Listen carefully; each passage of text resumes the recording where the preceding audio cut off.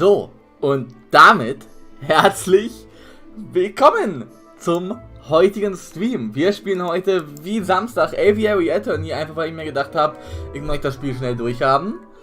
Deswegen spielen wir das schon wieder. Und danach spielen wir wahrscheinlich wieder Valorant oder irgendwas anderes.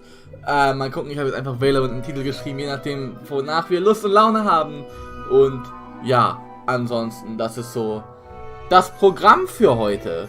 Ja, hi, willkommen erstmal im Stream.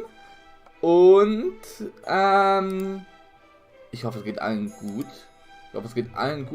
Ich habe die Tage nichts weiter erlebt. Ist ja wieder ein bisschen hin und her gewesen mit Corona. Erst Ostern alles zu, jetzt doch nicht Ostern alles zu. Ja. Soll man sich wundern drüber, aber immerhin cool, dass da ein Fehler eingestanden wurde. Mehr möchte ich da eigentlich auch nicht drauf eingehen. Ja. Ansonsten geht's jetzt. Wir fangen um halb wieder an. Genau, letztes Mal hatten wir ja den ersten Akt gespielt und heute spielen wir den zweiten Akt. Und Samstag wahrscheinlich dann Akt 3 und 4 von dem Spiel. Damit wir das relativ schnell durchbekommen. Ja, ich hoffe, es geht allen gut. Soweit, habe ich glaube ich schon mal gesagt. Und ja, letztes Mal haben wir die Kätterlein de Miau, hieß sie, freigesprochen. Aber der große Plot-Twist am Ende war, dass sie die Mörderin war tatsächlich. Und dass wir quasi eine Mörderin freigesprochen haben als Anwalt. Hatten wir bei Ace Attorney noch nie. Zumindest das, wir hatten es schon mal ähnlich, aber dann haben wir ihn doch noch schuldig gekriegt. Von daher war es ein interessanter Plot-Twist, würde ich sagen. Ich bin gespannt schon, wie es mit dem Spiel weitergeht. Das Spiel geht auch nicht allzu lange. Also heute werden wir es nicht durchspielen, ne? Aber ich bin gespannt, wie das wird. Genau. Ich fand das Spiel cool. Ich hab mich ja, bisschen da drin verguckt. Also es war wirklich cool. Ja. Ja, ansonsten was kann ich noch erzählen? Es ist eigentlich nichts passiert seit Samstag. Nicht wirklich.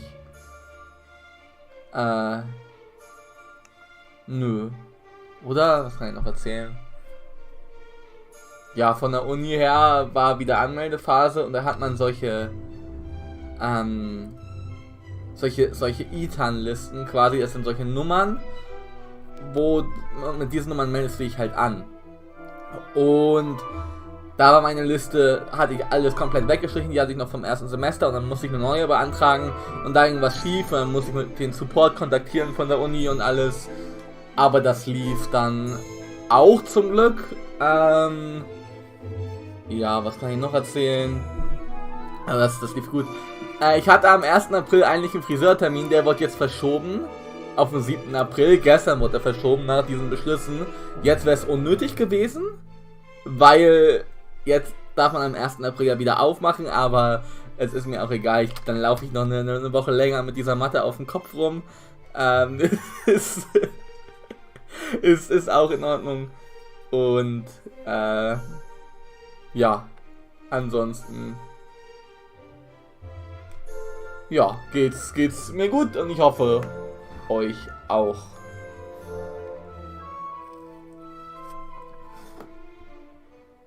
Genau. Ich würde sagen, wir fangen sonst gleich an, oder? 28 Uhr, wir warten noch mal kurz. Fuck. Ich habe hier gerade meine YouTube-App nebenbei offen. Die hat rumgezickt. Aber naja. Zum mobilen Daten gewechselt. Okay, gut, das WLAN funktioniert super heute, scheinbar. Zum Glück bin ich mit LAN-Kabel verbunden. So.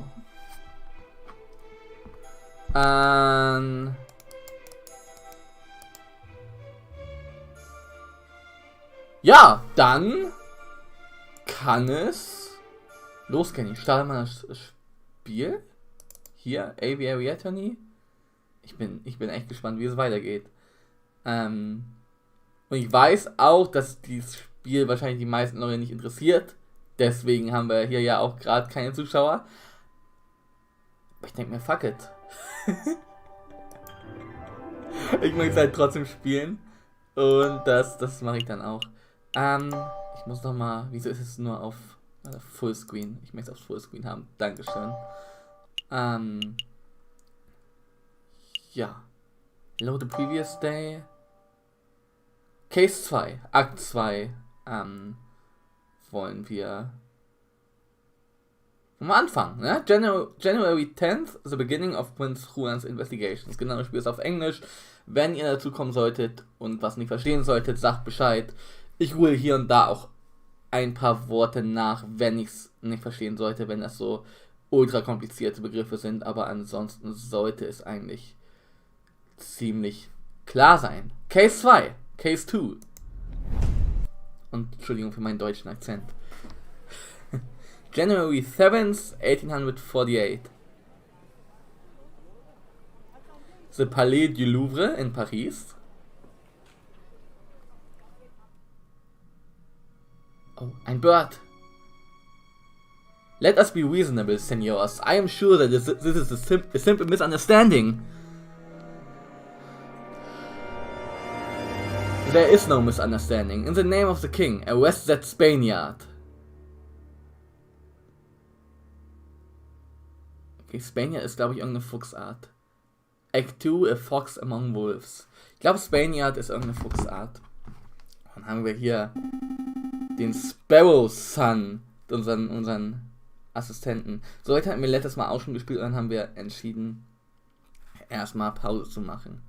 Ich möchte mal gucken, was Spaniard ist, weil mich das doch interessiert. Spaniard. Spanier. Ach so. Spanier. Wow. Okay, also es ist keine Fuchsart, sondern es ist einfach eine Spanier. Okay. I knew Falcon wouldn't feel like turning up to the office on Friday. Ja, Freitage sind auch immer so eine Sache. But now it's midday on Monday and there's still no sign of him. This is becoming a little concerning. Ich sollte ein bisschen warten, ne? Keine Eile. What am I saying? Falcon's a big bird. He can handle himself.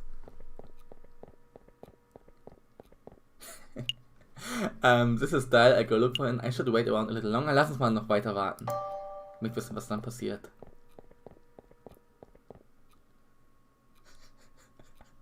Als ob ich jetzt so lange hier rumwarten kann.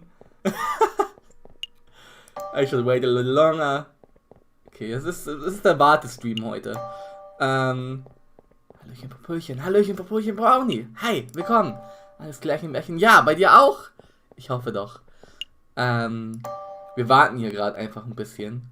Ich finde es lustig, dass es diese Option gibt. Wie geht's, Brownie? Wie war dein Tag? Wie war deine Woche bisher? Alles Klärchen. Wir warten. Wir warten schon hier ein bisschen around und dann ist auch alles bestens. Perfekt. Wir warten hier für auf Falcon, nicht für Falcon. Wir warten hier auf Falcon. Und reden hier ein bisschen, ne, bis Falcon wieder da ist. Weil er ist ja ein Big Bird. Okay, nein. Das ist langweilig. Ich sollte ihn, oder eintönig, ich sollte für ihn gucken gehen. Ich sollte nach ihm gucken gehen. I should probably go find him. His home would be a good place to start, but the bird brain never gave me his address. Oh wow. I just have to find him the hard way. Okay, jetzt müssen wir herausfinden, wo Falcon wohnt.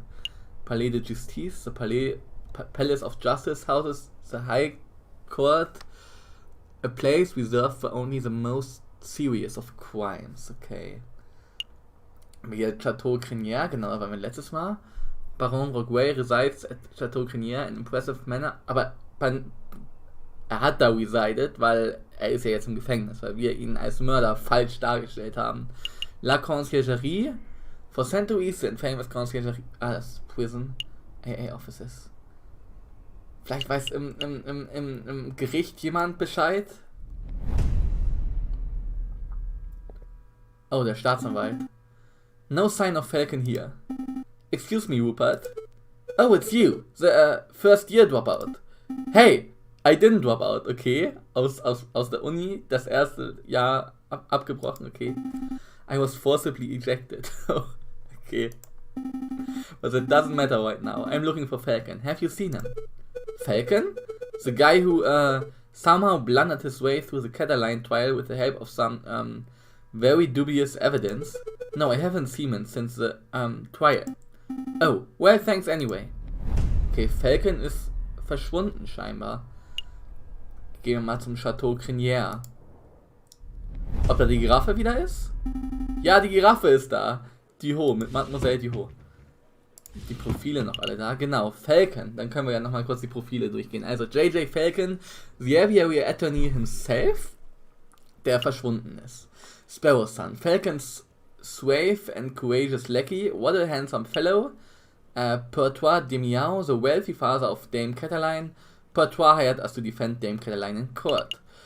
Quark, an ill-mannered jailkeeper, seems to feel disgust for criminals and for animals in general. Dame Cataline, the elegant bourgeois daughter of Seigneur Pertois de Miao, she has been accused of murdering Monsieur Grandouille, und das hat sie tatsächlich getan. Grandouille ist tot, the froggy businessman who was found murdered at Chateau Crinière, a colleague of Pertois and Uruguay.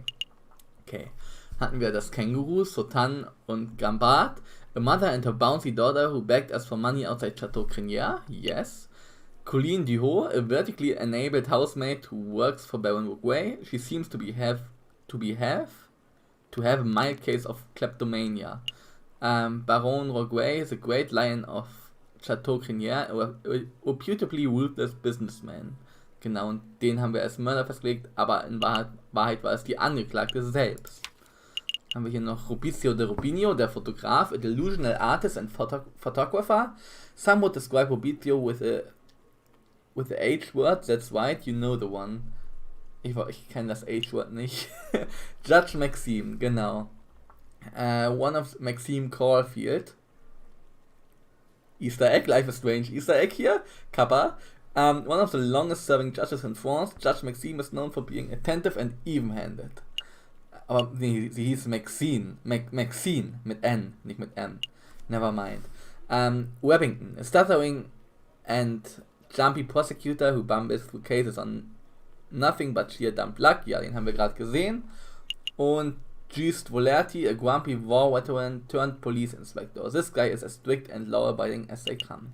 Der Inspektor. Und wir haben noch ein paar Charaktere, die wir aufzudecken haben. Und hier haben wir erstmal Mademoiselle Duhot, die Giraffe. Down here. Oh, there you are. It's Sparrow's son, right? That's right. I heard about the case you were involved in. I never would have thought that the Baron was a murderer. He always treated me with the utmost respect. But then I suppose it makes sense that the most ruthless killers are the ones who can put up the best facade. Yeah, I suppose so. Say, how's your friend doing? He seemed a little down last night. Oh, you've seen him? Yes, he was brooding in the corner of Le Canard Joyeux, mumbling and drinking. It was a little depressing, to be perfectly honest. Wahrscheinlich, weil er, ja, eine Mörderin gedeckt hat. Le Canard Joyeux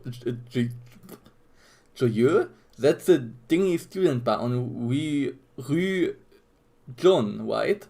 Gott, diese Mischung aus Englisch und Französisch. It's not dingy, it's just a little rustic. Was ist dingy? Dingy. Schäbig. Und rustic ist rustikal, denke ich mal, ne? Rustic. Gott. Rustic.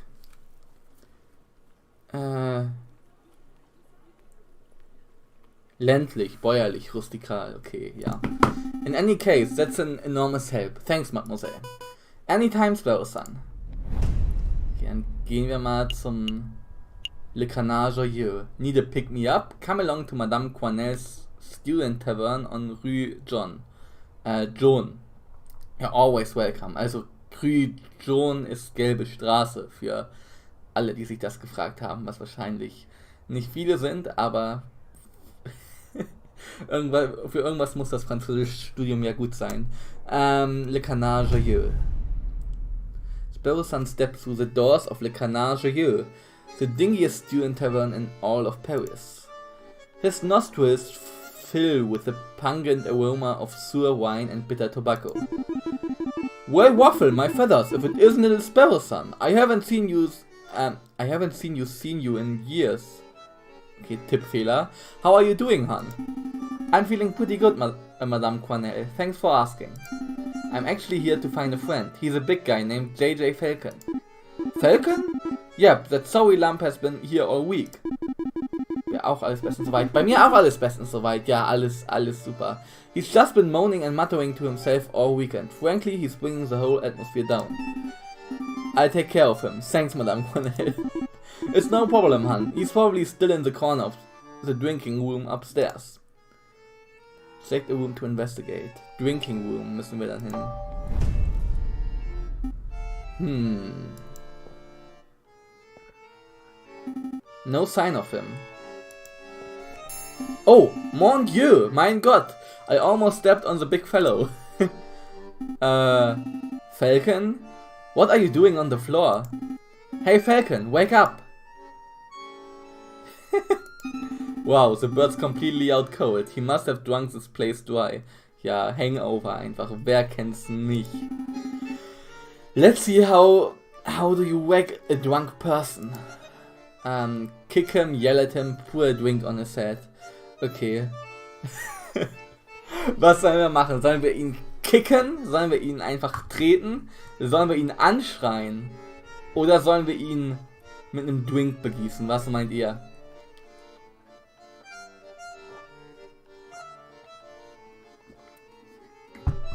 Was sollen wir machen? Die Poor Drink. Okay. Hätte ich tatsächlich auch gesagt. Poor Drink on his head. Well, I guess it's time for a rude awakening. Wakey wakey!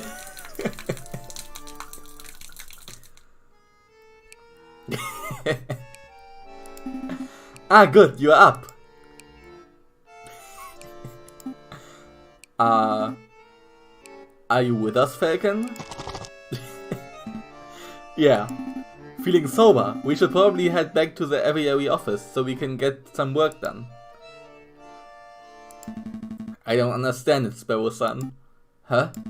I thought I did everything right. I followed all the procedures. I found all the evidence. I presented the case beautifully. And yet, a guilty felon... Feline? Was gucke ich nach? Felon? Feline?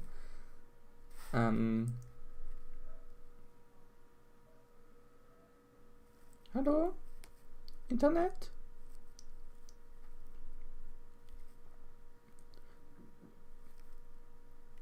Warte? Feline. Ah, feline, okay.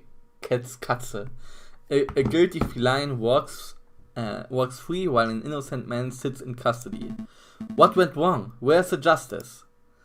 I don't know. I don't know, Falcon. Sometimes the system just doesn't work, I guess. It should work. Yeah, it probably should. Sorry, Falcon, I don't have the answers. But what I do have is freshly baked croissants from Pierre's Boulangerie. Croissants. Yep, they are waiting for you back at the aviary. I'm sitting here moping about justice and you offer me croissants. Leute, mögt ihr Croissants? Frage, mögt ihr Croissants? Ich finde, Croissants, ja, sind schon nice. Well, it's not just croissants. I got some pain au chocolat too. I could go for pain au chocolat. Fantastic, then let's make a move. Alright, I admit it, these croissants are amazing. I told you, Pierre's Boulangerie en Rue Verte, auf der Grünstraße, is something else. Oh, that reminds me, the baker told me something interesting. Do you know what they call pains au chocolat in America? They don't call them pains au chocolat? Nope. Pronunciation difficulties. American is a whole another language. So what do they call them? Chocolate croissants. Als ob. Einfach eine kleine Ratte. Hello? Hey, chocolate croissants. What do they call profiteroles? Oh, I think those are still profiteroles. Was sind profiteroles? Profiteroles. Windbeutel. Ah, okay. But rather than custard, they fill them with ice cream and smother them in melted chocolate. Simply outstanding. Is this the Aviary Attorney? Can I speak to someone, please? Well, what do they call crepes? Excuse me? Did you just hear something, Sparrow-san? Down here. Oh, sorry, I didn't see you there. What can I do for you, little one? Lol, cool. Oh, gosh. Where to start? Your name, perhaps? Mousy. My name is Mousy. What can we do for you, Monsieur Mousy? I have this friend, and he has fallen under some legal turbulence. Legal turbulence? You mean he's been arrested? Yes, I suppose. They are saying he's a murderer, but he didn't do it. He didn't do it. That's quite a problem. I know. Oh, but I forgot to mention, he's the Prince of Spain. Der Prinz von Spanien. Oh, what? Das wird ein fettes Gehalt geben. The Prince of Spain. And you didn't think that was worth mentioning from the start? I forgot. I must ask, Mousy, why did you come to us? I would have thought that the Spanish royal family would hire legal counsel with a little more... not terribleness? Expertise. The prince has great faith in your lawyering skills, Monsieur Falcon. He said that your reputation as a lawyer was renowned. Well, renowned, glaube ich, ne? Really? The prince said that? This is a great opportunity, Falcon. Surely you wouldn't deny a request from the Prince of Spain. Of course not. We'll take the case. Of course we'll take the case. Grab your coat, Sparrow-san. We have royalty to defend. That's the spirit. Good luck to you, messieurs. You aren't coming with us, Mousy? I have other matters to attend to. But Prince Juan is being held in the conciergerie. I'm sure he will fill in all the details. Right, let's make a move then. Okay, dann treffen wir mal den Prinz Juan aus Spanien. Holy shit. Good day, monsieur. Oh, it's you two again. Hey, nice work on Lady Kitten's trial. Baron Uruguay is pacing around the cell right now, ranting about wringing your neck. Yeah, I'm not surprised. He's super mad, but hey, a criminal is a criminal, right? If the lion didn't want a death sentence, he probably shouldn't have killed the guy. Oh, you're not here to defend him, are ya? Because that would be hilarious. Fuck, ey, der hat auch noch die Todesstrafe bekommen. Das heißt, der stirbt jetzt wegen uns, obwohl er komplett unschuldig ist. Das ist dark, wenn man mal drüber nachdenkt. Das ist schon... Holy shit. It would be hilarious. We're actually here to see Prince Juan Querido, here to the throne of Spain. The mouthy fox, huh? That guy's driving me nuts with his senors and his flamboyant attitude. I say the sooner he hangs, the better. Well, come on then, while we're young. So jung kommen wir nie wieder zusammen. The Prince of Spain, I presume. Oh, das ist der Fuchs. Peter Fox.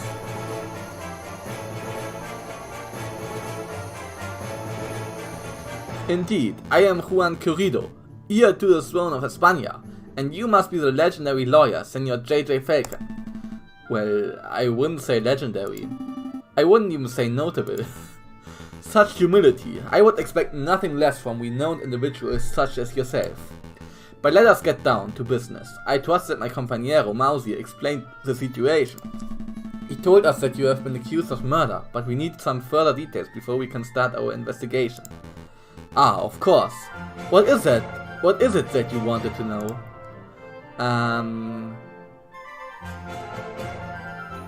Tell us about the murder, würde ich mal sagen. To be honest, Prince Juan, I'm a little confused as to how a member of royalty could get in so much trouble. Could you walk us through your activities on the day of the murder? Of course. Let me see where to begin. It was a cold and misty morning of the 6th of January. I had heard that King Louis Philippe was unveiling a new painting at the Palais du Louvre, and I wished to meet the man himself. So after a brief stroll and picnic in Tuileries garden, I entered the palace. I found the royal entourage in the Louvre's Grand Gallery. When I saw an opportunity, I presented a humble gift to the king. A rose, an international symbol of passion and virtue. How romantic. But before the king could take it, a rather rude person snatched it from my fingers. It was a royal guard, a dog by the name of Major Howell. Ouch! I cried out, Major Howell. I have pricked myself upon the thorns of this dastardly flower. And then the major slumped to the floor. His face turned blue, his mouth froze, and he died. Was ist froze? Mit TH, nicht froze? Wie bei Frozen, sondern froze. Geschäumt. Ah, sein Mund hat geschäumt, also Tollwut. He died straight away after being pricked. Was ist pricked? Ah, gepiekst. Oder gestochen, okay. Straight away, senor. It's obvious that the pricked finger was the cause of death, but I don't know of any poison that acts so fast. Nor do I, Senor Falcon. But clearly the police felt that poison upon the rose's thorn was the only logical explanation. And with so many witnesses, even the king himself, what could I say to defend myself? So where did this rose come from? I acquired it from a beautiful Parisian flower seller at Les Halles Markets. A girl by the name of Catherine Marie Signe? Ich glaube Signe oder Cunye. Signe sage ich einfach. But surely you are not suggesting that the flower girl applies the poison herself, Senor Falcon. Well, I'm not making any accusations yet. I'm just planning to explore every line of inquiry. Poisoned rose has been added to your evidence folder. Okay. Major Howell took a rose from Prince Juan. The thorns of the rose were supposedly coated in poison. Okay. Did you want to ask something else, Senor Falcon? Why are you in Paris? Why did you come to Paris, Prince Juan? I was on a diplomatic mission. I do not know whether you are familiar with current events, but you may have heard that my country is in a state of turmoil. Contenders for the Spanish throne are slandering, plotting, backstabbing. It's chaos and the people are suffering. Contenders sind Mitwettstreiter, glaube ich. Contenders. Anwärter, genau. So I thought, if I can befriend some French royalty, perhaps even the king himself, maybe I can strengthen my family's name. With the Querido dynasty restored, I would have a chance at bringing peace to my beautiful nation. Well, I guess that plan's gone out the window. Sparrow-san, don't be rude. No, he is right. I failed terribly. Don't fret, Prince Juan. We'll do everything in our power to clear your name. Maybe once the dust has settled, you will have another opportunity to speak with King Louis Philippe, ja moin. With King Louis Philippe and complete your mission. Thank you, Senor Falcon. I am sure you will do your best. Was there anything else you wanted to ask? What were you reading? What were you reading before we so rudely interrupted? Als ob hat er was gelesen? Scheinbar. Ah, this book, it is a Spanish classic, Don Quixote of La Mancha. Do you know it? Readings for squares. Sorry, Juan, I don't have time for reading in today's fast-paced world. That's a shame, senor. You are missing out on a fascinating tale of one man's chivalry in a world where chivalry is dead. Chivalry is... Ritterlichkeit, okay, ja. Ich wusste, dass es irgendwas mit Rittern zu tun hat, aber ich war mir nicht sicher, was genau. But if you don't care for reading, why did you ask about the book? Curiosity, I suppose. I see. Then I tell you what, senor. I will lend you this book. Perhaps, if your curiosity allows, you can take some out of your day to read a chapter or two. El ingenioso hidalgo Don Quixote de la Mancha has been added to your evidence folder. Was there anything else you wanted to know? Gucken wir mal rein. A book Prince Juan gave us to read. On close examinations, page 44 seems to be missing. Okay, Seite 44 ist weg. Okay. No, I think that's everything. Thank you. What's the plan, Big Bird? Well, we have 2 lines of enquiry. We should head to the scene of the crime, the Palais du Louvre, and see if we can find any clues or witnesses. And we should interview the flower girl in Les Halles Marquette to see if she has anything to say about this alleged poison rose. 2 tasks spread over for 6 days. This almost sounds too easy, als ob wir 6 Tage haben. Let's not get complacent. Good luck, senores. Was, senores? Wait a minute, Falcon. What is it? Did something seem off about Prince Juan to you? Nicht wirklich. Er ist ein Charakter, aber sonst. He seemed colorful to me. Throwing roses, spouting about literature, Juan's one suave Spaniard. Was ist suave nochmal? Suave. Charmant, okay. Maybe I misread him.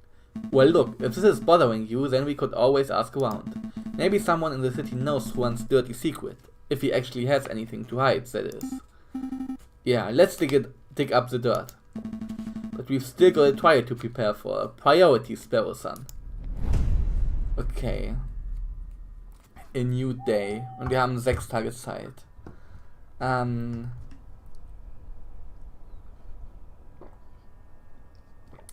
du Louvre.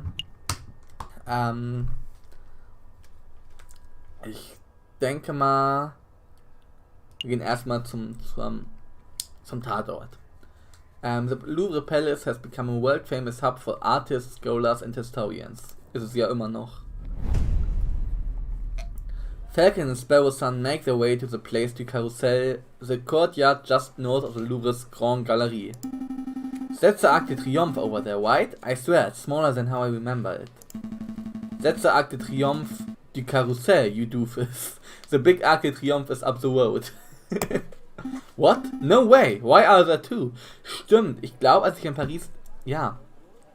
Die haben irgendwie 2 Arc de Triomphes. Bin ich mir ziemlich sicher. Das war irgendwie verwirrend, aber I don't know. Der größere ist beeindruckender. What? No way. Why are there 2? Because when a man like Napoleon invades half of Europe, he gets to build as many triumphal arcs as he damn well pleases. Well. I never expected to see you here, JJ. Cocorico? That arrogant voice. Good day, Severin. Let's be civil, JJ. Why don't you introduce me to your new assistant? Wer ist das? Cocorico.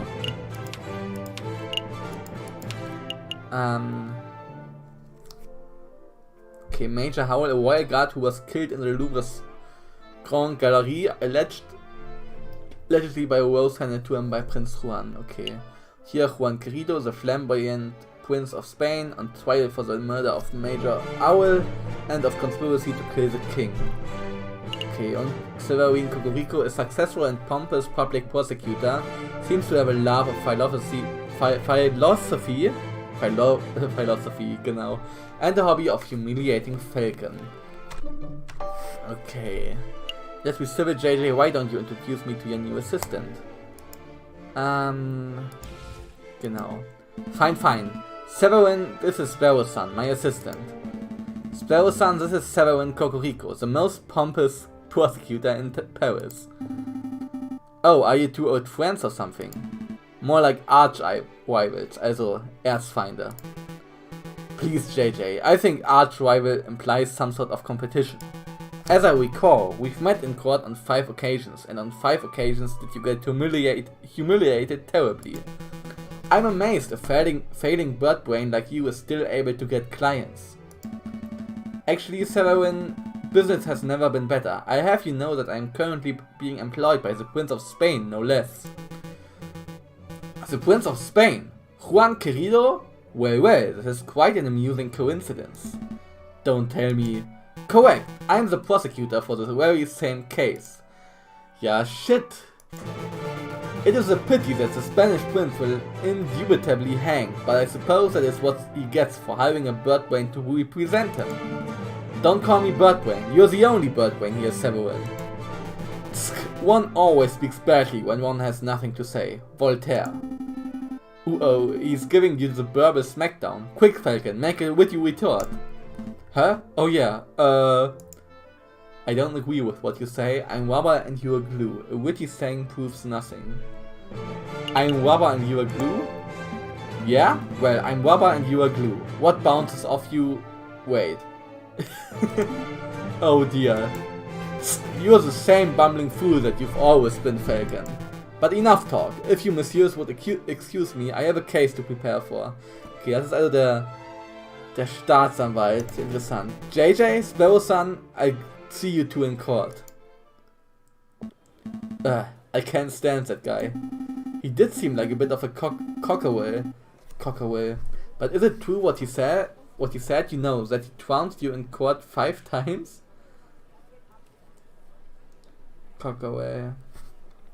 Hähnchen. Okay, cockerel is Hähnchen. I can't deny it. Severin has a reputation as a ruthlessly thorough prosecutor. Wow. Das ist ziemlich von Miles Edgeworth inspiriert, glaube ich. Mountains of evidence, surprise witnesses. It's no wonder he always managed to one-up me. But this time will be different, right? I hope so. I know so, for you see... I stole this annotated map of the Louvre out of Cocorico's pocket when he was busy rattling off Voltaire's quotes. Als ob er was gestohlen hat! Sparrow-san, that's... Pretty impressive, pretty illegal. Pretty illegal and immoral. Stealing from another attorney? That's the sort of thing that gets lawyers despaired on the spot. Despaired ist entlassen quasi, also ja, gesperrt quasi, also dann können sie nicht mehr arbeiten. Oh, I didn't realize it was so serious. Alright, I'll go give it back. I say he dropped it or something.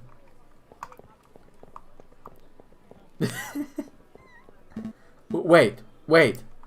There's no need to be so hasty. Let's have a look and see what the map says. We'll just take a peek. Just moments ago you said that taking the map was illegal and immoral. Well, the act is done. It's not like peeking would be making the act double illegal.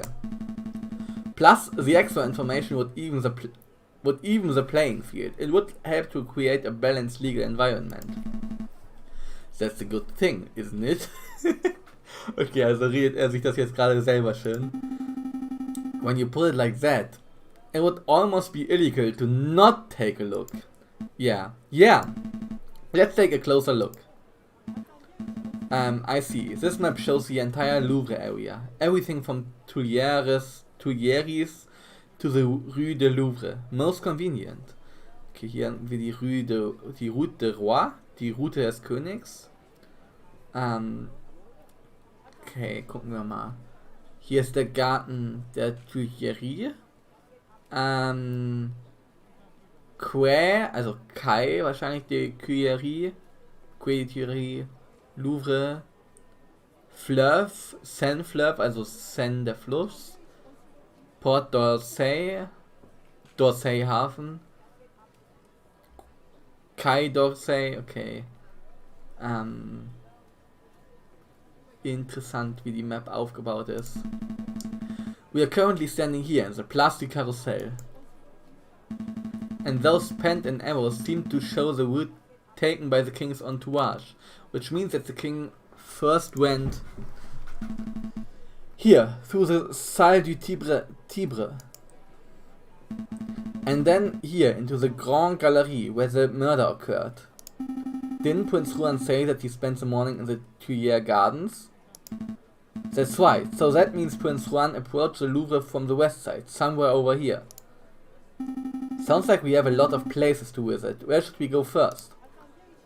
Select the room to investigate. Wir gehen mal zuerst in den Garten.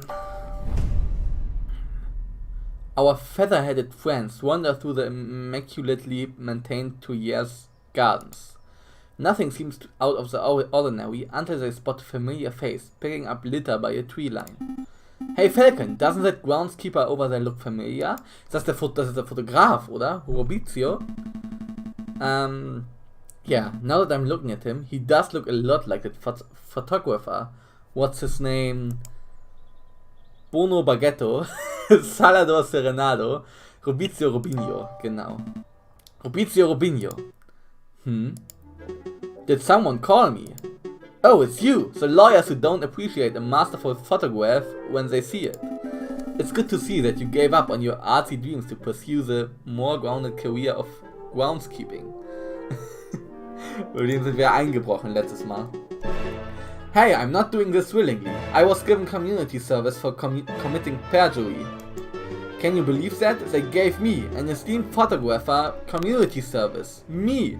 Also weil er eine Falschaussage getätigt hat, muss er jetzt Sozialarbeit machen. Yeah, I can believe that. Perjury is somewhat serious. You should be thankful that you got off without jail time. You sound just like that self-righteous Judge Maxime. So, did you two want to ask me something, or are you just here to gawp? Personally, I'm just gawping. Was ist Gawp? Ist Glotzen? Ich glaube, Gawp ist Glotzen, ne? Gawp. Gaffen, Glotzen, ja. Actually, I do have a couple of questions, if you don't mind, Monsieur Robinho. Have you met the Prince Juan? How's the groundskeeping going? Have you met the Prince Juan? I don't suppose you've bumped into a Spanish fox who goes by the name of Prince Juan, have you? A Spanish fox? No, I've never met anyone like that. If this is about that assassination attempt on the king, then you are asking the wrong person. I only started working here today. I see. Was there anything else you wanted? How's that groundskeeping going? So, how's that new groundskeeping job working out? Terrible. Tourists are pigs, sometimes literally. Groundskeeping. Reinigung und Pflege von Außenanlagen, okay. Look at all this rubbish I found. Beer bottles, tin cans, apple cores. And look what I picked up this by the west entrance, a book page. A whole book I could understand, but a single page? What kind of blithering Moen loses just one page? Ist das nicht vom Buch, was wir von Juan bekommen haben? Ja, Don Quixote. Wait a moment, may I take a closer look at that, monsieur? Don Quixote. That's the page from Don Quixote. May I take it off your hands, monsieur? Sure, what's it worth to you? What's it worth? It's trash, it's literally worthless. Then I suppose I'll be destroying it as per my duties. Alright, I suppose you deserve a little compensation for your trouble. How about you give me the page and... I pay you 5 francs, I'll speak with Judge Maxime, I get you photos in the Louvre. I speak with Judge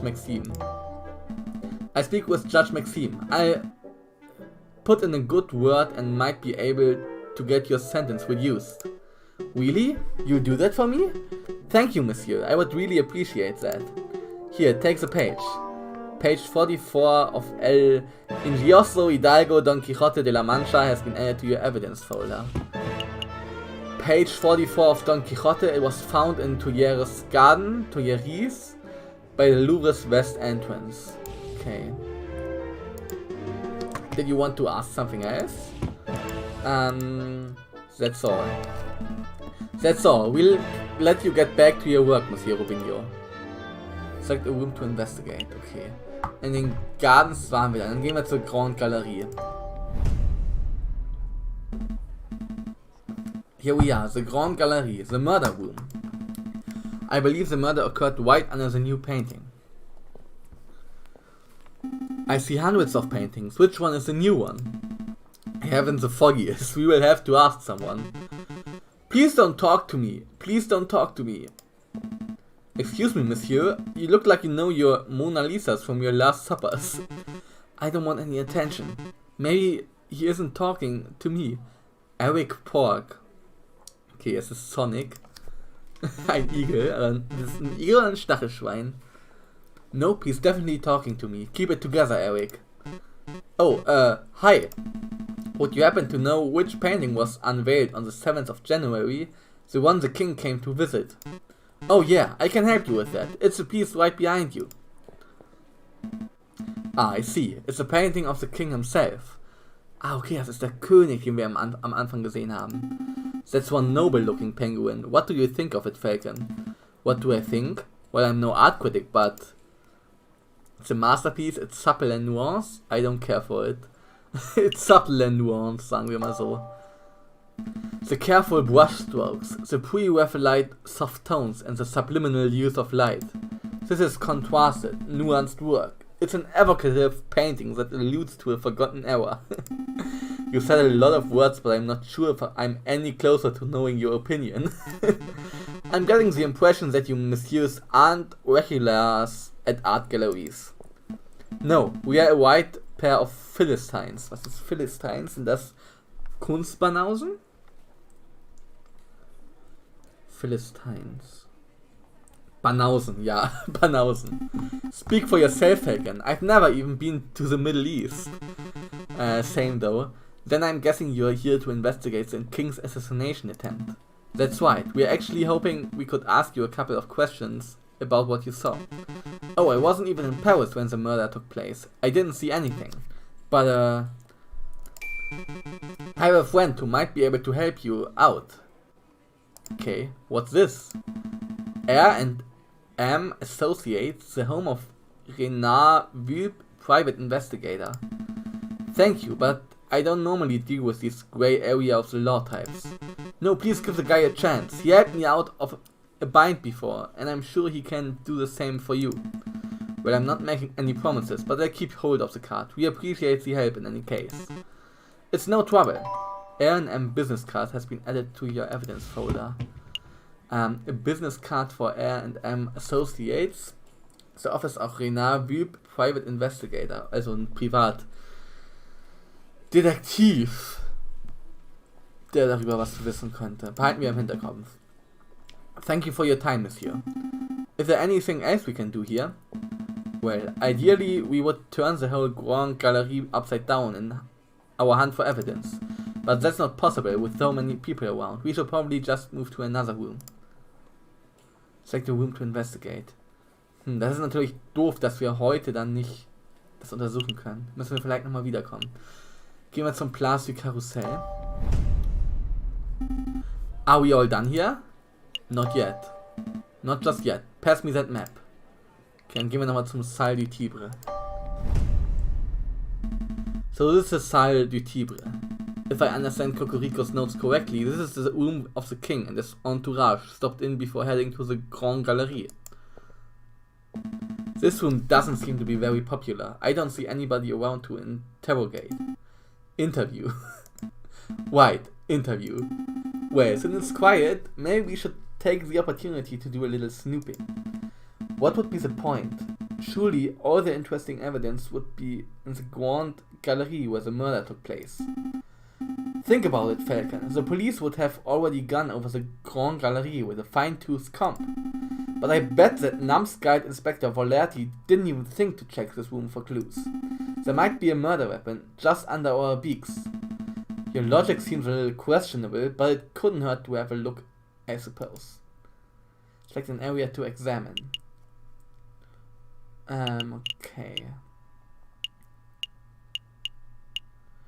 Dann gucken wir uns hier um die Vase hier. A shiny copper urn. I guess it was used for carrying water or for cremated remains. Probably not both at the same time. It smells good. Don't sniff the exhibit, Sparrow son. No, really, this urn smells amazing. It's almost chocolatey. Okay, es riecht schokoladisch.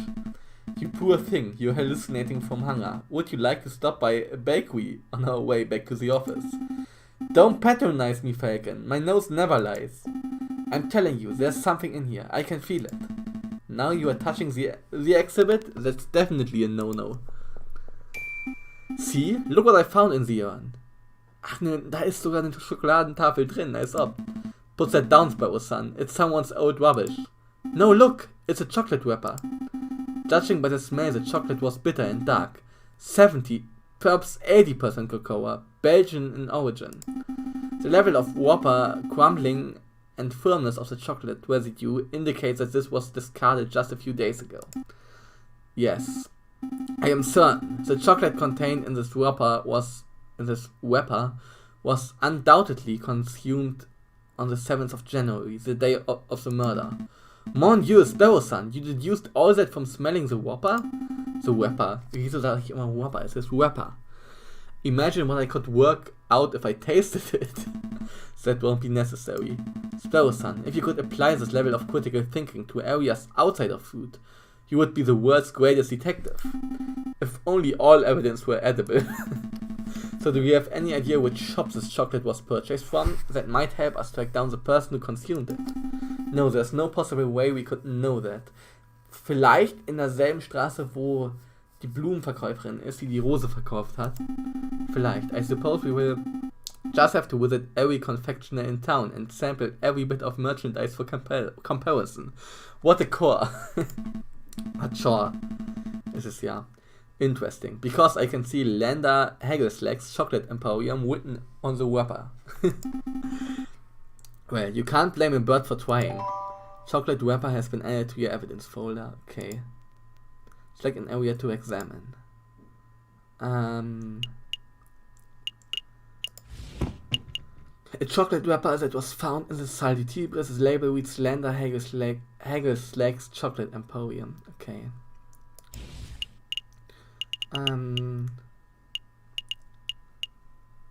Gucken wir hier weiter.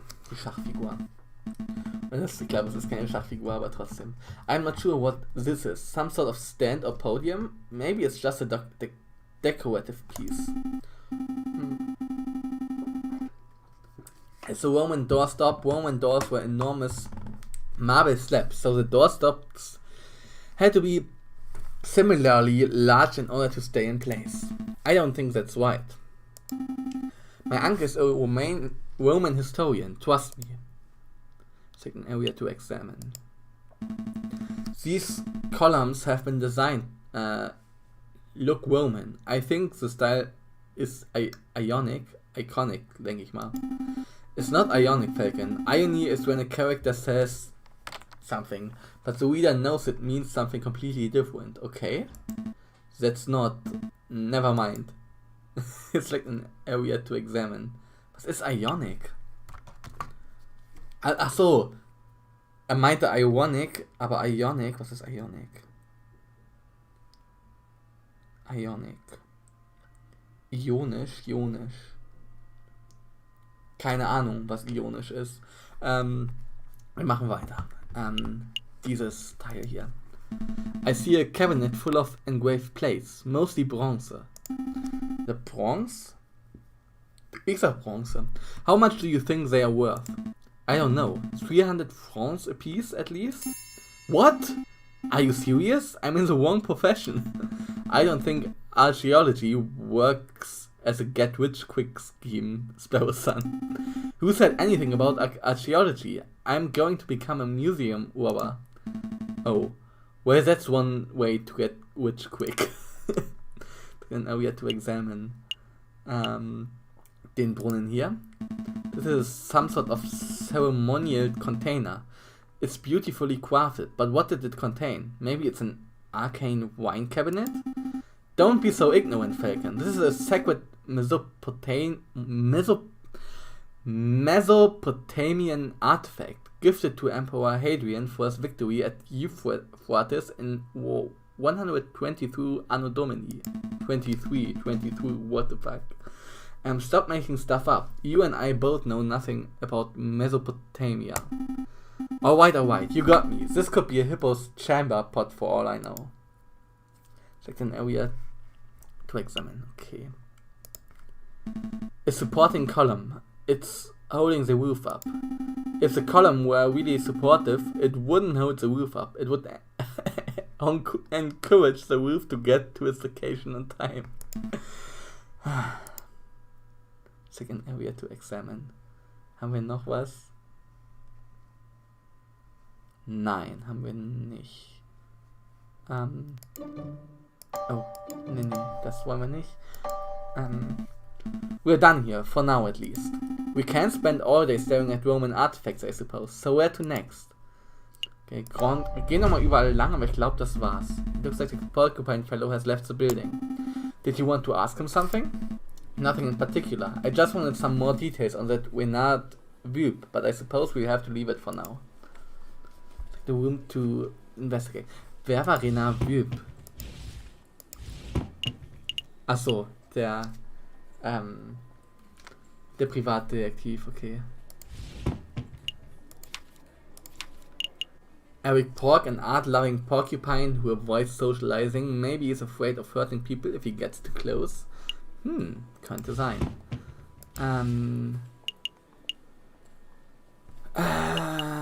Chillo Garden, wahrscheinlich dann auch nichts mehr. I think we've bothered Monsieur Rubinho enough. Let's move elsewhere. Ja, dann sind wir fertig, denke ich mal. Are we all done here? Yep, let's go. Yep, let's make a move. Good call. We can always come back later if we've forgotten something. Okay, Tag 1 rum. A new day. Oh Gott. Jetzt habe ich schon mehr Dings, wo wir hin können. Palais du Louvre, da waren wir ja erst. Les Halles market is a popular among all shoppers, no matter their class or their wealth. Chocolate Emporium und Le Canard Joyeux.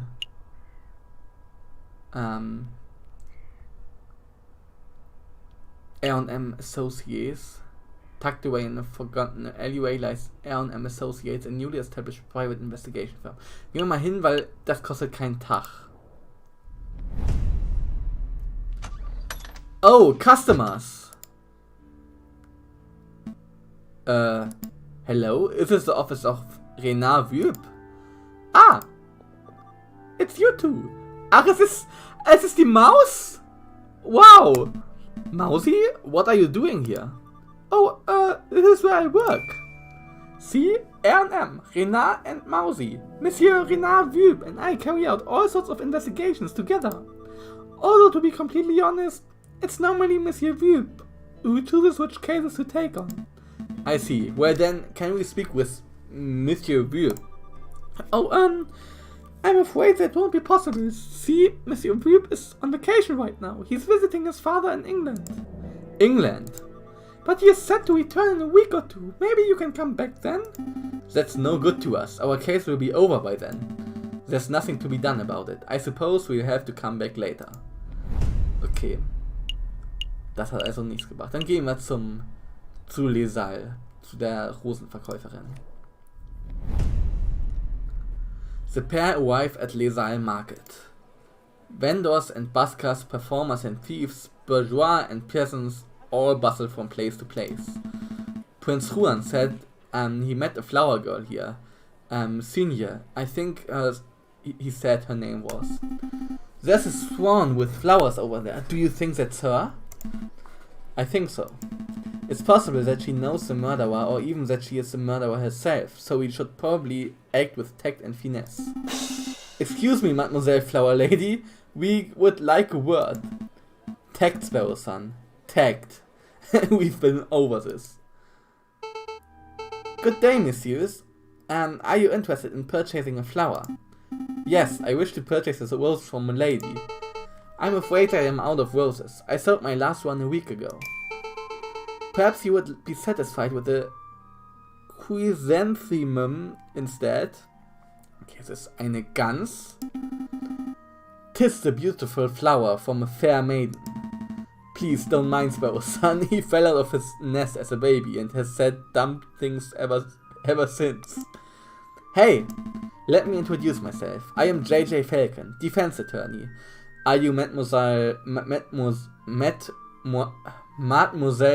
Senior? So, that's right, Catherine Marie Senior. I suppose you're here to ask about the royal assassination attempt. How did you know?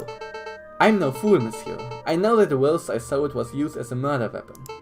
To be honest, I'm surprised it's taken so long for someone to directly question me. The Parisian police seem to have a habit of missing obvious leads, so do you mind if we ask you for a couple of questions? Business is slow. Please ask away. Who bought your last rose? Mademoiselle, you mentioned that you sold your last rose a week ago. Who did you sell it to? The person who bought the rose... I didn't catch his name, but he was a charming red fox. Okay, also der Prinz. Sounds like our Juan. I met him around a week ago, on the 6th. We talked for a little while, about the usual things, you know? Like how everyone seems to be in debt these days. Then he bought a rose and left. I hear that the fox is on trial, but to be honest, monsieur, I don't think he's guilty. Oh, why is that? Well, actually, never mind. It's just a gut feeling. Pressure her. Yeah. Mademoiselle, it just so happens that we are defending this particular fox in the court d'assises. If you have something to say that could prove his innocence, now would be the time to let us know. I'm sorry, messieurs, I can't. Wait, Mademoiselle Senior, wait up! Fuck. Jetzt haben wir sie vergrault, damn. Nice display of tact and finesse, Falcon. You scared her off. The Swan obviously knows something crucial about the case. We need to get to the bottom of whatever it is. Agreed, but I don't think she'll be in the mood to tell us anything else. I know, why don't we try acting with a little more tact and finesse next time? Hush! Oh, Mann. A new day. Shit. Wenn wir jetzt zu den Lesal gehen, ist sie wahrscheinlich auch nicht mehr da, ne? That's strange. I don't see any sign of the flower girl. Was sind das eigentlich für Vogel? Wurde das gesagt? Du meinst von der Vogelart her? Also was für eine Vogelart das ist, das habe ich keine Ahnung. Also Falcon, nehme ich mal an, ist ein Falke. Und Sparrow, oh, naja, ist ja eigentlich vom Namen her offensichtlich. Ne? Also es wurde nicht gesagt, aber Falcon ist, denke ich mal, ein Falke. Ist ja offensichtlich, Falcon, Falke. Und Sparrow Sun ist, denke ich mal, ein Spatz. Weil Sparrow ist ja Spatz. Und deswegen denke ich mal, Sparrow Sun ist ein Spatz. Und genau. Achso, okay. Aber ja, ich denke ich mal, es wurde nie offiziell gesagt, aber sieht ja so aus. I don't see any sign of the flower girl. Yeah, probably because you scared her off with your crazy tact and finesse strategy, dummy. Or maybe you scared her with your horrendous and inappropriate flirting technique. I have you know that I can't flirt like a peacock in tail fanning mode. We really don't have time for this discussion. Let's just continue our investigation elsewhere. Okay, dann gehen wir zum... Ne, Palais du Louvre waren wir doch. Warum sollten wir zum Palais du Louvre nochmal gehen? Wir gehen zum Chocolate Emporium.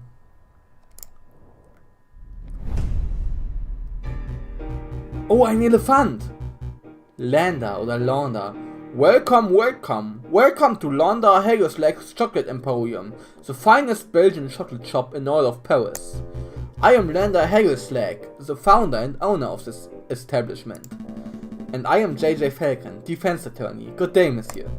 Oh, lawyers, very fancy. I must say that I once dreamed of being a lawyer, but, well, circumstances wouldn't allow it. It's a funny story. You see, when I was a young boy, I befriended the son of a Hungarian attorney. Falcon, you have to help me. What is it?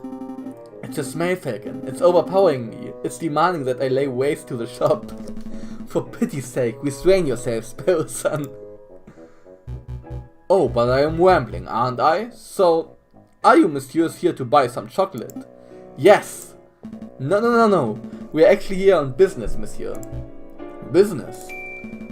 First things first, we believe that this chocolate wrapper originated from your shop. Are we correct? Oh, yes, that is indeed the trademarked Hagelslag wrapper of genuine Belgian Hagelslag chocolate. This was almost certainly bought from this very establishment. Very good. With that established, there's something else we wish to ask, Monsieur Hagerslag. Who bought this piece of chocolate? Could the chocolate have been poisoned? No, who bought this piece of chocolate? Can you tell us who bought the chocolate that was contained in this wrapper, Monsieur Hagerslag? Ich glaube zwar nicht, aber... I'm afraid not, messieurs. Not just because of matters of confidentiality,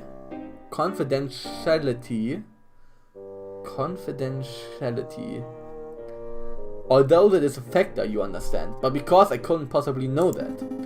I thought elephants never forget.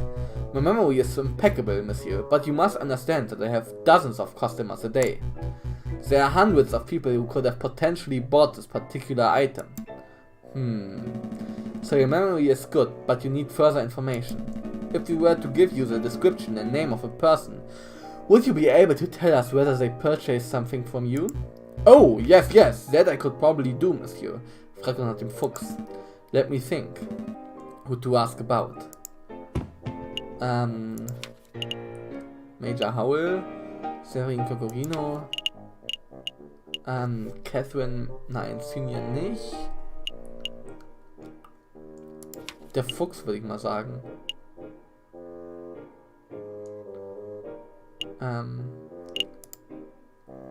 Have you ever served Juan Querido, the Prince of Spain? A Prince of Spain? No, monsieur. Well, that's good to hear. Our clue would have turned into a dead end if our own client turned out to be the chocolate friend. I did once serve a princess from Mali, if that is any help. You see, I met the girl while hiking through the Himalayas. Please stop. Let me think. Who to ask about? Major Howell? Have you ever served a member of the Royal Guard by the name of Major Howell? No, monsieur. Are you sure? Yes, monsieur. I have served many soldiers, but I don't recall seeing a major here in recent memory. What does it mean, Falcon? Have we lost our lead? Not necessarily. It just means that Major Howell didn't buy the chocolates that may have killed him. There's still the possibility that someone bought the chocolate for him. That's our lead. That's who we want to find. I see. I did once serve a high-ranking officer of the British Army who was on his way to Zimbabwe, if you want to hear that story. No, I don't want to hear that story. Let me think. Who to ask about?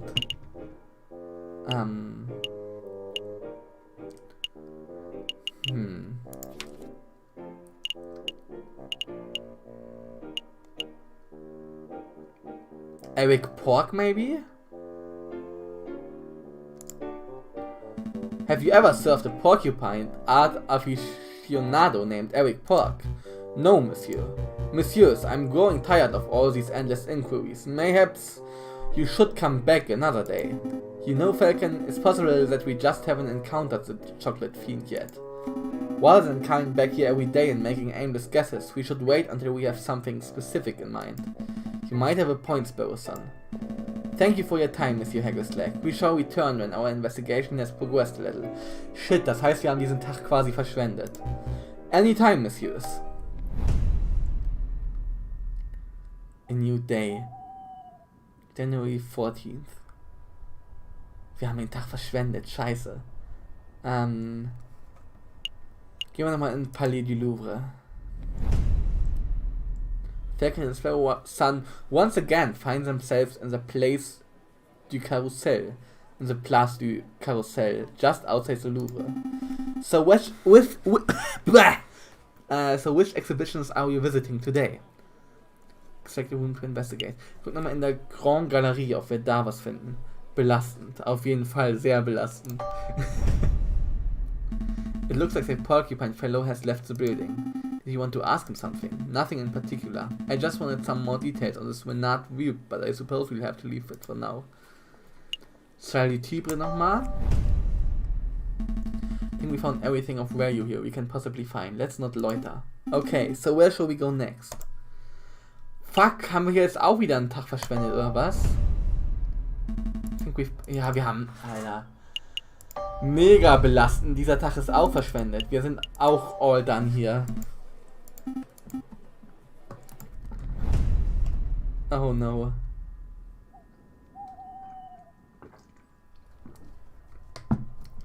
Occasionally, special cinematic scenes marked by an exclamation mark will pop up on the map screen. These cinematic scenes are only available for one day before disappearing, but they take no time to visit. The viewing is entirely optional. Gucken wir uns doch mal das Cinematic an, ne?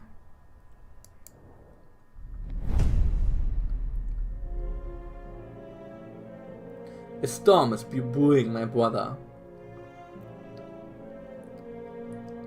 Word of the royal assassination attempt has spread. Oh, where is this? The proletariat grow confident. The bourgeois are cowering. It won't be long before we have rioting. And then a revolution. 2 Kojoten oder Hunde oder Füchse, was sind das? Okay.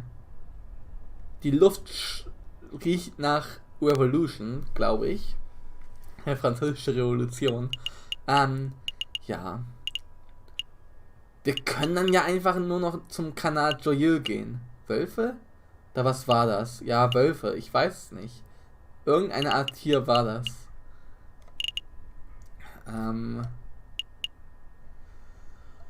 Uff. Ja, wir haben nichts, was wir ihm noch zeigen können, dem Elefanten. Deswegen gehen wir in die Bar. Die Taverne. Really, Falcon? I thought you were done with your mopey drinking. I'm not here to drink, Sparrow Son. Or mope, for that matter. Taverns are a fantastic hub of information. If you wish to get to learn more about Prince Juan, then this would be the ideal place to start asking questions. Oh, that's pretty good thinking. Ah, you two are back! Are you feeling any better, Falcon? Much better. Thank you for asking, Madame Cornell. That's great to hear, Han. Will it be the usual? No, I'm back to investigative work today, so I've got to keep sharp. We wanted to know if you've seen a Prince of Spain around here recently. A Prince of Spain? I don't know if you've noticed, Han, but this isn't exactly the classiest pub in Paris. I'm lucky to serve the occasional bourgeois. You can forget about seeing a member of royalty. That's a pity. Maybe I should ask some of your patrons. Feel free. The old regulars Rufus and Powell are playing cards in the attic, same as always. But we get all sorts of colorful characters in the drinking room. I bet if you rattled enough cages, you would find someone who knows whatever it is you wanted to know. Thank you, Madame. Let's see where to start. Select a room to investigate.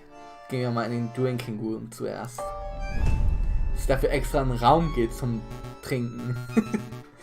So there I was, in the grasslands, 10 kilometers downriver, rifle in hand.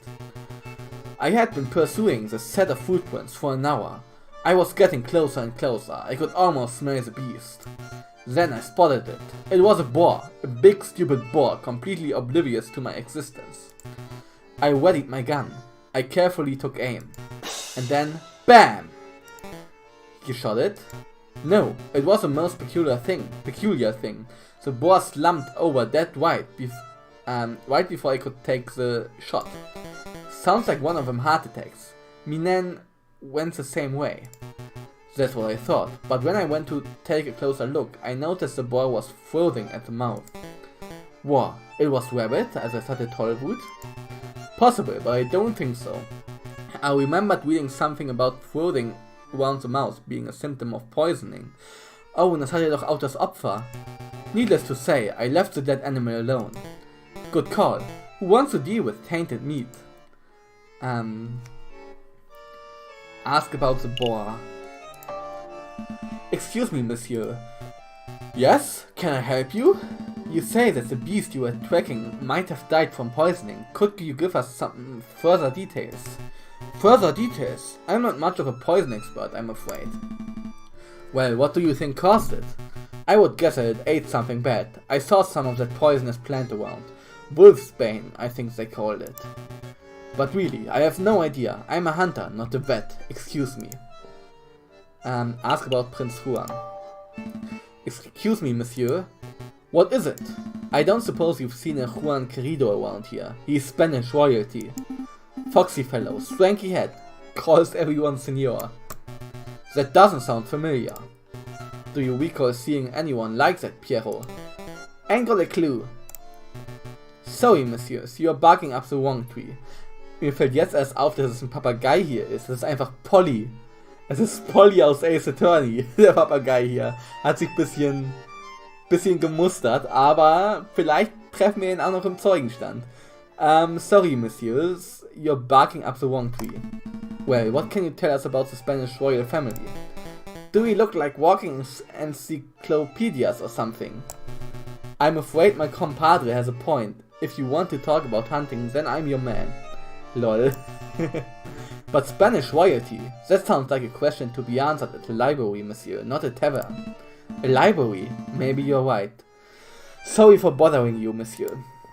Leave them be. Dann gehen wir nochmal in den Card Room. Let's give them some peace. Card Room. Come on, Paul. Just one more game of Chuck Noir. Absolutely not. My wallet is hurting enough as it is. Please? I'll even let you deal this time. The answer is no, Rufus. I'm skinned. If you want to play cards, you will have to ask someone else. Ein anderer Vogel und ein Hund. Okay.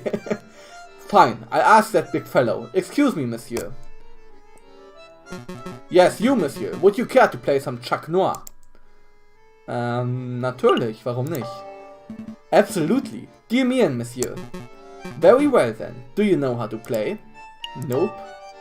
Nope, I'm only familiar with Seago and Tap Tarot. Oh, this is much better than those silly games. Let me tell you how it works. I have a deck of cards with values between 1 and 11. I deal you one card at a time. If you hit 21, you win. I give you 5 francs. 5 francs? That seems a little steep. This is a man's game, monsieur. Only children gamble over petty sous. Besides, higher stakes make for a more exciting game, right? I suppose so. Okay. Jetzt spielen wir? Go for 21. Your turn. Blackjack. Ist das Blackjack? Ist das Blackjack? Ich habe keine Ahnung, aber scheinbar. Okay, ich habe 11. Ich liebe Blackjack, ja. Okay, ich habe 11. Soll ich nochmal erhöhen? Soll ich nochmal hitten? Oder soll ich bleiben? Ich könnte auf die 21 kommen. Soll ich bleiben? Wegen der 21. Okay. Soll ich bleiben oder soll ich noch eine Karte ziehen?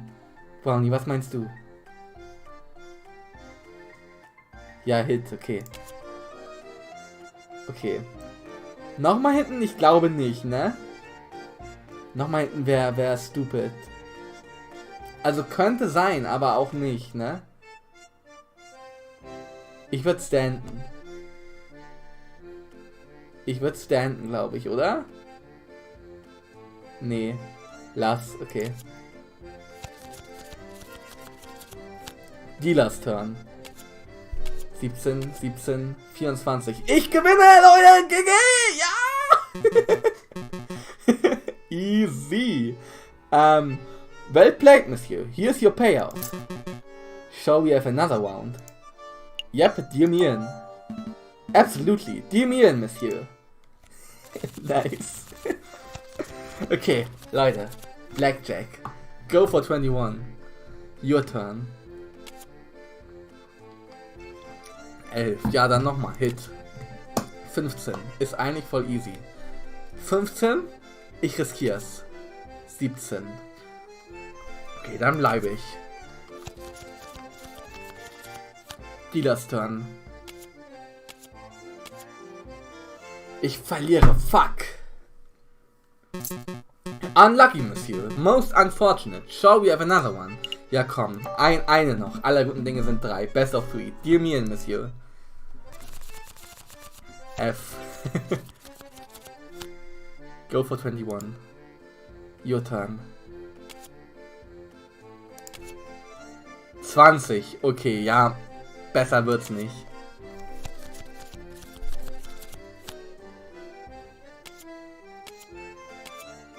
Yes! Yes! Ich bin der Beste. Ich hab's gewonnen. Well played, monsieur. Here's your payout.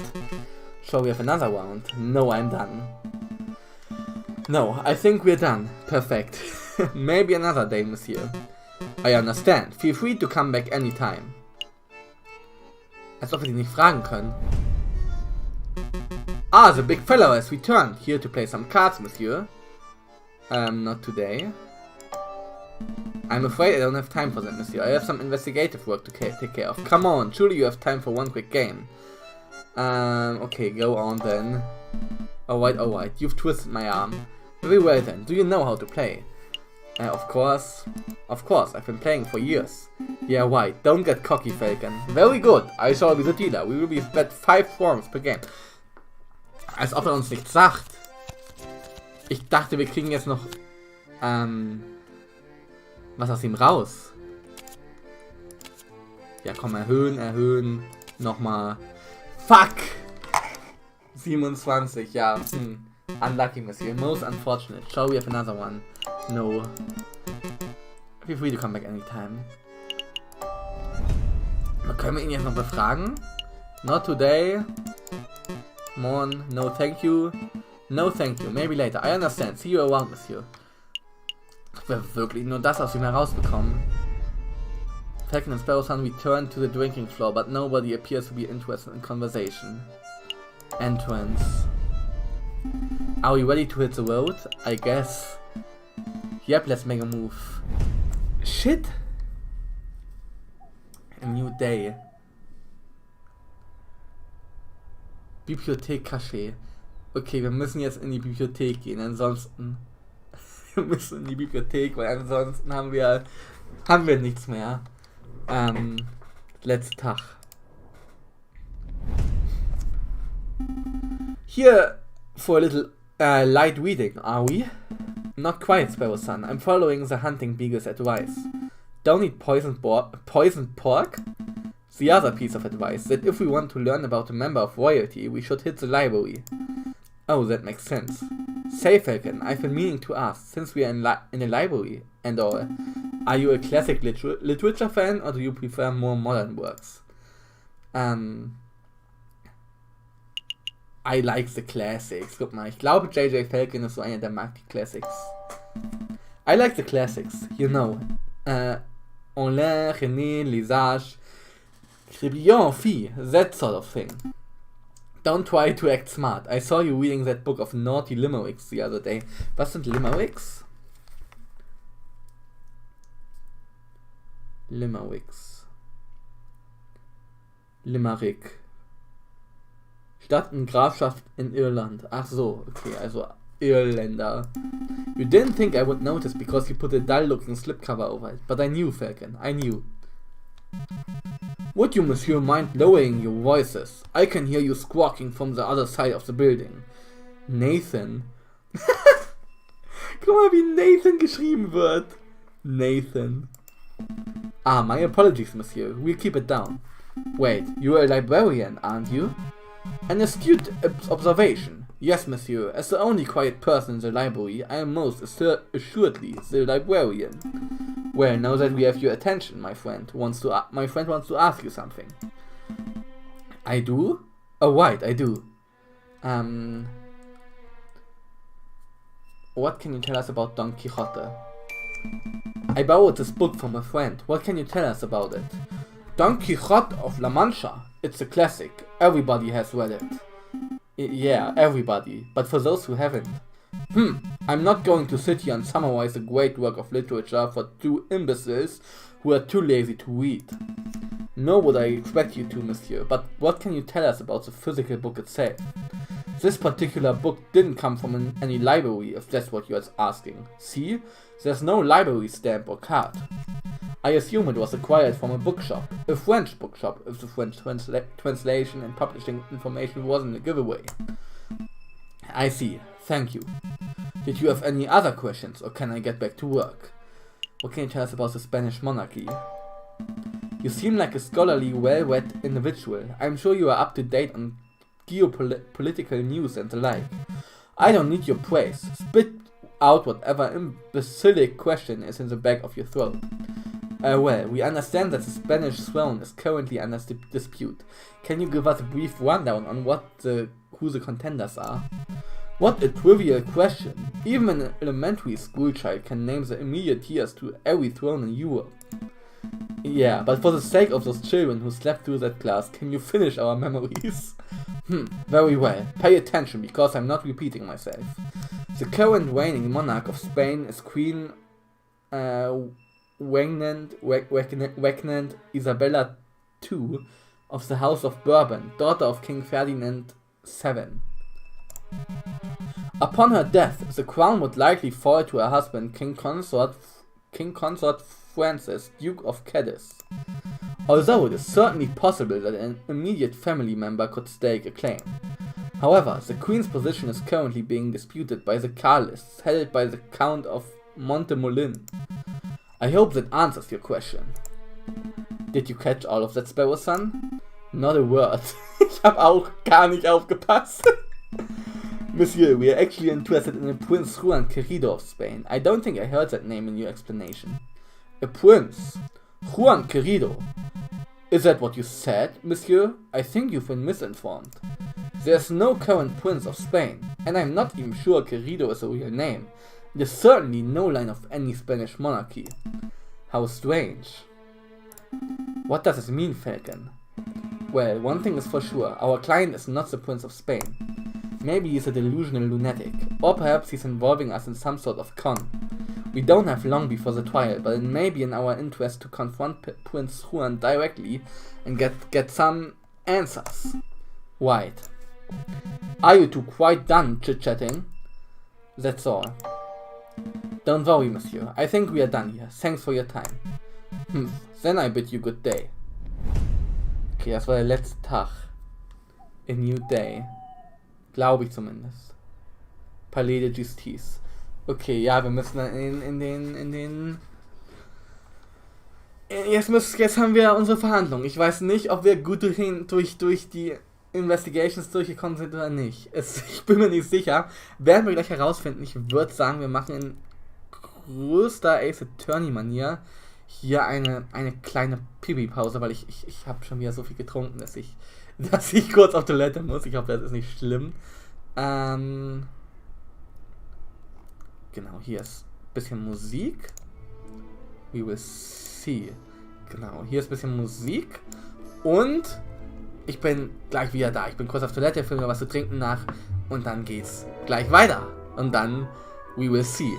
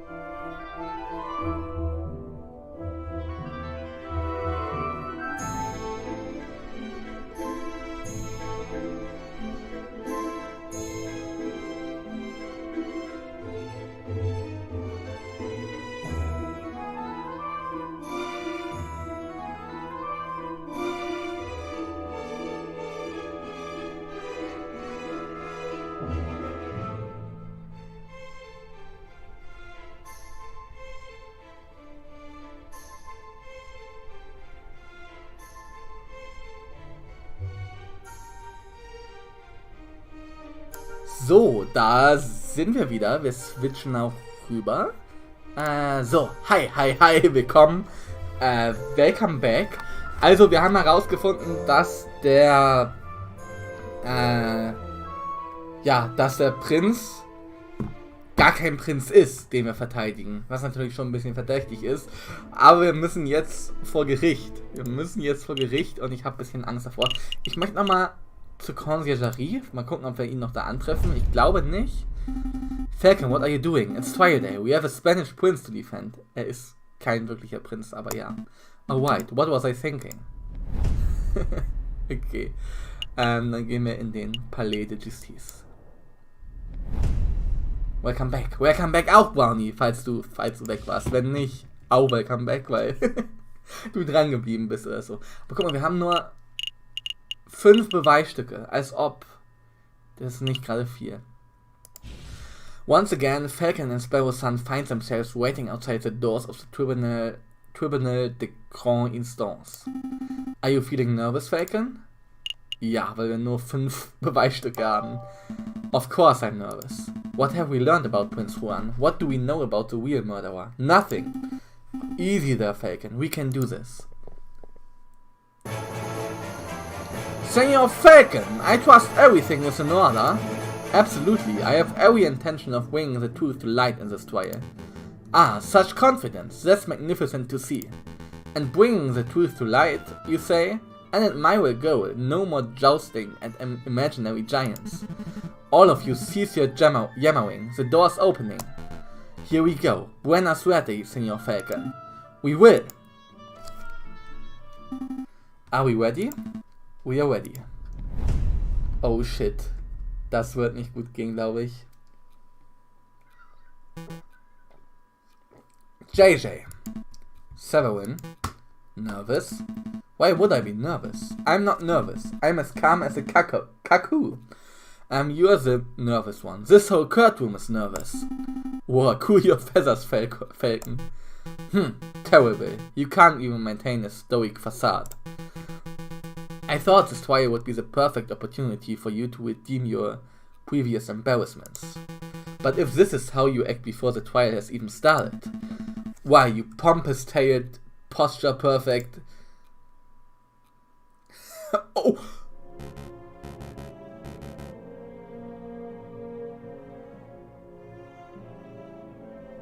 Es ist der Wolf aus der Cutscene!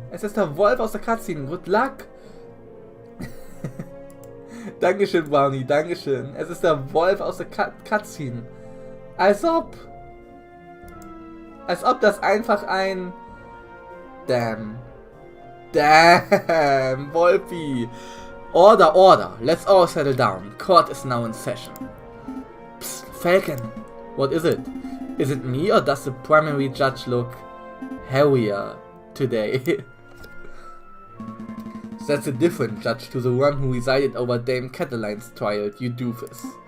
Oh, still it's a little strange, isn't it? Not really. Not really. There are dozens of judges in Paris alone. It only makes sense that we see different ones in different cases.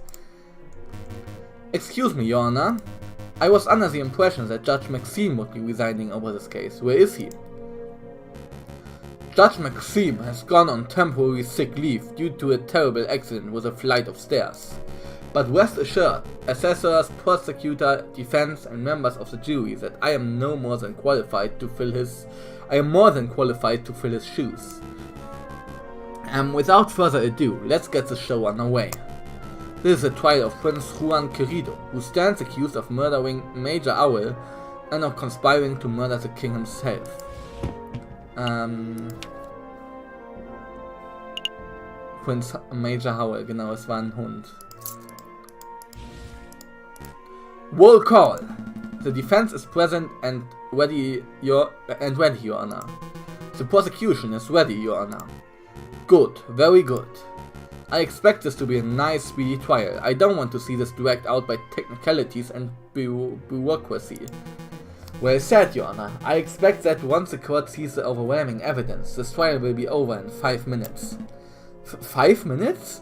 Manfred von Karma-like, oder was? He's just messing with your head, Falcon. Keep it together. So we are all on the same page. Excellent, prosecutor. Please call your first witness to the stand. Very well. I call the police officer who investigated the crime scene. I call upon Inspector Gist Volerti. Step up to the stand, Inspector, and recite the oath. Da ist er wieder. I swear to speak without hatred and without fear, to tell the whole truth and nothing but the truth. Please recite your name and occupation for the court record. My name is Inspector Gist Volerti. I am a servant to the law, a scourge of the gutter rats. That will do, Inspector. We've all heard your monologue before. Wow, Cocorico really is going for a speed record, isn't he? Now, can you tell us what you witnessed on the morning of the 7th of January? Of course. At 10 o'clock in the morning, I was called to the Louvre's Grand Galerie by one of the King's royal guards. Did he just say o'clock? There, I saw Prince Juan, King Louis Philippe, the corpse of Major Howell with a rose in hand, and around 24 of citizens. The citizens and the king himself all attest to seeing Major Howell taking the rose from Prince Juan's hand and then promptly dropping dead. And what did the morgue uncover upon examination of the corpse? The coroner determined with absolute certainty that Major Howell died of poisoning. Was ist denn Corona, ja? Corona. Gerichtsmediziner, okay. Aside from a prick upon the finger, there was no sign of external harm to Major Howell's body.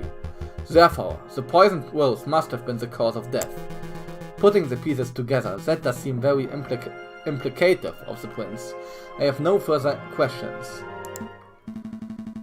Damn, I was hoping that the coroner's report would determine that the guy died from a freak heart attack or something. That would make for a particularly speedy trial, wouldn't it? But no, we aren't so lucky. Something else must be amiss in the old bird's testimony. Right, I'll tear it apart. Your Honor, I wish to cross-examine the witness. Falcon, wasn't it? Don't waste the court's time. A high-ranking police officer would never lie on the witness stand. I wouldn't accuse the inspector of lying. I just want to make sure that every base is properly covered.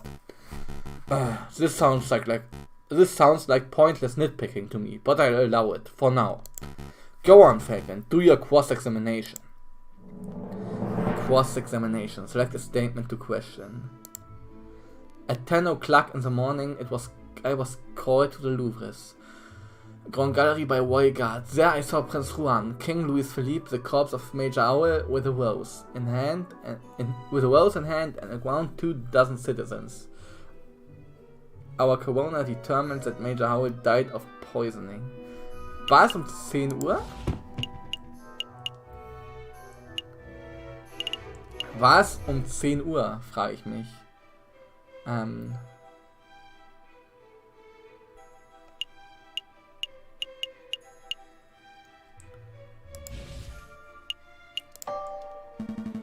10 o'clock, you say? Correct, 10 o'clock. How long did it take you to arrive? From the time you were called, how long did it take you to arrive at the crime scene? Around 5 minutes. I happened to be in the neighboring Palais Royal at the time, so it was a simple journey. Then I'm guessing that Major Howell would have been dead for around 10 minutes by the time you arrived. That would be a fair estimate. Plenty of time for a bad guy to slip away, huh?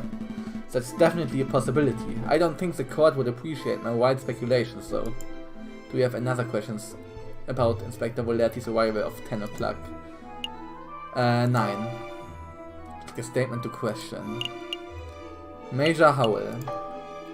Inspector, I would like to ask you about the victim, Major Howell. Who was he? What if he was the intended victim? Who was he? It's curious. We spent our whole investigation focusing on the murder, but I still don't know much about the victim himself. Exactly who was Major Howell? He was a royal guard, a well-respected dog who was getting on in the years. I was not friends with the man, but I had met him on several occasions in the past, at banquets and royal meetings and the sort. Major Howell was a stern, no-nonsense fellow, but he was a good man. His wife and children no doubt miss him. No doubt. Thank you for the insight, Inspector. Do we have another question about the victim, Major Howell? Yes. What if he was the intended victim? We have been treating this case as if the intended murder target was King Louis Philippe. But there's another possibility. What if the killer was trying to murder Major Howell from the very beginning? JJ, stop talking. You just said something very stupid. I could explain why and humiliate you in front of the whole court. Alternatively, you could retract your question right now and I will save your humiliation for another day.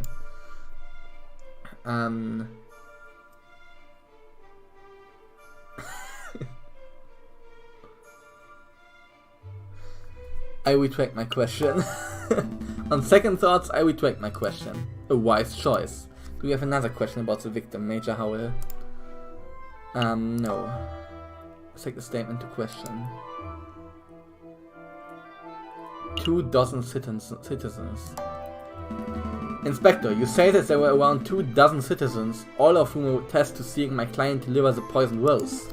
Oh boy, when you put it like that, our situation seems a little dire, doesn't it?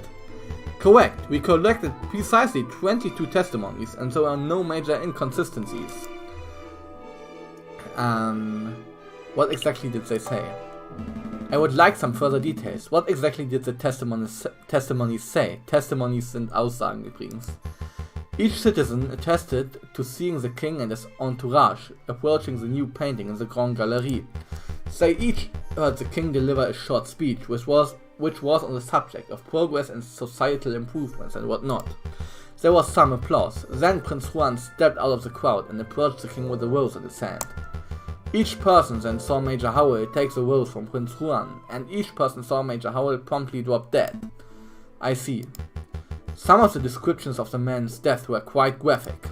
He convulsed, twisted and spasmed, said one witness. His mouth frothed like he was a rabid lunatic, said another. Thank you, Inspector. I think we get the picture. We have another question. Yeah. Are the testimonies trustworthy? Are the testimonies trustworthy? I saw nothing to give me doubt, but surely there is a possibility that the citizens were bribed or threatened. Falcon, I can understand having doubts about one or two testimonies, but are you really saying that 22 people were coerced? Or cursed?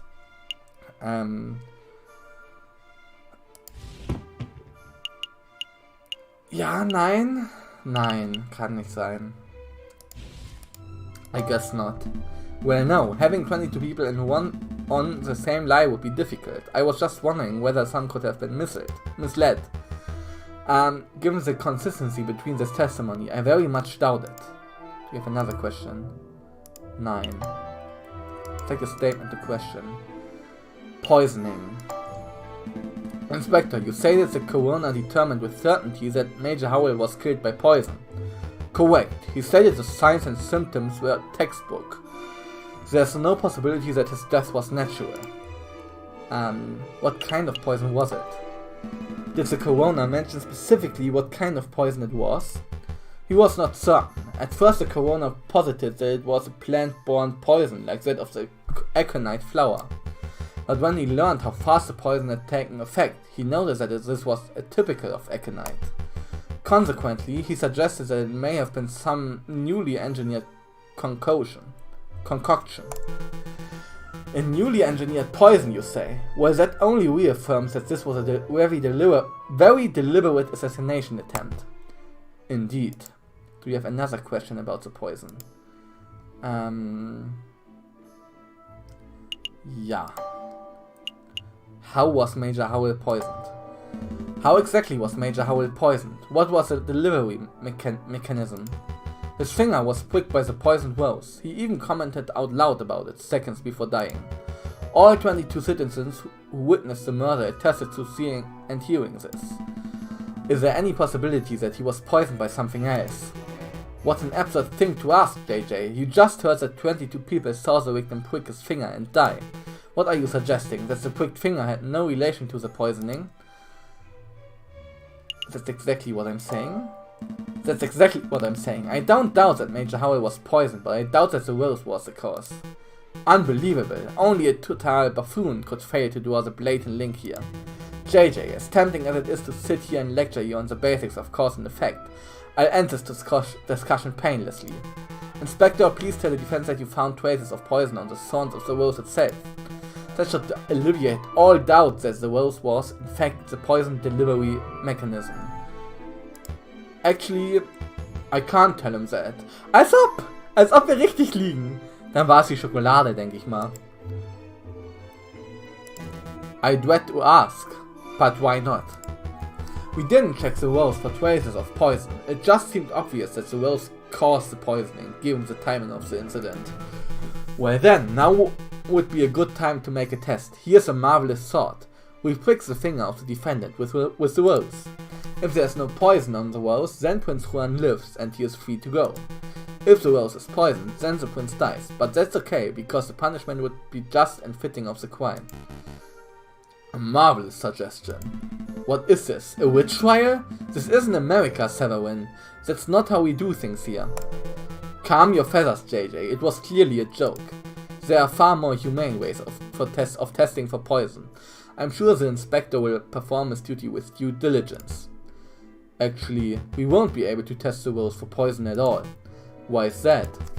Given the dangerous nature of the flower, it was destroyed by the police force. We burned it to ashes. Such unprofessionalism. If we have no way to know whether the rose was poisoned, then this whole trial ought to be called into question. Nice try, JJ. But through the process of reasoning by elimination, we can still deduce with absolute certainty that the rose was poisoned. In other words, there was nothing else at the crime scene that could have caused the poisoning. Die Schokolade, Leute. Wrong! There was something else at the crime scene that could have contained the poison. Something the investigative police blindly overlooked. Die Schokolade. Look at this. What am I supposed to be looking at? It is a paper wrapped to a piece of chocolate. It was found in the Louvre, the Salle du Tibre to be precise, and we can date its consumption to the day of the incident. You're not suggesting that Major Howell ate a piece of poisoned chocolate moments before he died? I most certainly am. Intriguing, pretty convincing. You gained a little favor with the jury. Did you see this wrapper at the crime scene for yourself, Inspector? The police force does not have the time nor resources to trawl every piece of trash at every crime scene, I'm afraid. In other words, you overlooked it. Astounding professionalism. The prosecution is right to be disgusted. What a disgraceful display, Inspector. I offer my apologies, Your Honor. I don't want your apologies. I want you to do your damn job properly. Get off the witness podium before I kick you off myself. As you wish. I'll take my leave. Until next time, messieurs. Okay. Just let me get this straight. This chocolate wrapper was found at the crime scene. Correct. And you have reason to believe that it was consumed on the day of the incident. I do. I have an expert food tasting witness who is willing to testify if need be. You have a foodie witness? I don't recall anyone like that. Who on earth are you talking about, Falcon? Oh, I see. But do you know for certain that Major Howell consumed this chocolate? Well, that is a fact that we are still investigating. I see. And do you have evidence that this chocolate was in fact poisoned? Again, that is something that may require a little more time to definitively prove. So then, in actuality, you do not have evidence that Major Howell consumed some poisoned chocolate. Instead, you have a solitary piece of rubbish that you plucked straight out of the gutter. That's weak, even for you, JJ. Oh man. Let's move things along. I have another witness I would like to summon. He is a man who claims to have had an excellent view of the people going in and out of the Louvre at the time of the incident. I call upon Monsieur Toussaint Kingsley. Could the witness please approach the stand and recite the oath? Den kennen wir noch nicht, oder? Ne, den kennen wir noch nicht. Toussaint. Hello. Hello. Oh, right. The oath. I swear to speak without hatred and without fear, to tell the whole truth and nothing but the truth. Den kennen wir wirklich noch nicht. Please state your full name and occupation for the court record. My name is Toussaint Kingsley and I am a person who fishes. A person who fishes? So you are a fisherman? Oh, is that how it is? I thought the French justice system was better than this. I beg your pardon? Here comes Toussaint Kingsley, the kingfisher. Clearly he must be fisherman, because, didn't you hear, all kingfishers are fishermen. Well, you are carrying a fishing rod. And, can a man not carry a fishing rod, reel and bait without being branded a fisherman? Look, the prosecutor is carrying a riding crop. Clearly he must be a horse jockey.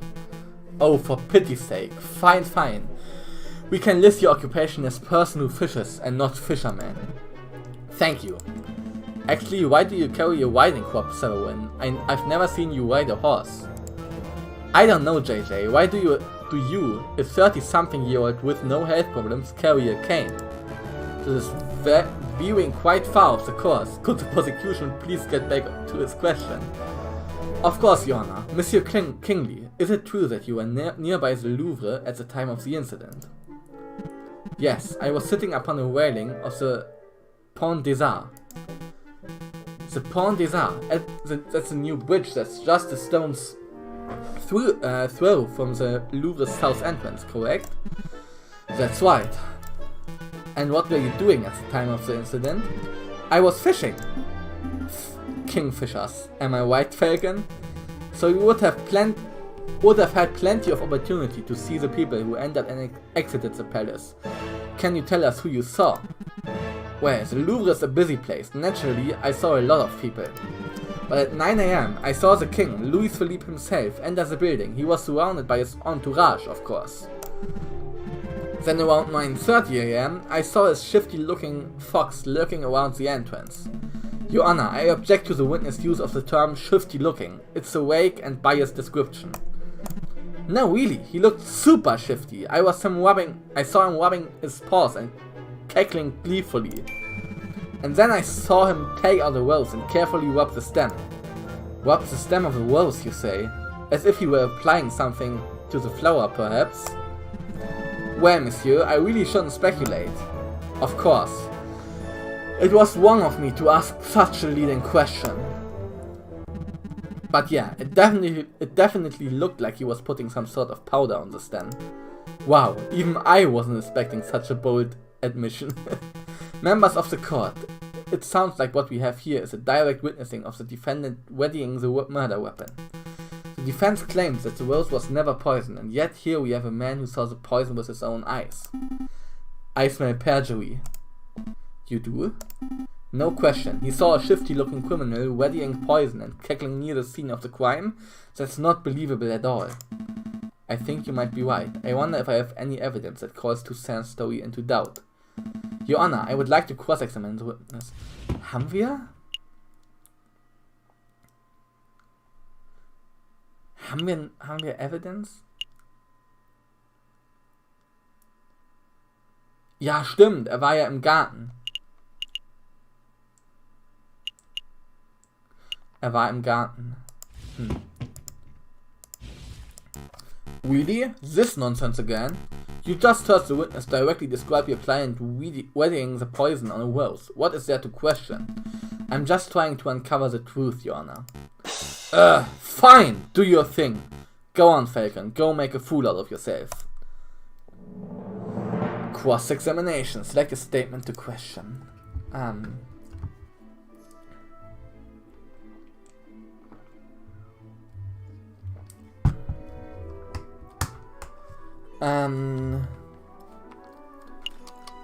Pont des Arts. Monsieur Kingsley, you say that you were sitting upon the railings of the Pont des Arts on the morning of the incident. Yup. What entrances can you see from that bridge? Monsieur Kingsley, you had a good view of the Louvre's south entrance, didn't you? Yup, the Pont des Arts is a great vantage point for seeing the Grand Gallery's south side. What about the other entrances? The other entrances? You mean like if you were entering from Tuileri's Gardens or the Place du Carrousel? No, I couldn't possibly see those areas from the bridge. Aha! Aber war ja im Garten. Der Prinz war ja im Garten. But of course, that isn't relevant. Monsieur Kingsley witnessed Prince Juan entering the south entrance with flower in hand, and that's what counts. What if Prince Juan used another entrance? What if Prince Juan didn't enter from the south entrance? What if he's approached the Louvre from Tuileries Gardens to the west?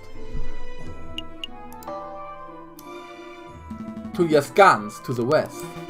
That's a big what if. Do you have any evidence that Prince Juan enters the Louvre from Tuileries Gardens?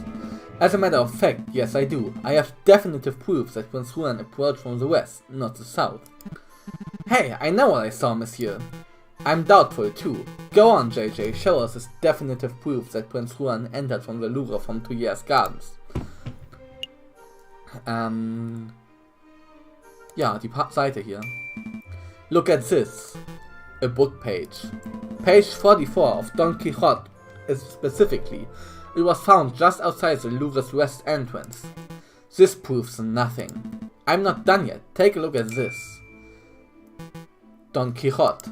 This is the book Prince Juan has been reading in jail since his arrest. I believe he has had it on his person for some time. And yes, page 44 is missing. That was the first thing I checked. You do realize what this means, don't you, Severin? The defendant was present in Tuileries Gardens prior to entering the Louvre. Wie heißt er nochmal? Severin? Cocorico, genau. Nicht Kakariko wie bei Zelda, sondern Cocorico. This also means that, in all likelihood, the defendant entered the Louvre from the west entrance, not the south. He could not possibly have been seen by Monsieur Kingsley from the Pont des Arts. What? I know what I saw, monsieur. A fine theory, Falcon, but maybe the defendant took the long way around. One can still travel from Tuileries to the Louvre's south entrance by walking along the river. An extra 2 kilometers of walking just to enjoy the pre-murder scenery? Let's not say silly things, Cocorico. Okay, maybe the defendant deliberately left the page there to mislead the investigation. Now you are the one who's blindly speculating. It's not blind speculation, it's a viable hypothesis. You are fond of logic, aren't you, Cocorico? Let's talk about Occam's razor. When torn between two seemingly equal hypotheses, we must side with the one that imposes the fewest assumptions. Which of these theories take fewer assumptions? 1. The page from Prince Juan's book fell out on its way to the Louvre's south entrance. 2. Prince Juan deliberately planted the page on the off chance that it would be discovered, then he took the long way around. How dare you! The nerve of you to lecture me on such basic philosophical concepts. I stopped lecturing you when you stopped making such basic mistakes. Monsieur Falcon, please calm yourself. What is the point of all this yammering? The ultimate point is that Toussaint's testimony is fabricated, made up, utter fiction. No, everything I said is the truth. I suspect that the witness isn't even a fisherman. I'm not a fisherman. See, he admits it himself. That's not what I meant. Innocent, perhaps? What a twist. You gained a little favor with the jury. Das ist gut, wir haben wenig Beweise. Bisher konnten wir uns ganz gut rausreden immer. Prosecutor, you have something that will put this arrogant fake in his place, don't you? I must concede. Concede is... Was ist Concede? Frage ich mich gerade. Einräumen, okay. Er muss einräumen. You concede? On this point at least. Falcon's evidence strongly suggests that the key component of Monsieur Kingsley's testimony is false. Ah, no! This doesn't mean that Prince Juan is innocent, of course. All Falcon has demonstrated is that this particular witness is unreliable. But I did see something. I really did. Alright, so maybe I didn't exactly see a shifty looking fox. I made that part of the story up. But I did see a swan lurking around the south entrance on the morning of the murder. A swan? Do shut up, witness. Your word is the mother at this point. How can we possibly trust anything you have to say? Oh nein, wir haben den Swan verkackt, ne? Also das ist nicht gut, wenn wir jetzt über den Swan reden, weil wir nichts haben, was über den Swan. Ups. Ist alles okay, oder? Ja. Bei mir hat es gerade kurz nachgeladen, aber ich glaube, es hat nicht gelegt. Your Honor, Judge Romulus, we are out of time. We are out of time. We are 10 minutes overdue to start on the Harvey Tortoise trial. It's that late already. Curses, I was hoping we could have that case wrapped up in a single trial session. It is a shame, but ultimately an accurate sentencing is always preferable to a speedy sentencing. You are so right, I don't need to hear your moralizing. Court will resume this Friday, the 21st of January at 9 o'clock. Don't be late. Prosecutor, do your damn job. Get the stupid fox a conviction already. Als ob wir jetzt noch einen Tag haben. Ich dachte, wir hätten nur diese eine Chance. Das ist gut. Das ist gut. I will do my best to ensure that justice is served, Your Honor. Okay. Dann haben wir ja noch ein bisschen Zeit zum Glück. Whew. A lot came up in the trial, huh? Yeah, no doubt about that. But something's bothering me. Why would that fisherman guy, Mr. Kingley, lie on the witness stand? Maybe he likes attention. Maybe he was cursed. Well, it's possible that he was cursed or bribed. That's just what I was thinking. Maybe the real murderer threatened the fisherman into making up a story about Prince Juan. Let's keep an open mind. Anything is possible at this stage. But to be perfectly honest, something else is bothering me about the trial. Mademoiselle Senior, I believe that she plays a key part in this case, but getting her to tell her story is proving difficult. Surely you don't think that she's the real murderer? Excuse me, Monsieur Falcon? Oh, sorry to bother you, but this letter just arrived. I think it's for you. A letter for me? I wonder why it wasn't sent to my office. Have you been demoted to courier status, Rupert? Oh, hush hush, Sparrow-san. I don't need to be pitied by a first-year dropout. Oh, good comeback. So what does letter say, Falcon? It's a threat. A threat made with cut-out newspaper letters. Wow, I didn't know those things actually existed. Let me see. Falcon. Okay, eine Bedrohung. Ist das ein Drohbrief. Stop your investigation or there will be consequences. Scary. There's no question that this letter originated from Major Howell's murderer. He or she must be aware that we are getting close to uncovering the truth. Sounds about right, but why would a person write with cut-out newspaper letters like this? Masking one's handwriting would be the most common reason. Although, I can't help but wonder why they would bother, since we don't have any handwriting samples to compare it to. We are still going ahead with our investigation, though, right? Absolutely. Oh yes, absolutely. If a lawyer were deterred every time they received a threatening letter, they would never get any work done. Besides, with only 3 days before the next trial session, we can't afford to be worrying about petty things like this. Okay, wir haben noch 3 Tage. Tuesday, Wednesday, Thursday. Wow, you're right. Let's make those days count. Okay, a new day. January 18th, Tuesday. Okay. Ich würde sagen, als erstes sprechen wir mit unserem Prinzen.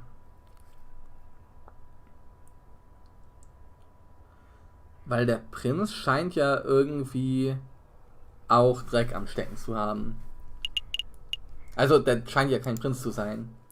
Zumindest laut dem anderen. You again. Visiting hours are over. Come back later. I have no time for your quibbling, monsieur. Stand aside. You can't talk to me like that. I most certainly can. We have reason to believe that you are housing a suspect under false pretenses. That is in direct violation of statutes 204b and 488c of the French Criminal Code of Justice. Failure to comply with our request may result in you, yes you, monsieur, being held directly responsible for any consequential legal action. Alright, no need to break out the legalese on me. I'll go open the cell. Wow, Falcon, how did you memorize those criminal codes? Memorize? Come on, Sparrow-san, learn how to bluff.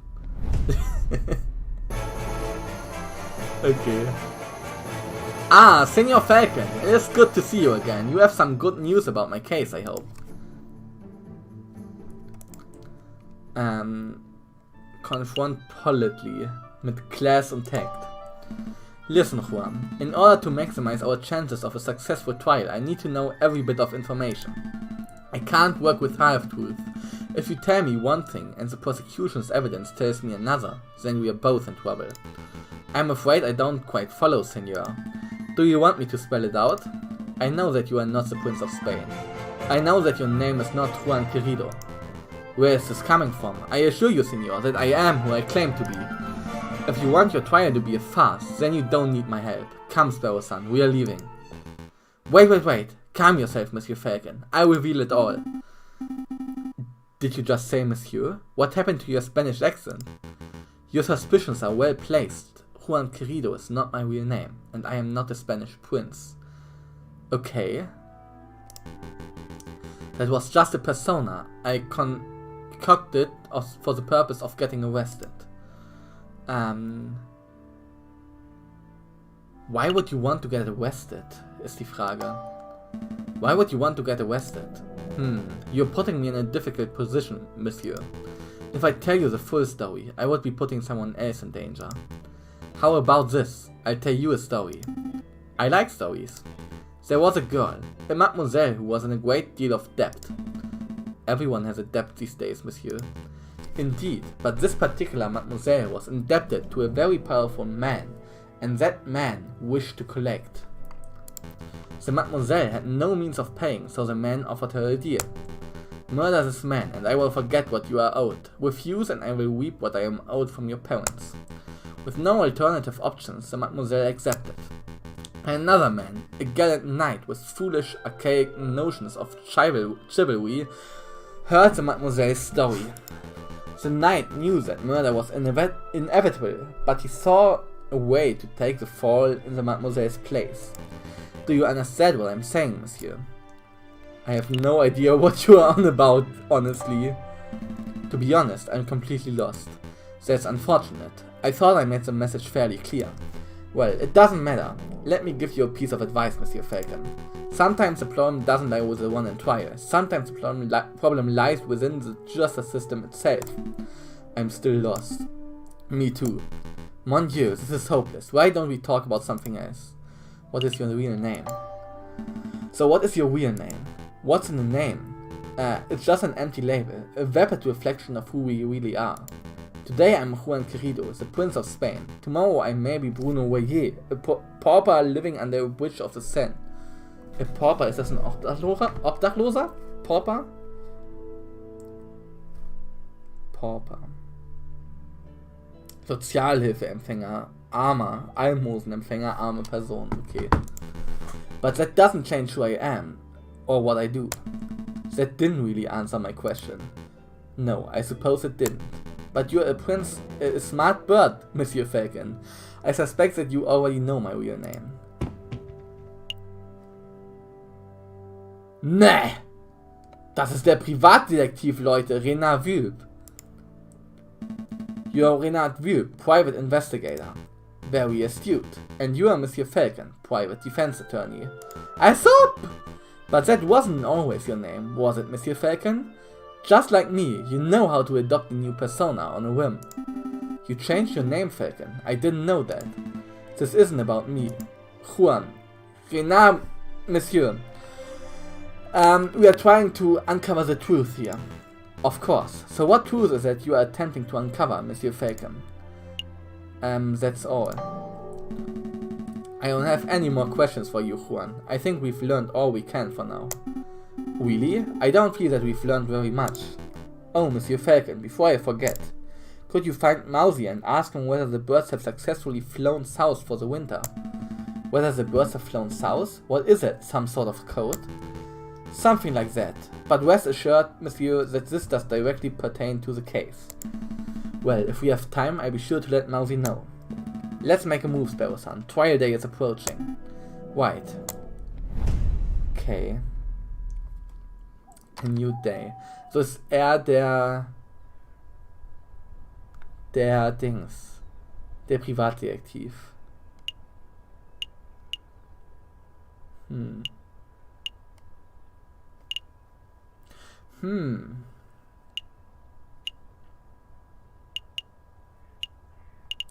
Ich sehe nicht wirklich den Sinn im Moment zum Palais du Louvre zu gehen oder zu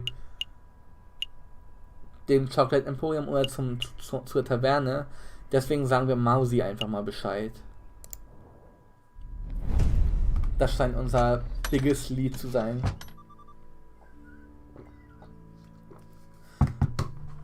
Oh, hello again! Hi, Mausi. Mausi, we have a message for you. It's from Prince Juan himself.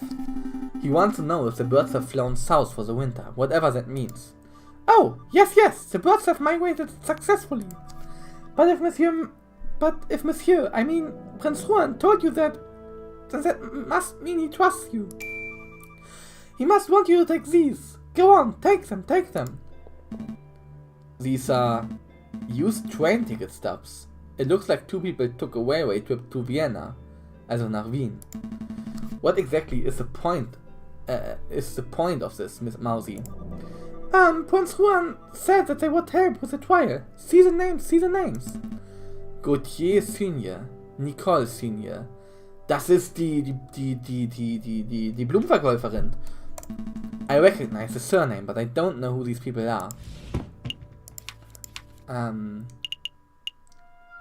Here, Catherine Marie Senior, a swan who works as a flower seller in Les Halles Market, soft spoken. What's she hiding? Okay. Neither do I, really. Monsieur, I mean, Prince Juan just told me to book train tickets for these people and then to make sure they caught the train. And so that's what I did. Strange. I'm not sure exactly how these stubs are supposed to help with the trial, but I keep hold of them, just in case. Ticket stubs have been added to your evidence folder.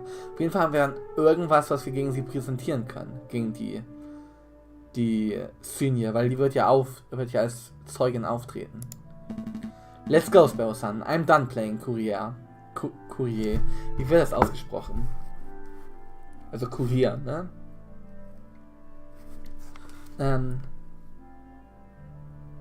Oh.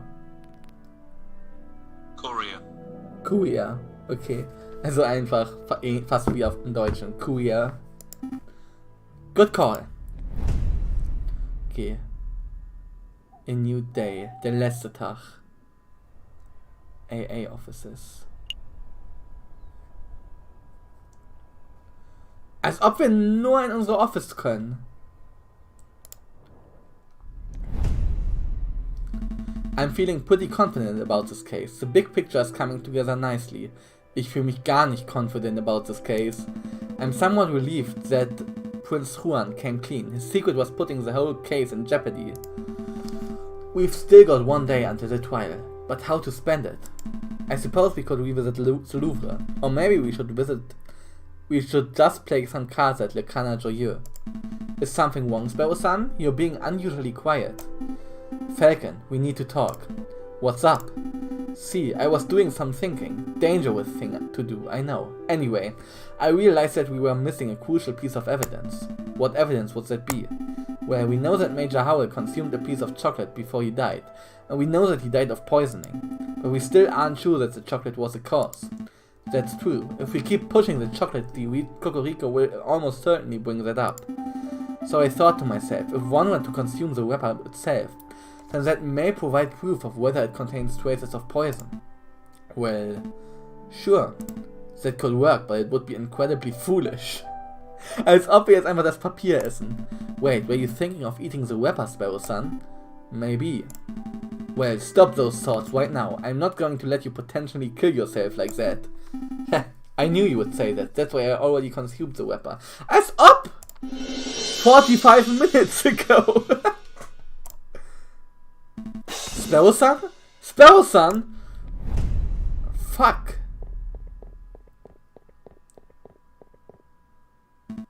Doctor, is Sparrow-san okay? Well, he's not conscious right now, but he is stable. I think it's safe to say that your friend is not on his deathbed. Oh, thank God. How did you say this happened again? It's a long story. Lowering occupational hazard. Hazard. Doctor, can you tell me what poison caused this? I have no idea. I'm an expert in mental health, not toxicology. Wow, mental health. Biggest thing im 18. Jahrhundert, denke ich mal. But I have sent for a specialist who should be here by tomorrow morning. He will make a full assessment. That's good to hear. Thanks, Doctor. Take good care of him. Okay, also er hat sich einfach selbst gepoisoned, alles klar. Wait a moment, there's a matter of the bill. We'll have to discuss it later. I have an important case to prepare for and I'm one partner down. I see. Well, rest assured that your friend is in good hands. Also war es aber Poison, das ist gut. Es ist nicht gut, dass er sich selbst gepoisoned hat. Es ist gut, dass es gepoisoned war für unseren Fall. This is terrible. What the hell was Sparrow's son thinking? I can't win a case like this. You! I finally found you. Did someone say something? Running around like a headless chicken. You're one tricky lawyer to find. I told you to drop the investigation. Oh, but you just wouldn't listen. Der Drohbriefschreiber. Who's speaking? I can't see you, monsieur. Step forward. Alright, I'll step forward. But it will be the last thing you'll ever see.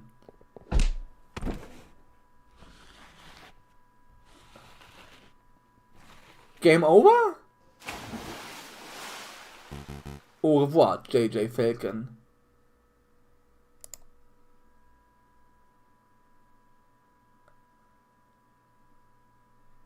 Okay.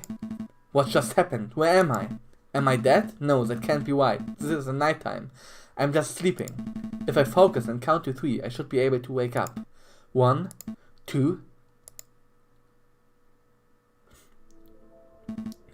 Did it work? Nah! Damn Cataline!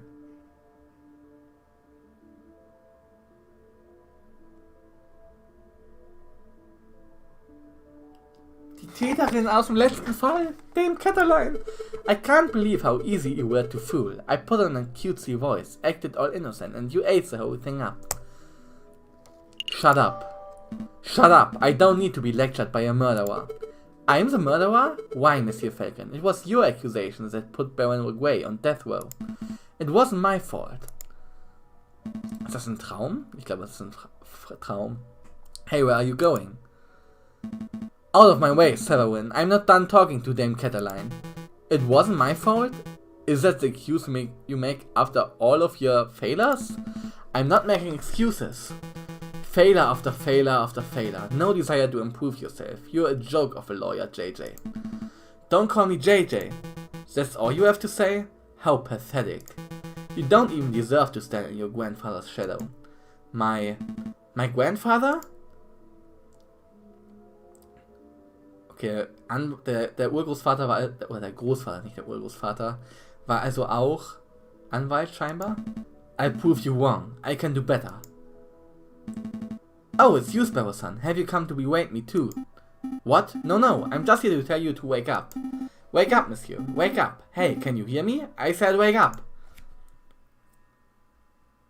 Okay, a new day. So haben wir es wirklich nur geträumt. Pont des Arts. This newly built bridge boasts a magnificent view of the Louvre and offers quick passage across the Seine. Das war auch da, wo der Fisherman war. Come on, monsieur, wake up! I said wake up! You're starting to worry me. Oh, thank goodness. I wasn't sure whether I would have to find a doctor or a mortician. My head. Where am I?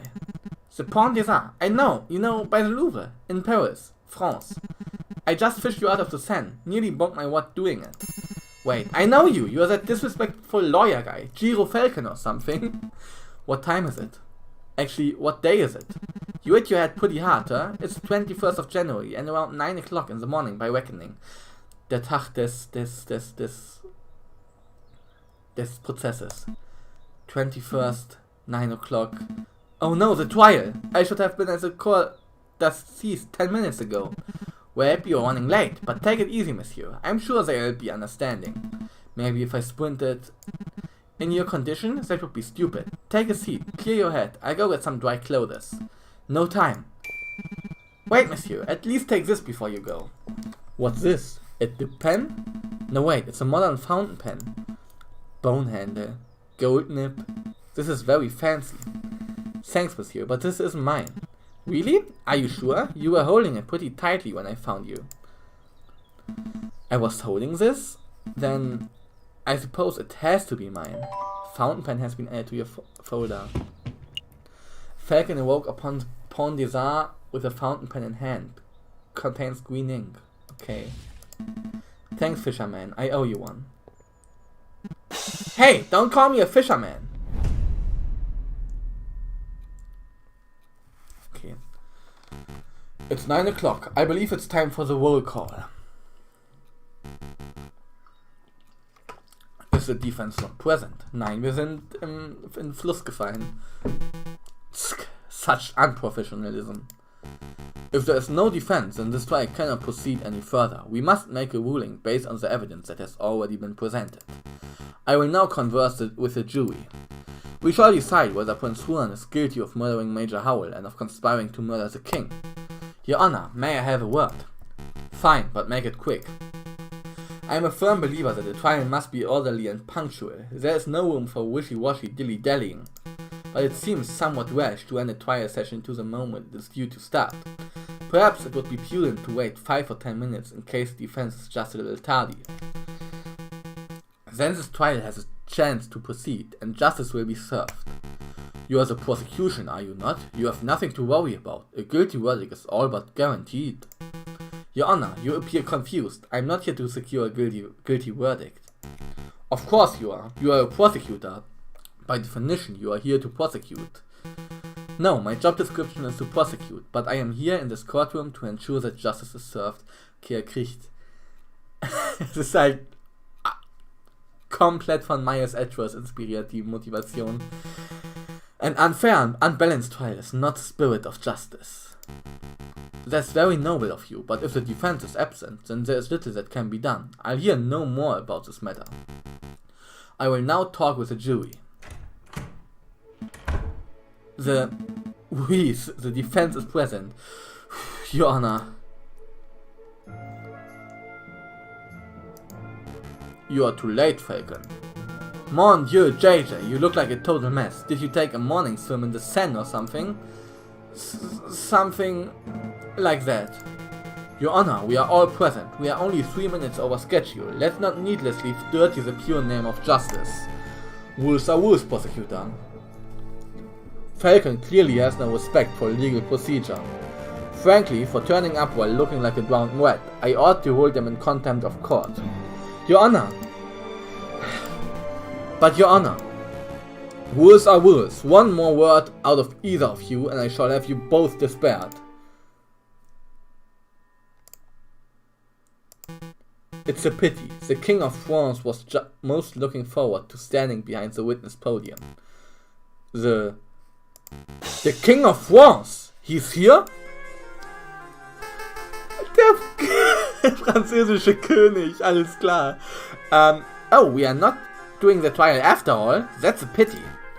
Your Majesty, what a surprise. Well, you see, you know, it's my 7th time testifying against a would-be assassin. But it's the first time seeing a trial where the case has ended before it even began. Well, the defense, he was light and, oh, pish-posh. France didn't become a great and dignified kingdom through rigorous punctuality. Let's go ahead with this trial. It'll be fun. Look, I say the oath to get us started. I swear to speak without hatred and without fear, to tell the whole truth and nothing but the truth. Did I get it right? That was perfect, Your Majesty. JJ, I trust you have no objections with the king testifying. No objections here. Going ahead with the trial is fine with me. And truly, you wouldn't stand in the way of the king, would you, Your Honor? Yeah, fine! Proceed with this cursed trial. Excellent. Now, Your Majesty, could you tell us your activities on the day of the murder? My activities? Well, I started my day with tea and toast, as I normally do. I was dressed in my PJs at the time. I think you can skip ahead a little, perhaps to your arrival at the Louvre. Ah, right, of course, where my entourage and I entered through the Louvre's south entrance at around 9 o'clock. We passed through the Salle du Tibre with little fanfare. At the Grand Galerie, I unveiled the new painting and gave a short speech to inspire the citizens who attended. That's when I was approached by a man claiming to be the Prince of Spain. He presented a rose, which was taken by Major Howell, and, well, I think you know the rest. Indeed we do, Your Majesty. Madame and Monsieur of the court, what we have here is another testimony that establishes Prince Juan's guilt. And this is no ordinary testimony. It is a testimony of perhaps the most trustworthy man in all of France. Oh, you flatter me, prosecutor. But I am the trustworthiest in all the kingdom, aren't I? I have no doubts, Your Majesty. Nonetheless, I would like to perform a cross-examination. How dare you doubt your king? The utter nerve! Oh, calm yourself, Judge. I have no qualms with standard legal procedure. Defense, please proceed. I want to see your best courtroom drama material. It's like a statement to question. Jetzt sind wir also jetzt kreuzverhören wir also den König himself. Nice. We entered through the Louvre's south entrance around 9 o'clock. We passed through the Salle du Tibre with little fanfare at the Grand Galerie and the Grand new painting. Short speech. That's when I was approached by a man claiming to be the Prince of Spain.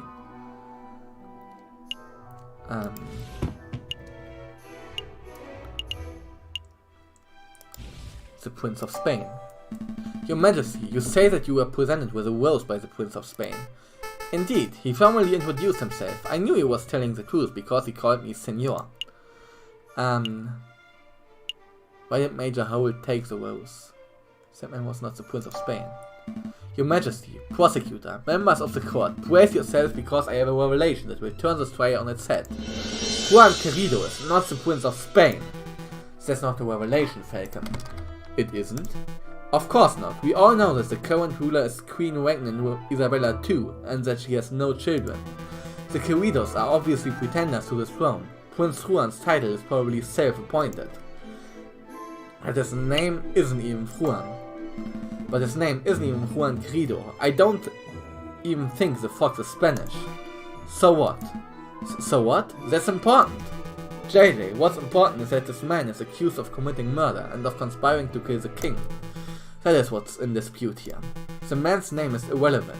He could be named Juan Querido or Bob Sweeney for all I care. It doesn't change the events that transpired on the morning of January 6th. I suppose that's true. We have another question about Prince Juan. Erstmal nicht, dann... Never mind, I have no more questions about Prince Juan. It's like a statement or question. Dann... South Entrance, würde ich sagen. Your Majesty, you say that you entered the Louvre from the south entrance. Indeed, we approached from the Hotel de Ville, so it was an easy riverside stroll. Hotel de Ville ist Rathaus. Genau.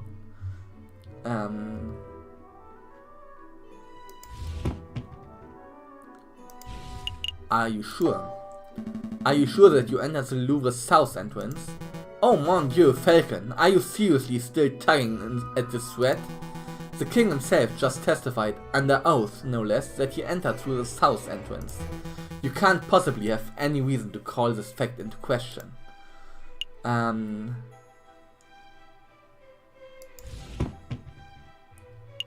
ich? Nee, oder? Habe ich nicht. Just wanted to be thorough. I'm just being thorough. It's important that we explore every nook and cranny. We don't have time for that sort of pedantry. Stick to the important questions, defense, or I'll end the stupid trial here and now. Do you have any other questions about the Queen's arrival at the south entrance? Yeah. Did you see anything suspicious? Did you see anyone or anything suspicious around the Louvre's entrance? Suspicious? I'm afraid not, monsieur. Just the regular riverside types. Bourgeoisie, vendors, people who fish, and the like. I see. Do you have any other about... No, erstmal nicht. the salutibre. Your Majesty, you say that you passed through the salutibre uneventfully. Indeed, we stopped briefly to look at the paintings and then moved on to the Grand Galerie. What did you see in the salutibre? Could you elaborate? What did you see in the salutibre? What did I see? Well, Roman stuff mostly. I meant, aside from the Roman artifacts. For example, did you talk to someone in the room who wasn't a member of your entourage? You're reaching, JJ. The king already testified that he passed through without encountering anything of interest. I want the king to elaborate. I have reason to believe that this was a key moment on the day of the murder. I want the king to elaborate on exactly what and who he saw. Then I suppose that you will have to proceed, Your Majesty. Alright, let me think. So there was a giant doorstop, and there was a copper urn thing. Oh, there was something else now that you ask. I was offered a box of chocolates by some peasant, mademoiselle. I don't have much of a sweet tooth, but Major Howell was keen to accept a chocolate or two on my behalf. What? Das ist sehr gut, dass chocolate hatte. Did I say something startling, prosecutor? No, please continue, Your Majesty. I think the prosecution is startled because he just came to the realization that it was not spouting drivel in the previous trial session. Well, that's debatable. To cut a long story short, Your Majesty, this mademoiselle may hold some relevance to the case at hand. Could you describe her? Really? She's relevant? Well, let me think. I didn't get a good look at her face, but she was a sorry-looking swan. Ein Schwan, Leute, wir kommen der Sache näher. Probably in her late teens or early 20s. A young, sorry-looking swan, you say? I don't suppose her name was Mademoiselle Senior. Mademoiselle Senior. Senior. That sounds familiar. Why yes, I think that was it. She was called Mademoiselle Senior. I see. This is undoubtedly significant. Mademoiselle Senior gave chocolates to Major Howell minutes before he died. Now just 1 minute. I see what you are alluding to, JJ. You are suggesting that the gifted chocolates killed the Major. But that line of reasoning holds no weight because the evidence is circumstantial. Circumstantial, my tail feathers! Circumstantial, my ass, könnte man auch sagen. The king just testified that Major Howell ate chocolates. Yes, that much is no longer in dispute, but you still have not proved that the chocolate were poisoned. Without that, we must assume that the swan was merely offering a gift rather than speculating that she is a murderer. Yes! Yes! Shame on you, defense, implicating a poor innocent girl like that. Absolutely disgusting. Why? I ought to end this trial. Hold on. I do have evidence that the chocolate was, in fact, poisoned. I don't believe you, JJ. If you had a piece of evidence that's significant, you would have slammed it down already. Present it. Well, I can't. It's not really the evidence folder type of evidence. Why am I not surprised? The drama was just getting good. Why did you all suddenly go quiet? Well, Your Majesty, it appears that the defense just had a realization of his own. That is, that he lacks the evidence to support his theory. Since he cannot continue with his argument, I believe the cross-examination has come to an end. I'm not done yet. Let me present my evidence. See, I have the chocolate wrapper back in my office, and Sparrow's son ate it.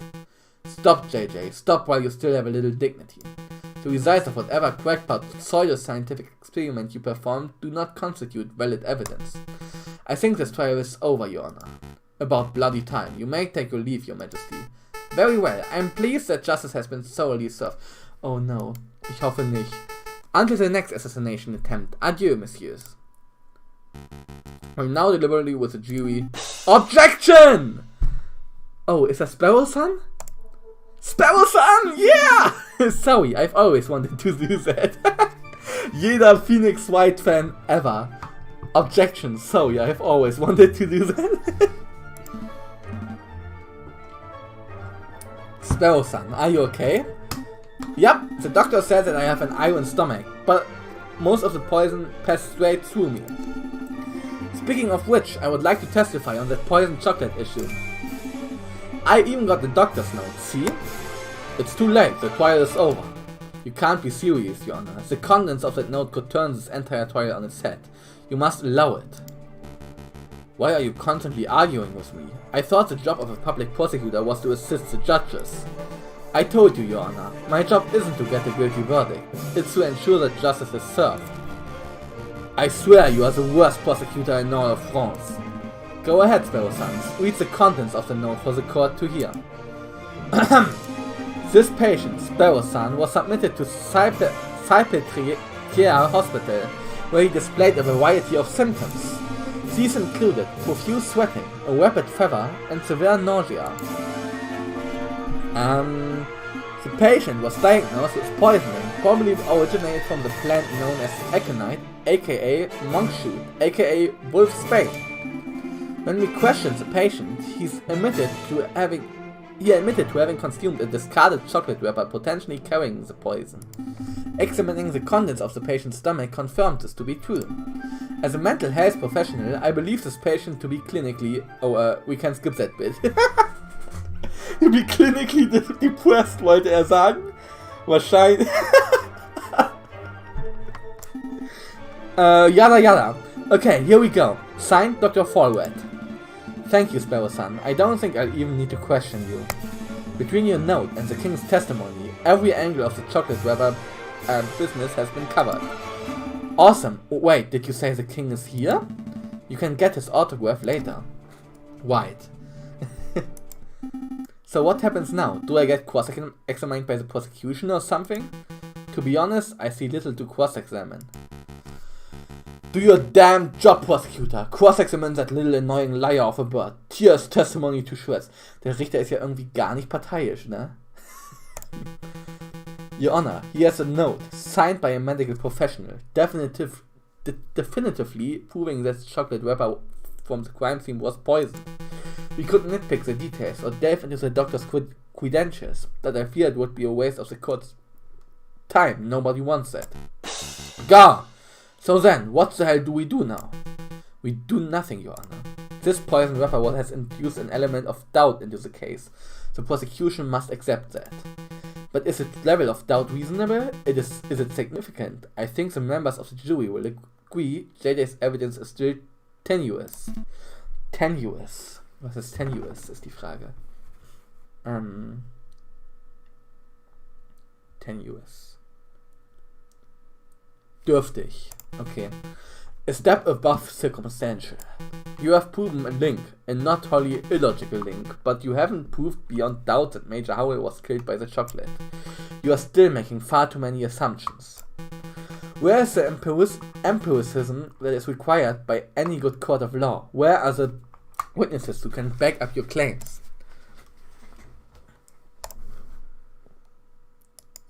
Oh, I brought along a witness. Maybe she can help. Als ob! Es ist Sinje! Es ist die Schwandame! Oh, hello! You... Sparrow Son, it's great to see you on your feet, and you have been an enormous asset to this case, but what are you trying to pull off now? Surprise witness. Surprise witness?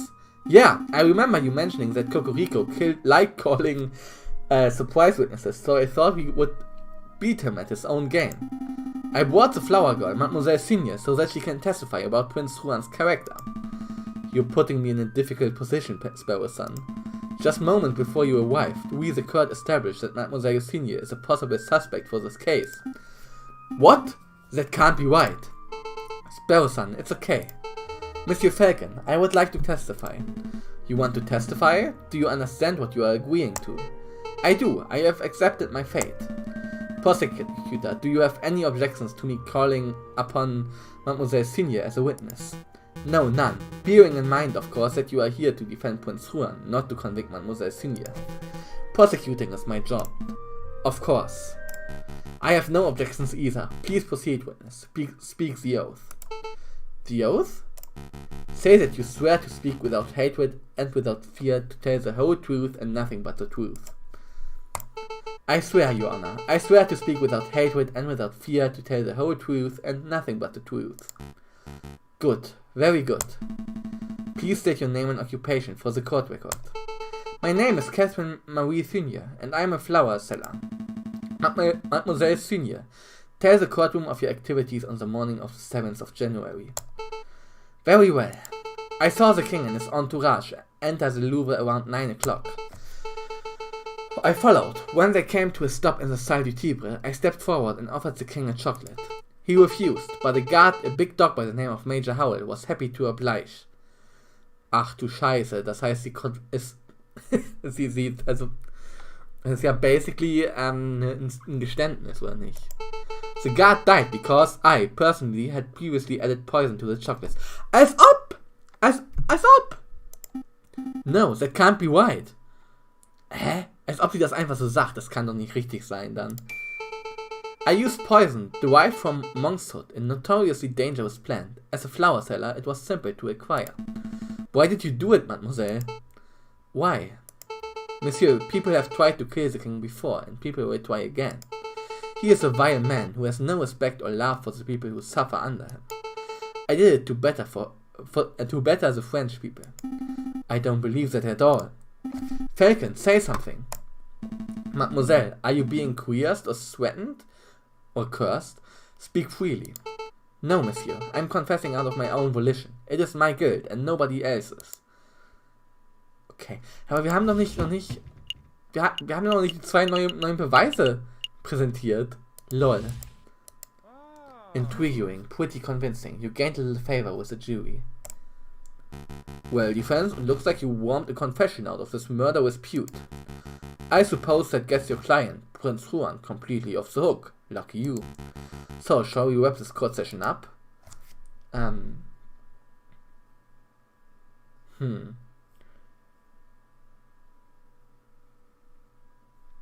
Ich glaube nicht, ne? Was wären wir denn?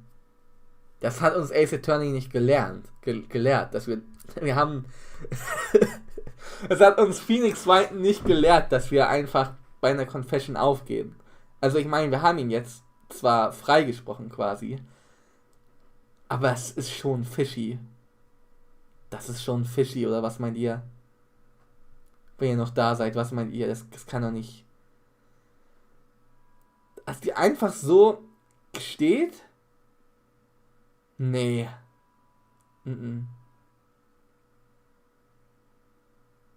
I haven't finished my examination. No, not yet. I have further questions for the witness, Your Honor. Further questions? To what end? You've already proved your client's innocence. I wish to uncover the truth. You aren't here to uncover the truth. You're here to defend Prince Juan. And you've done the job with a disgusting level of diligence. Nonetheless, I believe that Mademoiselle has omitted something of huge importance. I wish to question her further. Something of huge importance. I won't allow it. Fine, can I at least show something to the witness? You and the prosecutor are a white pair of moralizing blowhards, aren't you? You are doing my head in. Fine, if it will shut you up, I will let you show one magical mystery item to the witness. I can't imagine you have anything up your sleeve to change the flow of this trial though. Monsieur Falcon, save it, I have nothing more to say. Diese Tickets. Gauthier und Nicole. Wer sind Gauthier und Nicole? Please take a look at these, mademoiselle. Train ticket stubs. Look at the names. Papa and Maman.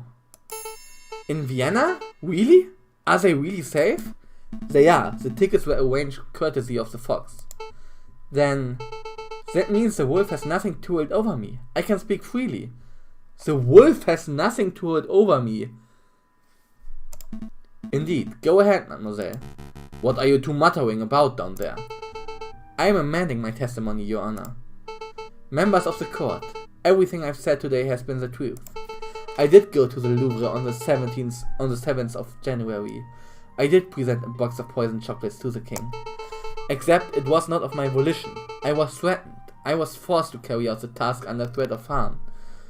Okay, also sie wurde bedroht. Sie wurde quasi gezwungen. You see, my family has been struggling to get by. The winter has been harsh and my flowers business has been struggling. One day a man approached me. A man I assumed to be kind-hearted. This man offered me 200 francs to get us through the cold. But I could not afford to repay the debt. When I attempted to bargain with the man, he offered me a deal. assist him with murder and he would drop all debts. Refuse and he would ruin me and my parents. I obliged because the alternative meant death for those I love. The name of the man who did this is Dutch Romulus, der Wolf. Als ob.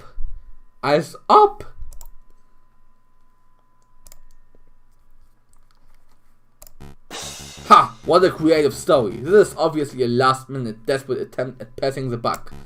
The sheer laziness of this girl to accuse a man she's never met before. She's blatantly floundering. Indeed, I've heard dozens of these self-pivoting yarns during my time as a prosecutor. Although admittedly, this is the first time I've seen a witness directly accuse a judge. Quite a brazen gambit. But in any case, these sort of stories never turn out to be true. They are always proven to be fabrications born of desperation. I've never been more honest, monsieur. Listen, Mademoiselle Senior. I would like to believe your story, but accusing a man, a judge no less, of conspiring to murder the king is a hugely serious accusation. Do you have any proof to support your story? Proof? Do you say the judge lent you money? Then you both must have signed a contract when you made the transaction. That contract would suffice as proof. The contracts were all verbal. He said the money was a gift at first, and only later said that I had to repay him. Heh, how convenient. Of course, the supposed contract doesn't exist. The mademoiselle has no proof because her story is a blatant lie. Falcon, you have to do something. Do we have anything to link Judge Romulus to Mademoiselle Senior? A link. Of course. Members of the court, I know for certain that the Mademoiselle's story is true. I can say with certainty that Judge Romulus had made contact with Mademoiselle Senior in the past. Yeah? I know this because at this very moment, I am holding a key piece of evidence that links Judge Romulus directly to the crime scene.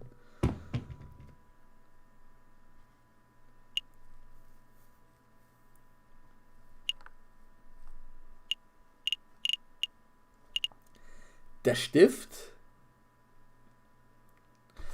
Warte mal. Ich save mal ganz kurz.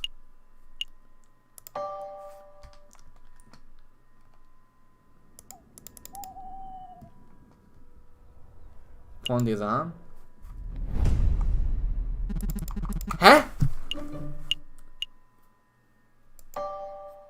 Ich hab doch gesaved.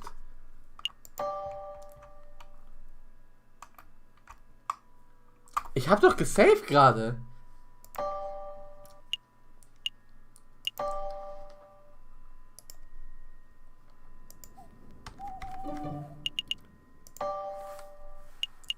Load the previous day.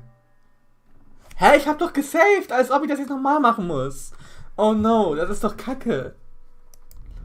Dann klicken wir uns da durch. Ich dachte, das Save wäre besser. Bliblablub. Oh Mann.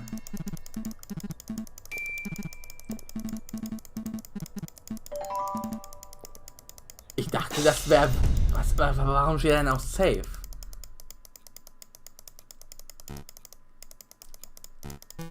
Blablabla, die Fett ist noch present.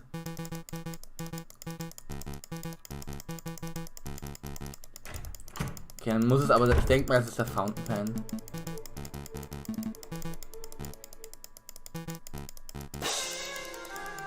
King of France, ja, bliblablub.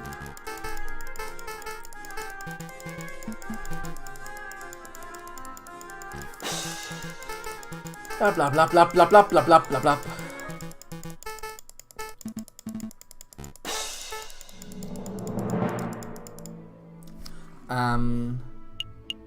Salle du Tibre war das, ne? What is he? I want the king to elaborate. Chocolate. Mademoiselle Senior.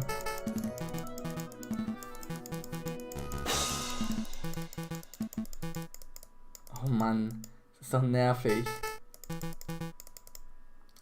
I'm not done yet.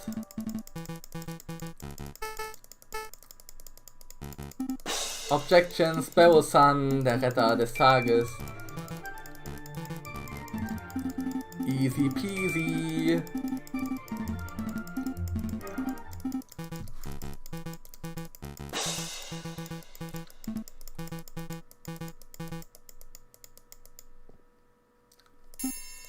I'm a witness. Hello. Okay. Bliblablub, wir sind gleich wieder da. Zum Glück kann man sich da relativ schnell durchklicken, das ist ganz gut.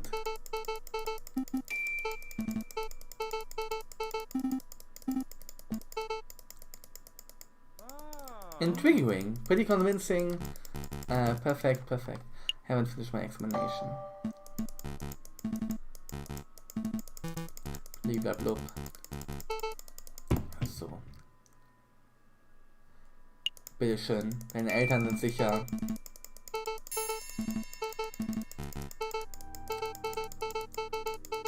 Romulus war es, der Wolf war es. What a creative story.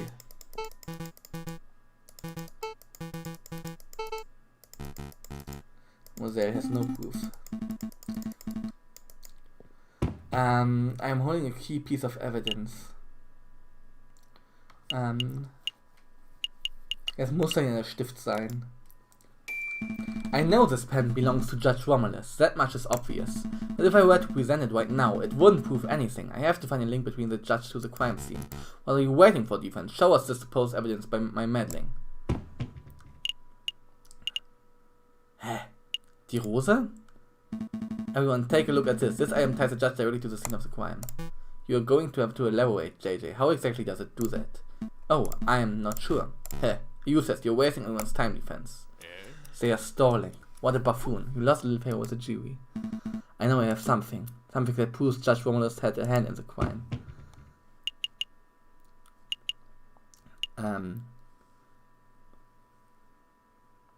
Hä?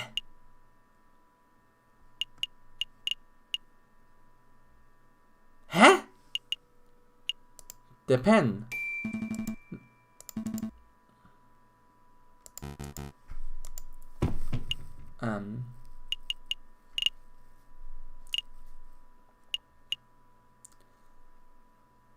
Hä, wir haben nix.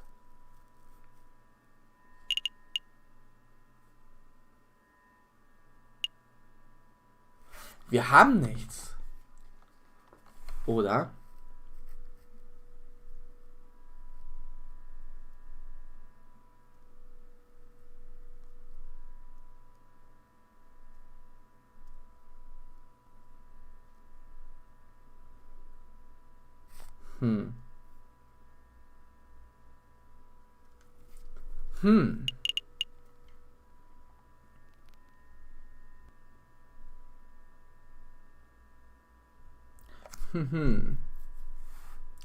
Warte mal kurz.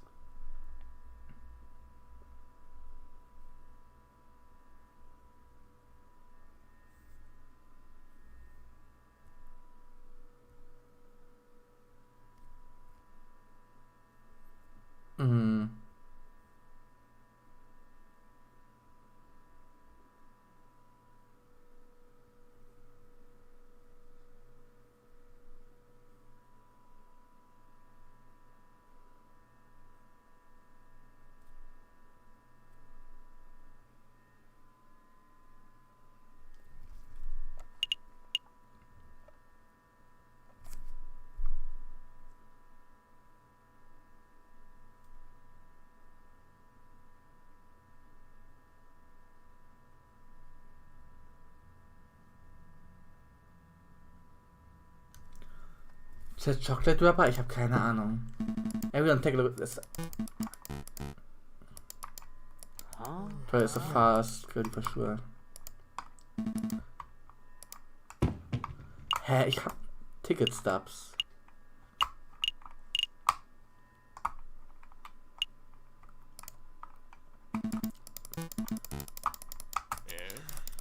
Hä?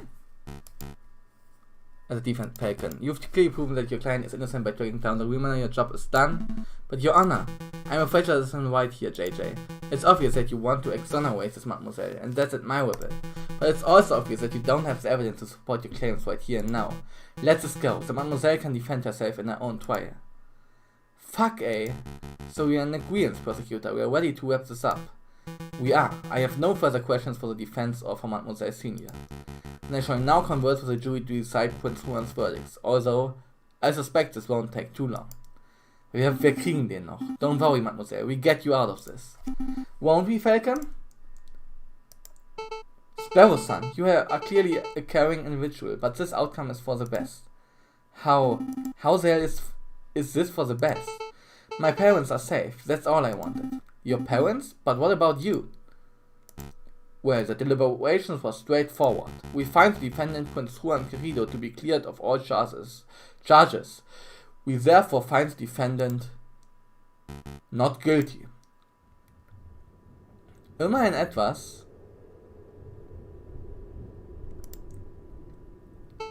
Your Honor, what will happen to me? You? Well, you haven't been formally tried yet. But fortunately for you, we have a free trial slot this afternoon. We should be able to determine your guilt by nightfall. You may even see the blade of the guillotine by tomorrow. How lucky. I see. You look scared, mademoiselle. Don't fret. They sharpen the guillotine blades regularly. Nobody here likes gallows humor? Whatever. Court is adjourned. I think this is goodbye. Thank you, Monsieur Falcon. Monsieur Sparrow-san, you did your best. It can't end like this. This isn't how I wanted things to go, Senor Falcon. No, me neither. We mustn't blame ourselves. You made an admirable effort to save everyone. What good is effort if these are the results I produce? Tell me, Senor Falcon, do you know why I hired you as my defense lawyer? I really don't. I hired you because I thought you were a lawyer with a philosophy, an ideal. And I stand by that. You are a man with a strong ideal. It's just unrefined, like an unpolished gemstone. I'm sure that given enough time, your idea will become refined and you will come to live up to your reputable family name. The Falcon name is reputable? I didn't know that. He's not talking about... Never mind. In any case, here's your payment. I don't deserve this. Keep it. I dragged you into this. It's only fair that I compensate for your time. I think this is the last you will see of Prince Juan. But feel free to come by R&M Associates if you need any help in the future, Senor Falcon. Impressive, JJ. You actually managed to successfully defend your client. Severin, are you going to be in charge of prosecuting Mademoiselle Senior? Probably. Why? Do you think you can get her a reduced sentence? For attempting to murder the king? I emphasize with the Mademoiselle JJ, but I'm not a miracle worker. No lawyer can save the flower girl now. Fuck, eh? I'm going to get a drink.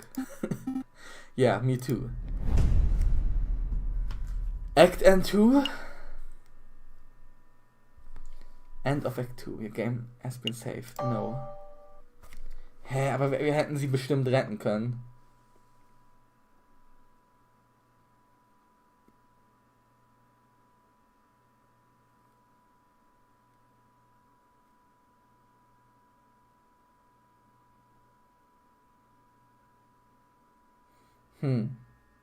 Das ist halt doof.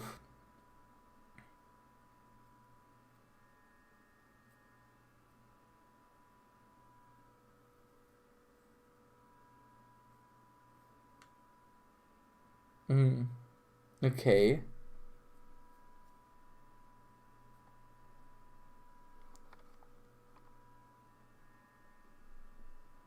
Okay, wir haben verkackt. Aber ich denk mal... Fuck, ey. Fuck. Konnten sie nicht retten.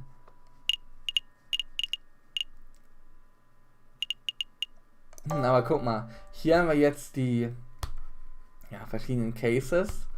Wir werden dann wahrscheinlich eins von den Enden bekommen. Wir müssen den Romulus noch irgendwie dran kriegen. Aber wir hatten nur keine Beweise leider.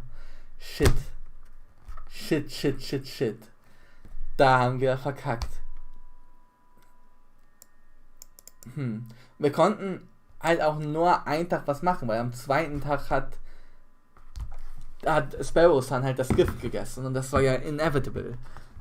Oh Mann. Oh Mann, oh Mann, oh Mann. Das ist doch doof. Oh man. Exit to Desktop. So, wir gehen nochmal rüber. Scheiße. Naja. Wir müssen den Wolf noch irgendwie dran kriegen. Das müssen wir noch. Es ist. Oh Mann. Die arme Senior. Oh. Ich fühle mich richtig schlecht jetzt, aber ich weiß nicht, ob wir sie hätten retten können. Vielleicht gibt es ein Ende, wo wir sie retten können. Das gucken wir uns dann an, wenn wir das Spiel durchgespielt haben. Aber ich würde sagen, wir machen jetzt nichts rückgängig. Sondern stehen zu dem, was wir verursacht haben. Genau. Ich würde sagen, wir machen nochmal eine kleine Pipi-Pause. Ich glaube, Brownie, bist du noch da? Oder bist du asleep? Bist du noch da oder bist du asleep? In any case machen wir jetzt eine kleine Pipi-Pause nochmal. Und danach spielen wir nochmal 1-2 Runden Valorant, vielleicht für eine Stunde. Genau. Kurze Pipi-Pause und dann sind wir gleich wieder da.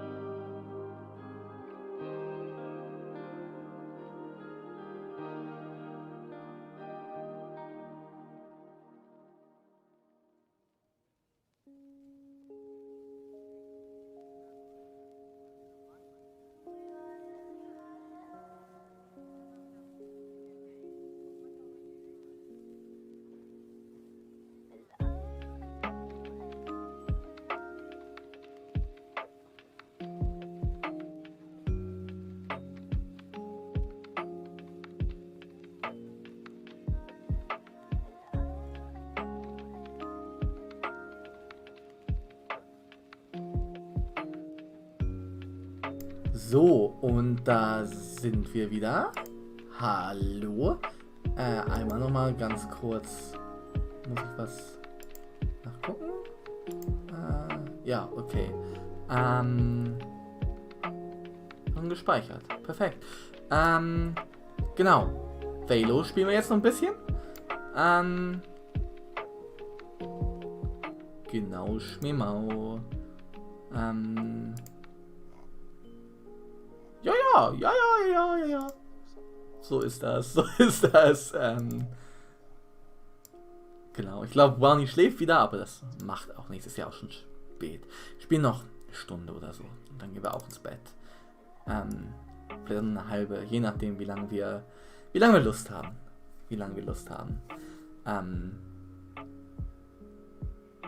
Lol, da ploppt's auch schon auf. Es kommt hier richtig Pro-Gameplay, Kappa. Ja.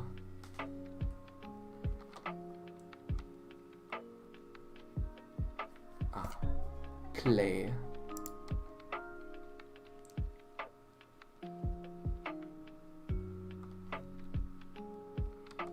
Ich muss gerne kurz gucken, ob Discord sage ich schon, ob OBS das einfängt, weil manchmal ist er da ein bisschen, ja, wie soll man sagen, ne? Bisschen, wie nennt man das? Widerwillig? Auf jeden Fall funktioniert es nicht immer, lustigerweise, dass er die Spielaufnahme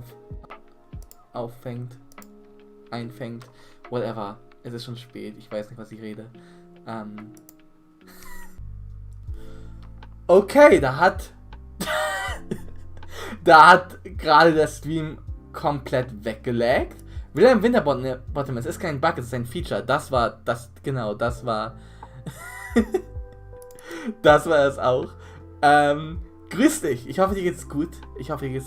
Und ja, alles ist super bei dir. So, jetzt versuchen wir es nochmal. Irgendwie hat sich gerade OBS aufgehängt, weil Valorant gleichzeitig starten ist scheinbar keine gute Idee. Ja, ich hoffe, durch den Lag bist du jetzt nicht weg. Aber ja, ganz kurzer Lag. Ich hoffe, das passiert jetzt nicht nochmal. Aber ja, Wilhelm, wie geht's dir? Was macht die Arbeit? Was macht Frau? Was macht Familie? Nee, so weit sind wir noch nicht. Wie geht's dir? Alles fit bei dir soweit? Ich hoffe doch. Da hat er auch Valorant gecaptured. Nice.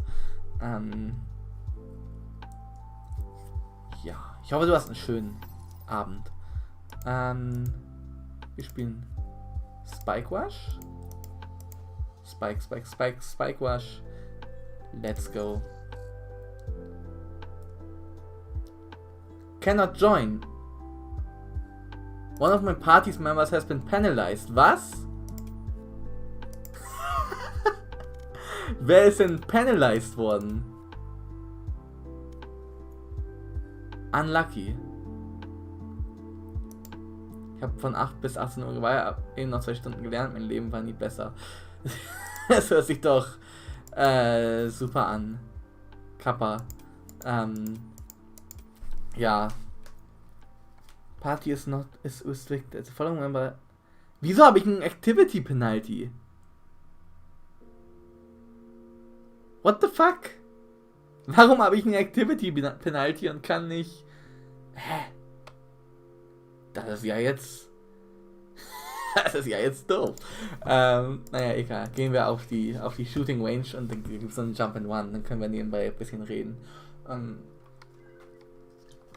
Ja, ich habe von 8 bis 18 Uhr gearbeitet und eben noch 2 Stunden gelernt. Leben war nie besser. Das hört sich sehr anstrengend an. 8 bis 18 Uhr, aber dann hast du Überstunden gemacht, oder? Hast du doch bestimmt Überstunden gemacht. Das sind ja 10 Stunden, normales Jahr 8. oder musst du jeden Tag 10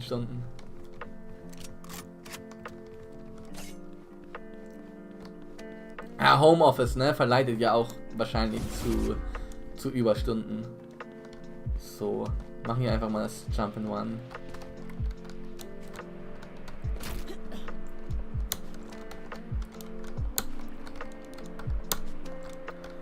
Oh Mann. Aber fleißig, fleißig. Was? Wieso bin ich gestorben? Hä? Wieso bin ich gestorben?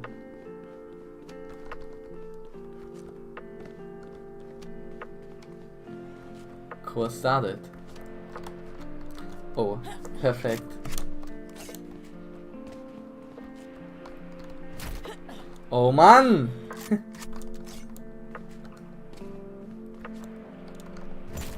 So. Also ich nehme mir einfach eine Classic Weapon. Wenn dein Code nicht läuft, du es nicht akzeptieren kannst und mehrere Nachrichten bekommst, desto fixen bleiben dir wenige Möglichkeiten. Ja. Okay, ja. Schicksal eines Informatikers. Oh, belastend. Belastend, belastend.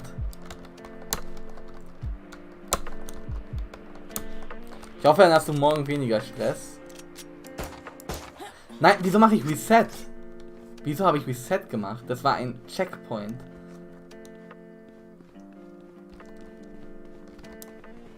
Aber wir haben jetzt nur noch 2 Tage, dann ist ja auch Wochenende. Wo man wahrscheinlich dann auch lernen muss, ne? Aber, naja. Wir haben ja neulich, Wilhelm, haben wir ja angefangen, The Boys zu gucken. Modulus X has stopped working, genau. Neulich hatten wir ja zusammen angefangen, The Boys zu gucken. Und ich habe das tatsächlich schon zu Ende geguckt. Aber ich gucke das mit dir natürlich gerne nochmal. Ist eine sehr, sehr gute Serie. Also wird ja auch gefallen, auch was später noch alles vorkommt, ohne zu spoilern. Aber freue ich mich schon, wenn wir mal wieder Zeit finden und das dann gelegentlich weiter gucken können. Oh Mann. 4 Zuschauer, Leute, und ich mache hier so eine Scheiße.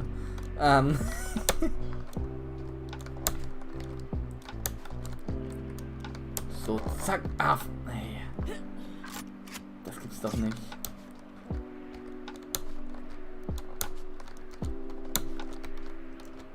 So. Checkpoint reached. Perfekt. Das ist nicht Minecraft, wo man, wenn man Shift drückt, nicht runterfällt. Ich vergaß. Und ich habe Waze freigespielt hier, falls ihr es noch nicht gesehen habt. Ich habe Waze freigespielt. Sehe nebenbei Walking Dead. Als ob! Als ob! Ohne mich! Das ist meine absolute Lieblingsserie. Also. Welche Staffel bist du? Welche Staffel? Welche Episode? Sag an. Wer ist dein Lieblingscharakter? Wie findest du es? Sagen wir mal so. Ey, ach Mann! Ich weiß. Neben Doctor Who natürlich auch, ne? Also Doctor Who ist da auch mit dabei. Aber ich bin hier gerade auch unfähig. Und ich bin 3 fast durch. Damn. Staffel 4 und 5 sind die besten. Mit Staffel 9 zusammen, aber Staffel 4 und 5 sind die besten. Also da kommt, bist du fast bei dem richtig nicen Stuff.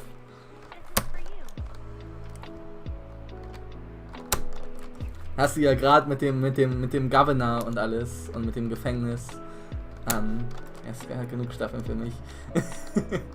Ach ja, Sky. Ich glaube, die haben auch schon die neuesten Episoden.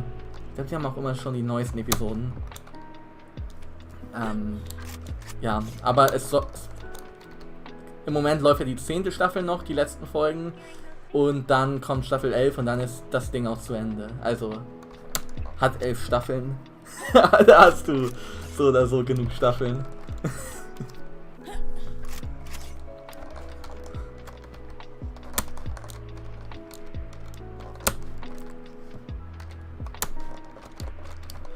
Ey, warte, kann ich's so machen? Yo, das ist ja einfach Cheating, wenn man wenn man Waze ist. Einfach Hacking. Jo,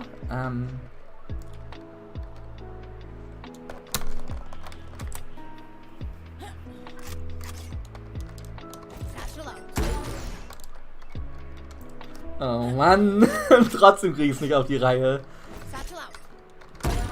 Ey. Warte, wenn wir es so machen. Yo, easy.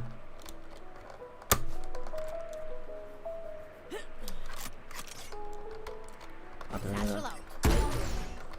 Okay, das hat actually nichts gebracht. Oh Mann.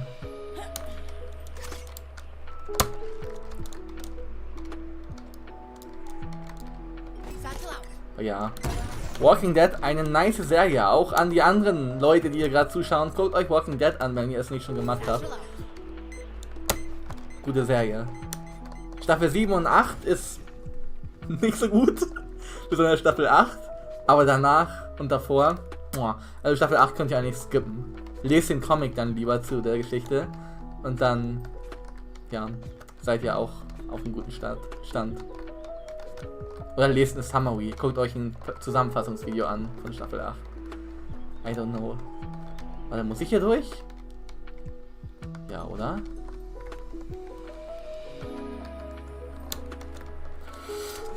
Wow, das war close. Okay, aber epic. Ja, Leute, und was geht sonst so? Habt ihr schon was Cooles fürs Wochenende geplant? Weil man ja im Moment auch so viel planen kann. Was man auch irgendwie schon seit gefühlt einem Jahr sagt, dass man im Moment so viel planen kann. Also es ist unglaublich. Okay, ich muss mich umbringen.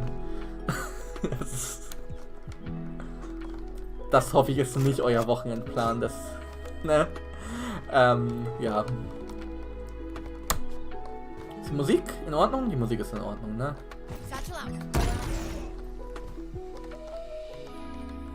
Weiter vom Fernseher sitzen. Ja, und zwischendurch mal vielleicht lernen, aber ansonsten. Ja, ich weiter vorm PC sitzen, ne? Samstag nächster Stream. Genau. Lauri geht mir absolut auf die Nerven. Ja. Ja, die Frau von Wick meinst du, ne? Daryl. Ja, was ist mit Daryl? Daryl ist ein Fan-Favorite. Also kann ich mir nicht vorstellen, dass er dir groß auf die Nerven geht. Vielleicht ja doch.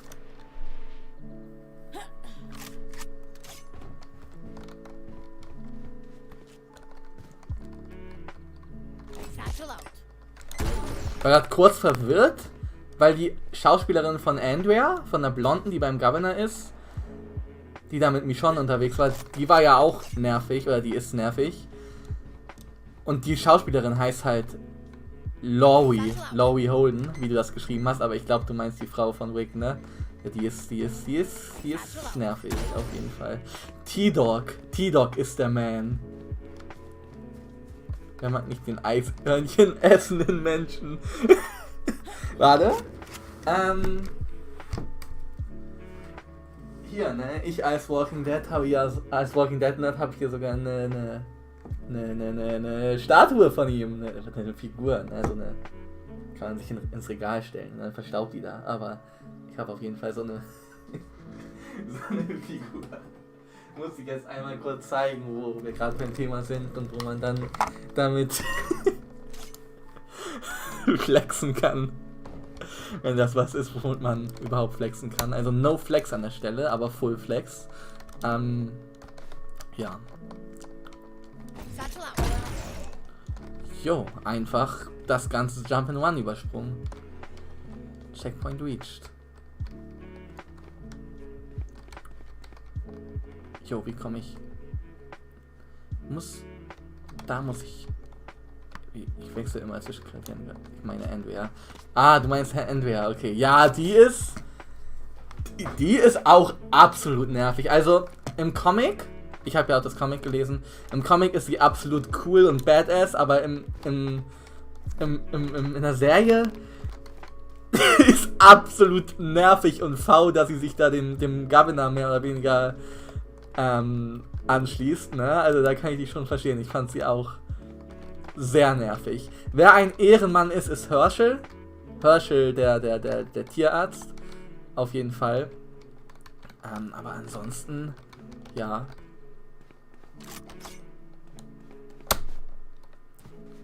Jo, als ob ich hier auf dem...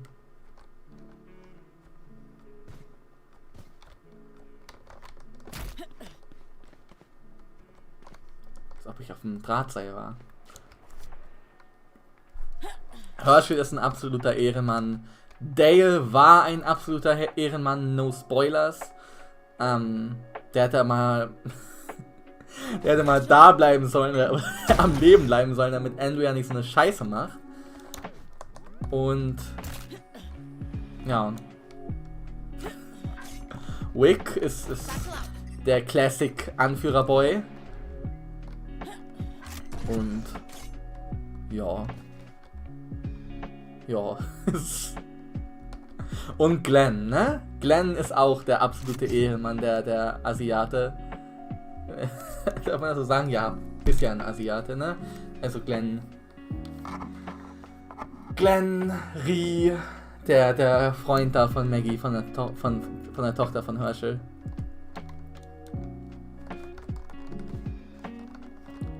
Ich muss auch da irgendwie hinkommen. Maggie und Glenn denke ich jeden Mal, ich bin in einem Romantikfilm gelandet. Ja. Ja. Aber die sind cute together, muss man sagen. Glenn redet zu viel und macht zu wenig. Oh Mann, ich kann es nicht hier planten.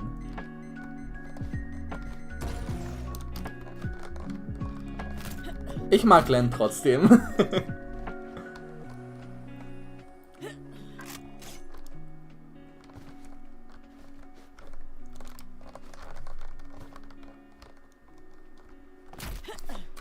Aber ja, die beiden bringen so das Romantik-Element rein, ne? Das hast du schon recht.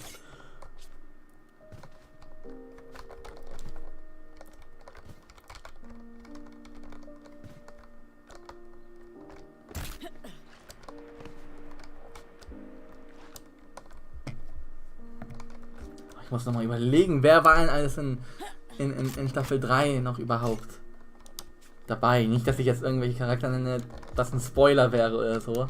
Carol ist ja auch schon da. Die kurzhaarige Frau. Dale, der Parapostel, könnte ruhig früher gehen. Ja, er war halt der Gute in der Gruppe, ne? Oh, und Shane, ne? Shanes Story fand ich auch cool. Also, war cool, ne? Also, er war obviously ein Arsch, aber das war schon cool. Shane gegen Rick und dann hat Carl Shane einfach, ne? Und dann ist die ganze Farm abgebrannt.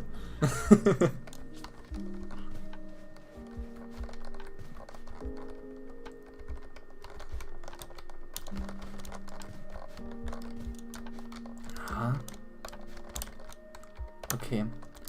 Wenn es Mitternacht ist, machen wir nochmal eine Runde, denke ich. Weil dann ist mein Bann, wofür auch immer ich gebannt worden bin, oder gesperrt worden bin, ist der Dings, ist er vorüber, aber ja. War klar, dass T-Dog stirbt, hat kaum Screentime bekommen und seine Geschichte wurde recht wenig beleuchtet. Ja, aber er war trotzdem the man. T-Dog, der one true dog. Ich bin T-Dog Stan, einfach. T-Dog war... er hatte mehr Screentime verdient gehabt, aber es war klar, dass er stirbt. Ne? Ja, aber der ist auch heute noch, obwohl das jetzt auch schon, ja, 8, 9 Jahre her ist, lass mich lügen, vielleicht auch 7, dass der seinen letzten Auftritt hatte, ist er immer noch sehr beliebt in der Fanbase.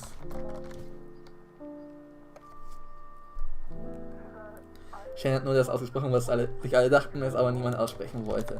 Ja, es wäre ich finde so eine alternative Realität interessant, wo Shane überlebt hätte. Was der zum Beispiel mit dem Governor gemacht hat. Oder hätte. Was der mit dem Governor gemacht hätte.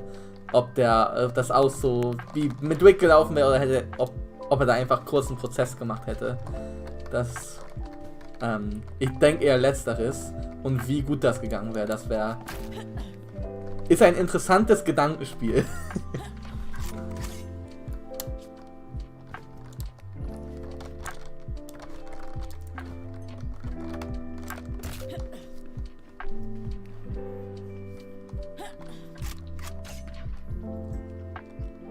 Shane war das Gegenteil von Rick, hat mir gefallen.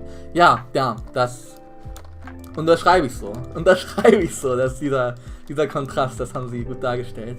Viele behaupten auch, dass die Staffel 2, also da, wo dieser ganze Konflikt quasi auf der Farm stattfindet und so, sehr langweilig war.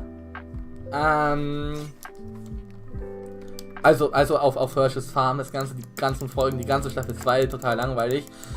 Ich kann es teilweise verstehen, weil sie teilweise recht langsam war, aber ich mochte das auch, Shane gegen Rick und alles, dass sich das so langsam aufgebaut hat. Ich kann mir das sehr painful vorstellen, wenn du das damals Woche für Woche gucken musstest. Wenn jede Woche nur eine Folge kam, stelle ich mir das schon recht painful vor, aber auf dem Binge-Watch fand ich das auch ertragbar. Ich fand auch den Reveal beim Mid-Season-Finale mit Sophia gut gemacht. Das war der erste große Plot-Twist in der Serie. Das fand ich auch sehr cool gemacht. Vor allem, weil Sophia im Comic lebt die bis zum Schluss. Die Tochter von Carol. Da lebt die bis zum Schluss. In der Serie wird sie in der zweiten Staffel abgemurkst, finde ich. Ein nicen Change. Ich mochte Axel. Ja, Axel war cool. Schade, dass er auch weg ist. Aber Axel war der Beste von den Prisoners, von den gefangenen Leuten. Also von den im Gefängnis, die da gefangen waren. Yo!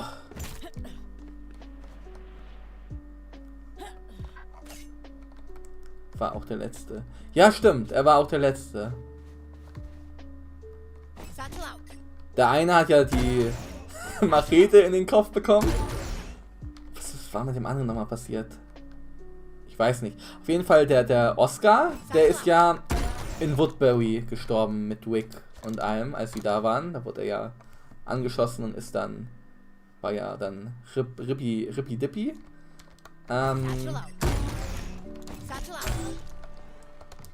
Und wie ist der Letzte nochmal gestorben? Ich weiß es gar nicht mehr.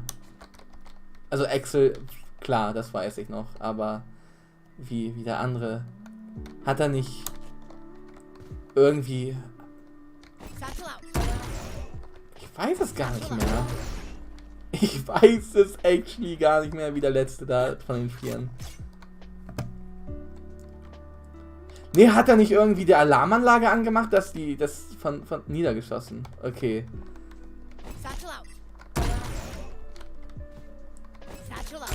Ich weiß nicht. Guck mal, da muss ich nochmal rewatchen.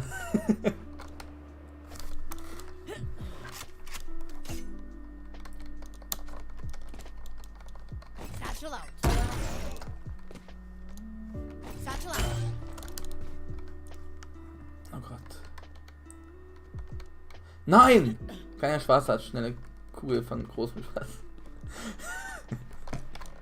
Ja. Ja.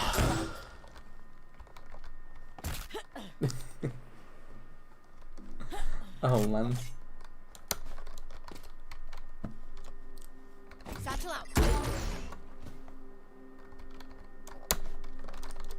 Nein!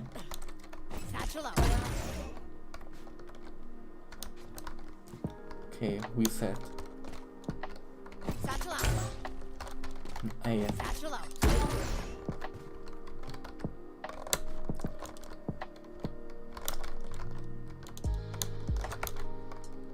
Okay. Checkpoint Reach. 9 von 16. Pock. Pock, pock, pock.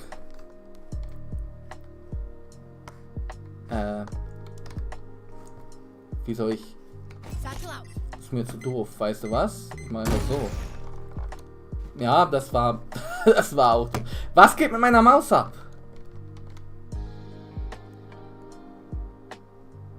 Junge, was geht mit meiner Maus ab? Aber... weil so dein Fazit dann quasi von den ersten 3 Staffeln bis wo auch immer hin du geguckt hast, also... Okay, du hast 3 Staffeln geguckt, also muss es dir irgendwie gefallen. Ja. Gute Serie. Nicht gute Serie. Was sind deine Gedanken? Ich glaube, dann wird recht flach.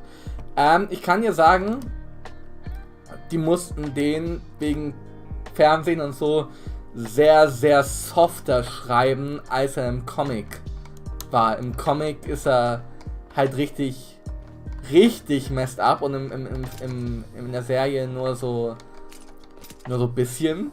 Im Comic ist es halt so, dass irgendwie Glenn, Michonne und Wick, da ist Michonne halt schon Teil der Gruppe, die kommt erst nicht noch, finden Woodbury irgendwie auf random, glaube ich, weil ein Helikopterabschuss oder so, und sind dann da und dann werden sie vom Governor begrüßt, so, erstmal voll auf nett, und dann nimmt der Dude die plötzlich gefangen und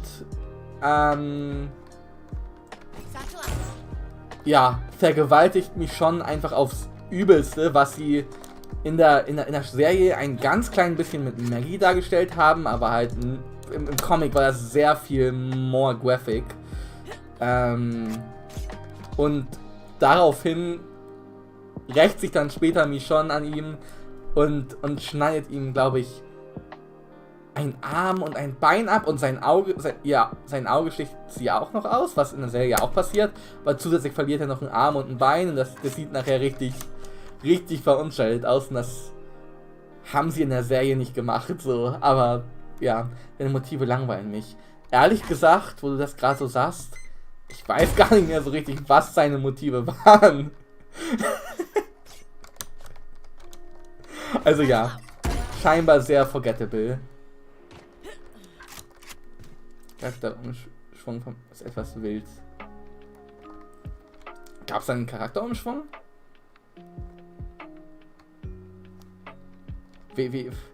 Erörtere dies, please.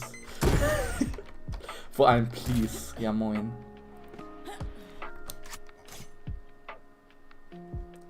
Okay. Ich denke mal, da oben muss ich hin. Ey. Angst vor Wick. Gleich muss töten. Ah.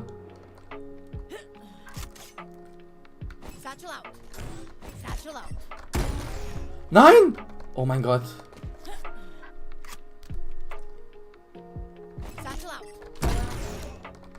Ja, sie hat halt dann gesehen, dass das Friends von Andrea waren.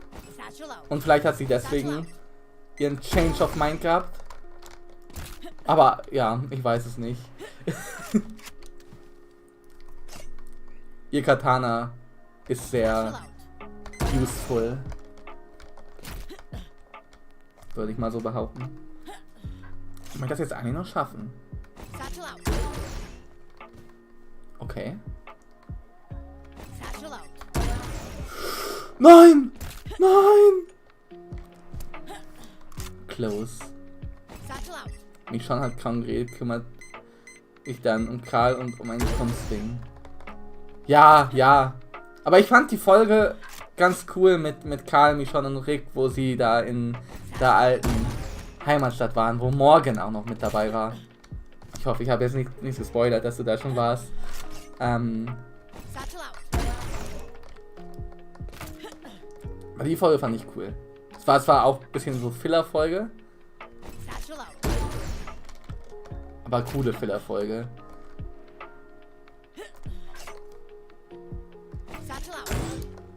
Nein! Mich tilde die Katana benutzen sehr, das geht mit Knochen sehr schnell kaputt. Ist ein gutes Katana. Mich tilde das hier gerade sehr, dass ich gerade schon fast geschafft habe. Und mich jetzt so tiltig anstelle. Ey.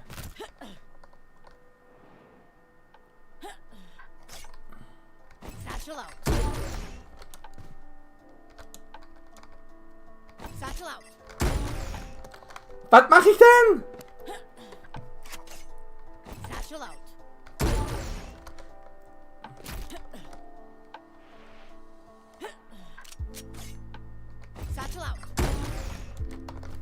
Na, Alter!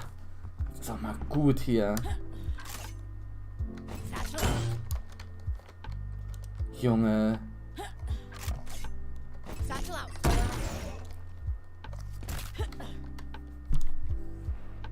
Ich tilte.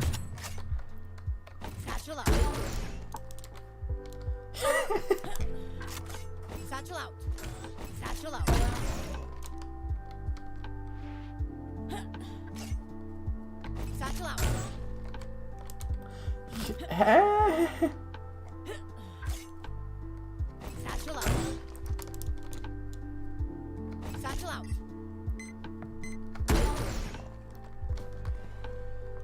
Ich meine, Games spielen, salzig zu werden, ist Teil der Experience.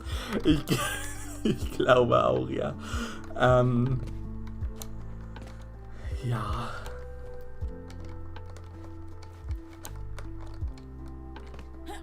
Aber was soll ich sagen noch?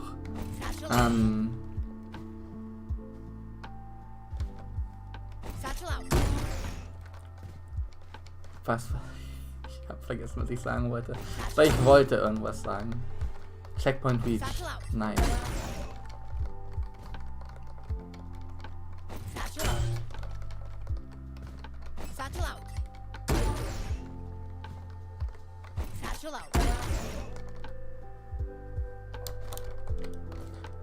Ah!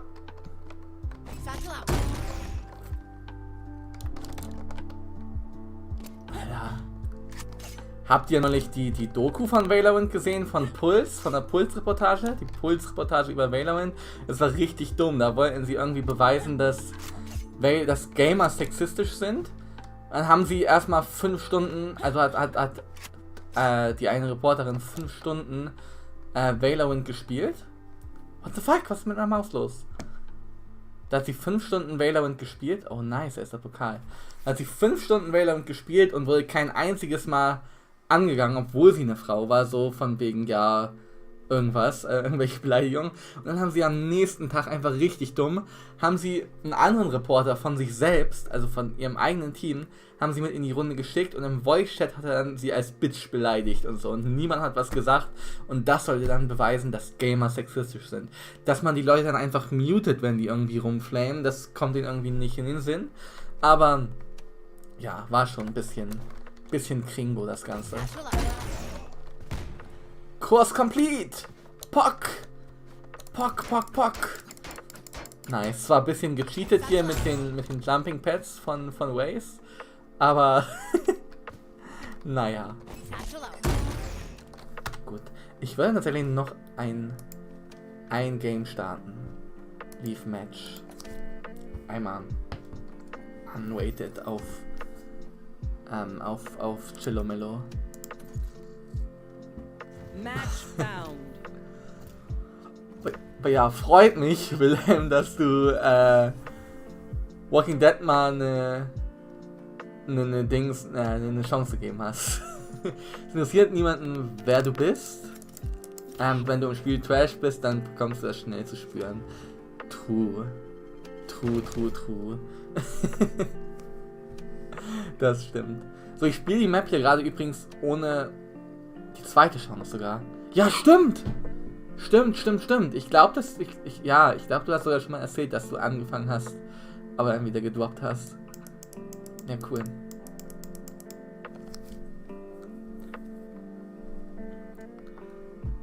Also wie gesagt, Staffel 4 und 5 geil. Staffel 4 und 5 sind wirklich nice.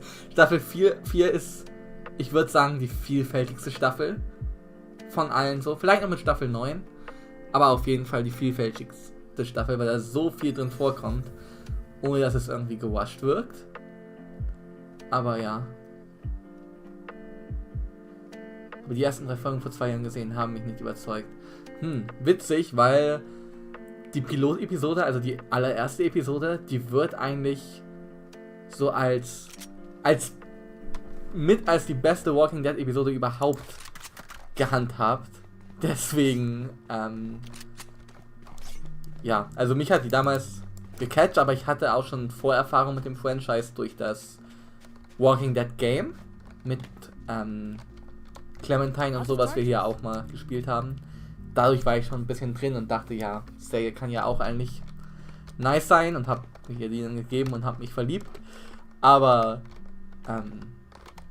ja, man merkt halt auch vielleicht ein bisschen schon an, dass die erste Episode dieses Jahr 11 Jahre alt wird. Das darf man halt auch nicht vergessen. So, ich glaube mir noch einen Boombot. Beziehungsweise die erste Staffel wird ja schon 10 Jahre alt. Die ist Halloween 2010 geehrt. Das erste Mal.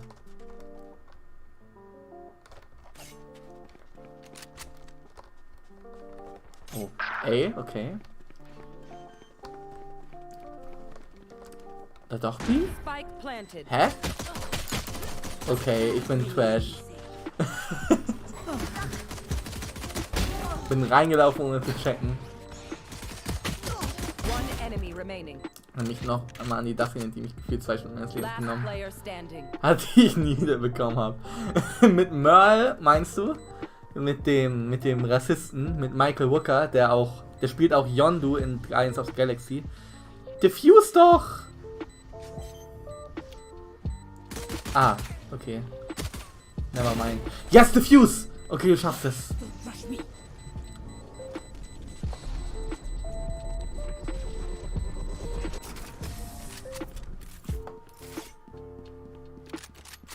Ja, die Dachszene, die war schon... Ich glaube, die haben eine Folge gebraucht, um zu versuchen, ihn da runter zu bekommen. Und dann haben sie es ja noch nicht mal geschafft, weil... Ja. Man dachte zuerst, er wäre tot, aber nein, Surprise, Pikachu. Er hat einfach seinen Arm abgehackt und ist jetzt beim Governor und hat eine richtig sicke Armvorrichtung. Okay, ich lasse hier einen Boombot lang. Merle hat die gewisse Würze. Ja, der Schauspieler allein hat die gewisse Würze. In Guardians of the Galaxy als Yondu, der Ziehvater da von dem Star-Lord, war ja auch nice einfach. Der Schauspieler ist einfach nice. Und der gibt dem Ganzen diese gewisse Würze.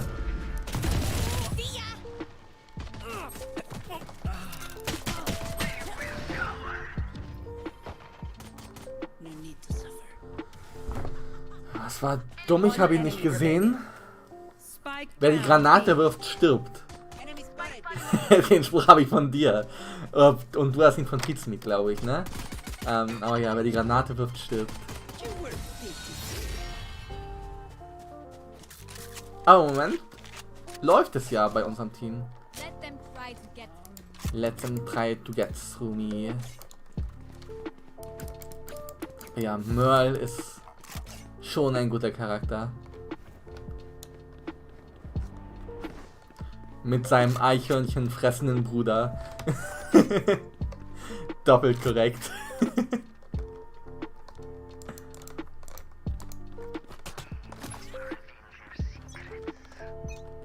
Wie reveal the secrets?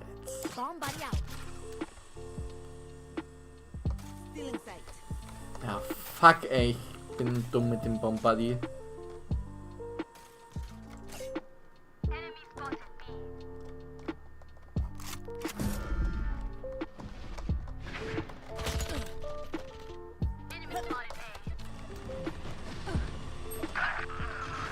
Okay, der Bombbot kommt hier jetzt nicht rein, das ist gut. Hä? Als ob sie ihn nicht... Als ob sie die Granate nicht... Naja, ich habe die Granate geworfen, ne? Ich bin gestorben, es ist die Regel. Spike planted.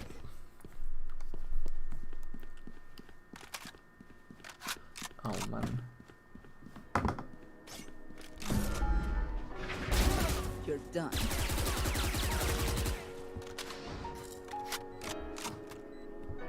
Ja, Wilhelm, ansonsten, ne? Wenn du Bock hast und Zeit hast, wenn du nicht zu sehr im Lernstress bist, können wir uns ja auch bald mal wieder treffen. Oder auch mal über Discord labern, wenn du nicht ganz so viel Zeit hast. Ja, kriegen wir hin. Bestimmt irgendwie da was zu machen.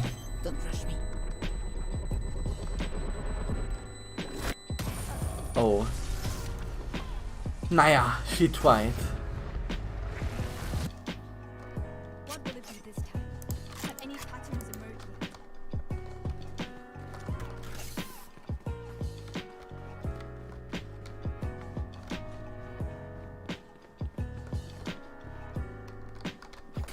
Okay.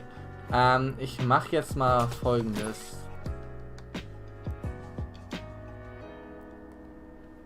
Ich lasse ihn hier durchlaufen.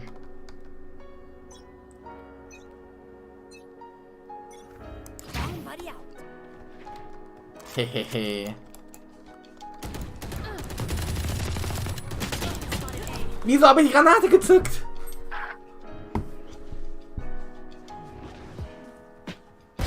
Don't resist. Ich fange nächste Woche mit meinem Projekt an und darauf brauche ich alle meine 16 Stunden am Tag für das Projekt.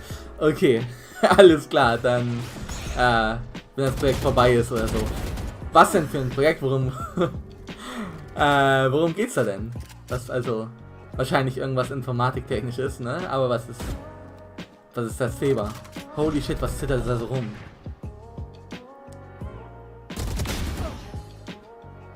Ich frage so, als ob ich davon eine Ahnung hätte, ne? Also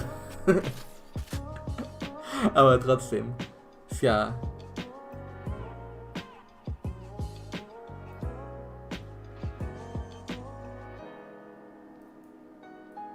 Spike planted. Ist das dann quasi so ein Abschlussprojekt? Remaining. Ja, muss ja dann in der Art sowas sein.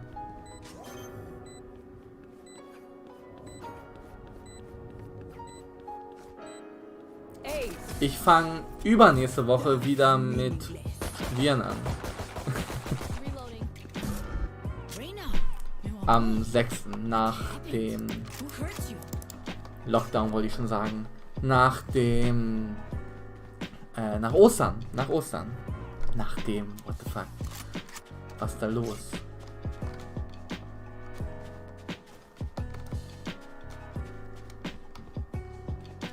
Ich gehe zurück zu A lieber. Hab schon einen Kill gehabt, ja. Ein.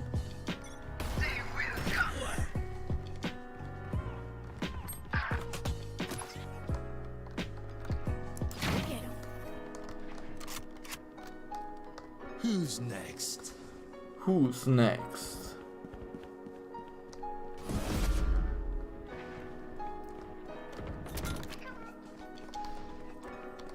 Okay, Grenade. Einfach auf gut Glück werfen. Implementierung eines Entwurfs zur Erweiterung des intern genutzten Frameworks mit beispielhafter Umsetzung eines Anwendungsfalls. Cool! Gutes Thema. Remaining. Hört sich auf jeden Fall sehr, sehr fokussiert an und ambitioniert. Und ich bin mir sicher, das wirst du gut meistern, dieses Projekt. Implementierung eines Entwurfs zur Erweiterung des internen Frameworks mit Beispiel der Umsetzung eines Anwendungsfalls. Könnte man kürzer fassen vielleicht noch, aber ich denke mal, das ist der Arbeitstitel, oder? Nein.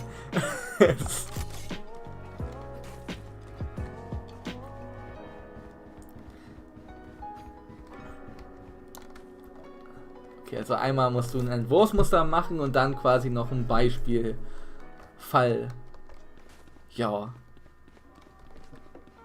Wenn man da drin ist, hört sich das doch machbar an, würde ich sagen. Somebody out.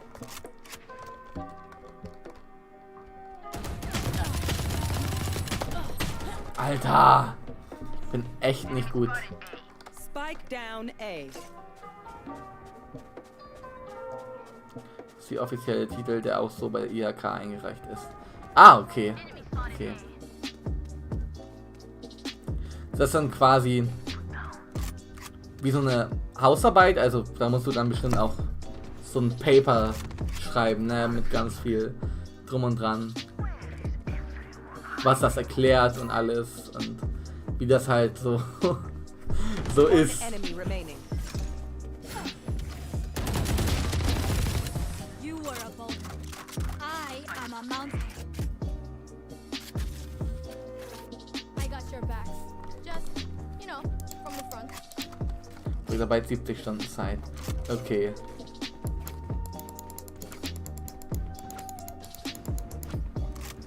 ...70 Stunden hört sich immer wie so ein krass großer Berg an, ne? Das...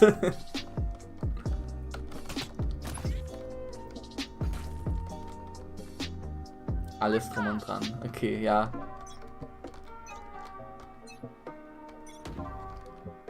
Go get him.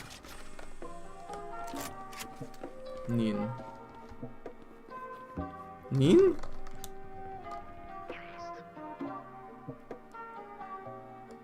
Also nein, nehme ich mal an. Okay, dann habe ich was falsch verstanden. You should run. Enemy Killjoy, okay. Schon ist nicht für das, was die verlangen. Ah, okay. Spike down B. Okay, okay. Dann One enemy remaining.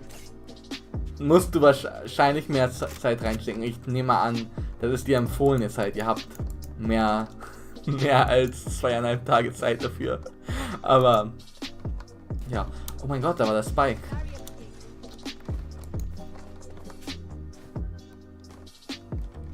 Dann drücke ich die Daumen. Dann drücke ich die Daumen, dass das gut wird. Okay, ich pieke mal. Okay. Ach so, die haben den Dings genommen. Ja, ich bleib aber hier. Ich bleib beim Spike.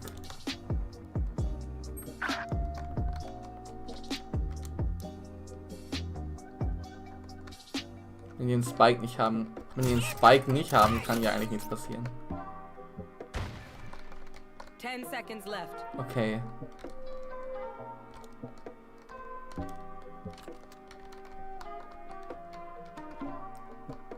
Ich habe 70 Stunden angegeben und deren Verwendung musste ich schon einteilen. Okay. Okay. Aber wird wahrscheinlich länger, ja. Man kennt's.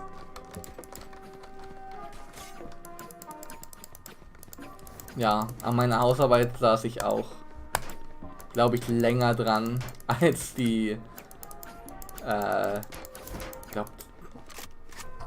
nicht, wie viel dafür verlangt war, aber ich saß so länger dran. Vielleicht auch, weil ich manchmal auch ein bisschen faul war und nichts richtig gemacht habe, sondern nur dran saß und dachte, was könnte ich jetzt machen? Aber es ist ja noch was anderes.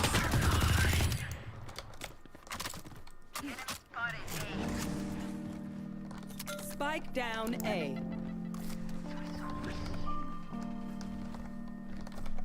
Als ob sie da oben war! Ich habe sie gerade gesehen. Ich bin gerade... Holy shit, ich habe einen Kill. Why Twihard? Wer hat das geschrieben? Aim and LeBron. It's not ranked.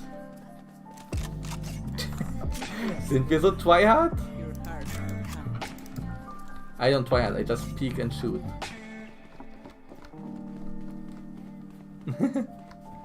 I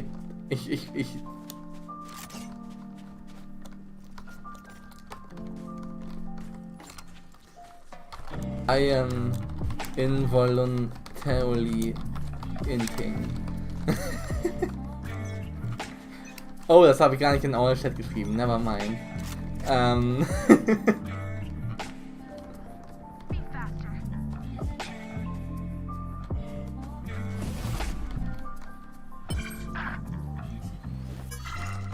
habe 70 Stunden angegeben. Okay, ja, habe ich schon vorgelesen. Ich inte wirklich. What the fuck? Ich hätte meinen Boombot vorher rausschicken sollen. Naja, immerhin gewinnen wir die Runde. Auch wenn nicht dank mir.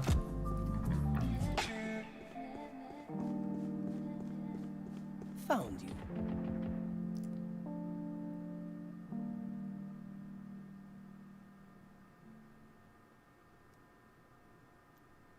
Spike planted. Die 15 Stunden Counter-Strike zahlen sich aus. Sind das 15 Stunden? Hast du gecheckt? Das will ich nur 15 Stunden, die ich da drin verbracht habe? Ich glaube schon, ne? Ja. Ja. Die zahlen sich definitiv aus. Und dann sind davon bestimmt auch nochmal 13 Stunden nur Materialschlacht. Also zahlt sich schon. Zahlt sich schon gut aus. Aua, das hat hier getroffen. Behalt meinen Boombot erstmal. Nee, warte, ich mach ihn wieder hier durch.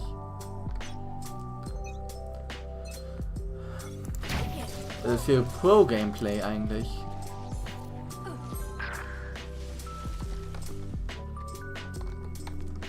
Aber frage mich nicht, wie meine 330 Stunden zustande kam. Ich weiß es nicht. Ja. Oh. Ich will gar nicht wissen, wie viele Stunden ich zum Beispiel in Minecraft habe. Als ob! Last player standing. In Minecraft, das habe ich ja schon seit über 10 Jahren gefühlt. Na, nicht 10 Jahre, aber knapp 9 Jahre vielleicht. Wie oft ich das gespielt habe, ich will es nicht wissen. In Destiny 1 und 2 habe ich auch zusammen bestimmt über 1000 Spielstunden, reicht sogar vielleicht an die 1000 ran. Aber bei Minecraft ist, glaube ich, ungeschlagen, was das angeht.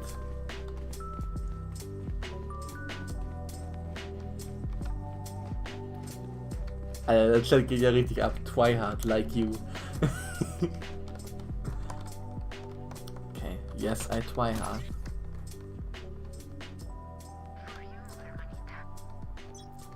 Okay. Bomb buddy out.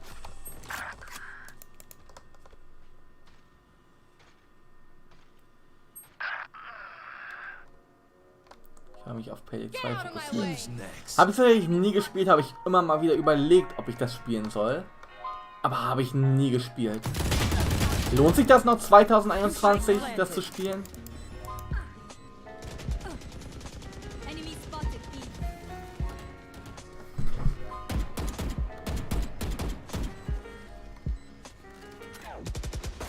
Last player standing. Flawless. Flawless. Lol, wir verlieren gerade doch noch hart. Last round in the half. Okay, alles ausgeben. Ich nehme eine Odin. Ich nehme eine Odin. Alles egal.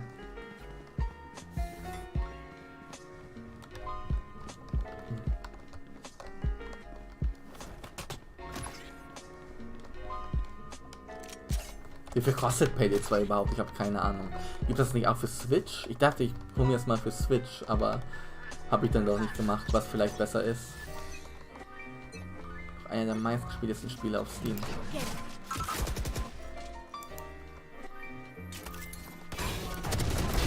Nice! So, gab es ein Update. Okay, dann hat das wohl noch eine große Playerbase. One enemy remaining. Okay, ich habe immerhin 2 getötet.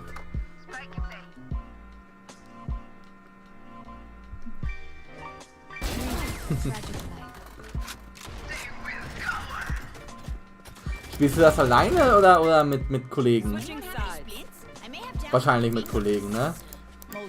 Macht ja sonst wahrscheinlich nicht so viel Sinn. You're fucking noob, Jet. Jet, you're fucking noob. Guckt euch mal King Chaos an. 31 Kills und 5 Tode.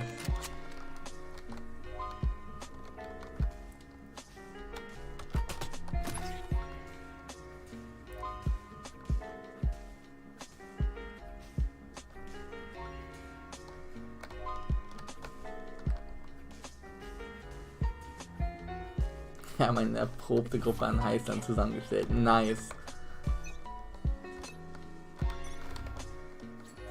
Very cool. Thank you, Kanye. Very cool.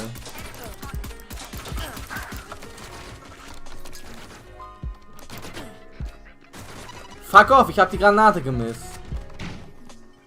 Wieso hab ich den Spike?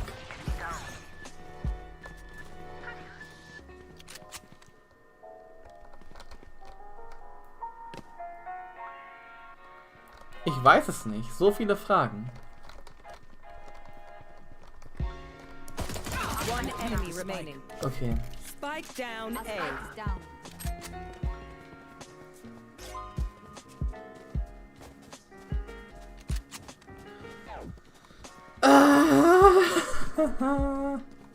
Ich spiele im Moment mit Freunden von mir ganz viel Valheim.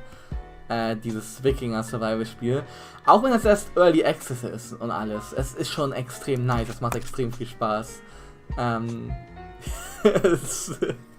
Und die Zeit, wenn man das spielt, vergeht so schnell.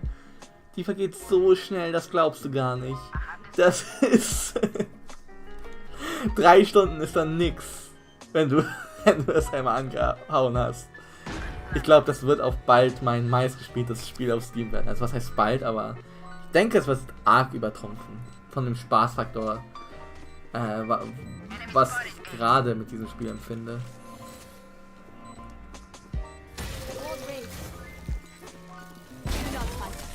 Weil da ja auch noch ganz viele Updates kommen werden und so. Ich glaube, das kann richtig nice werden. Es ist schon richtig nice. Race it to the spike site.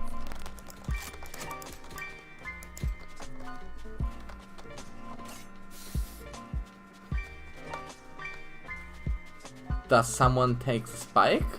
Nobody? Okay. Dann halt nicht. Oh Mann. Okay.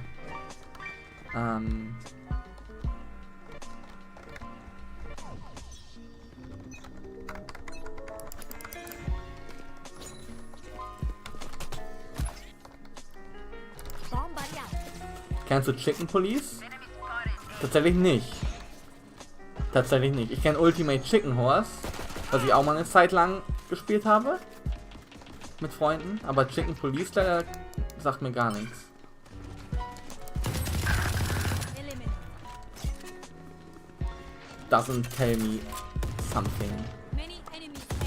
Spike One enemy remaining. Epic. Reload. You're up. Stay safe. We're going back in.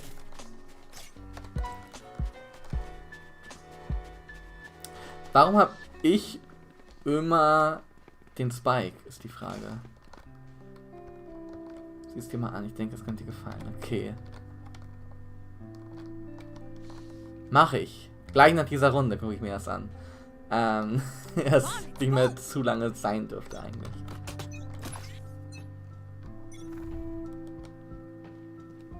Again.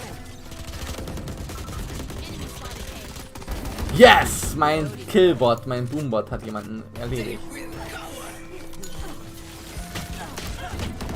Enemy spotted.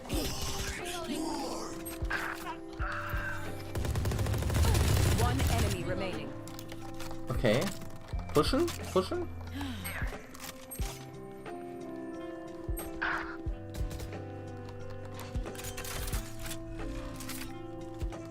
Okay. Sage hätte auch hier einfach eine Wall machen können, aber ich denke mal, sie kennt die Strategie nicht. Das waren gerade Fußschritte. Okay. Last player standing. What? Satchel out. Who's next?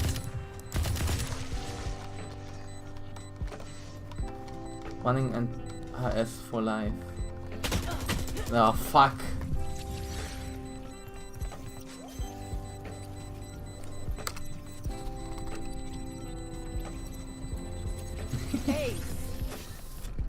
Ace. Ace. Ace mit Waze. No one beats my firepower. I got this. Was? Wieso gibt er den Spike ab? Okay, aber Sage hat den Spike. Das ist in Ordnung. Ich möchte den Spike nicht haben. Easy.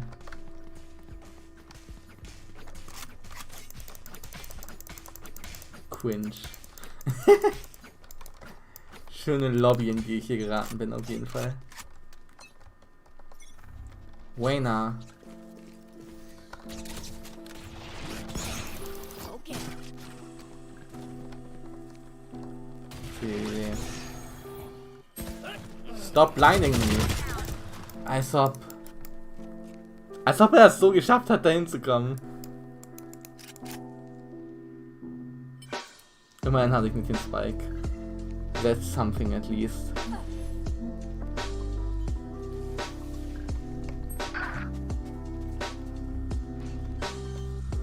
Ja, ich suche immer nach Chicken Police, ne? Chicken Police.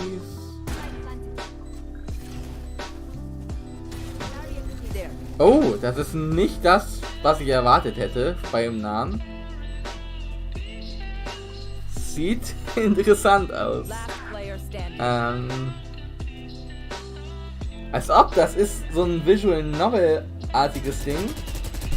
Ja, cool. Könnte man jetzt vielleicht sogar hier spielen.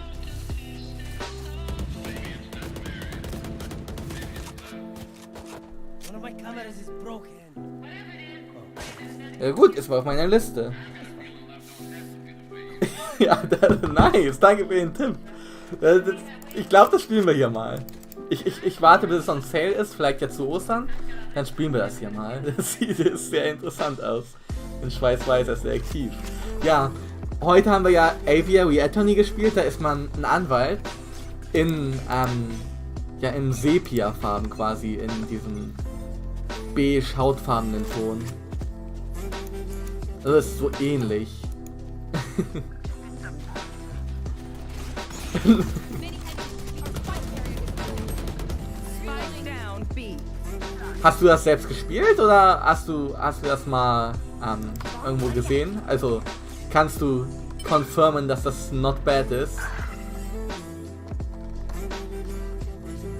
Here comes the fight. I have to fight. Als ob ich den gemisst habe. Ich bin so... One enemy remaining. Okay. I Alter. got the snacks. Got this bite.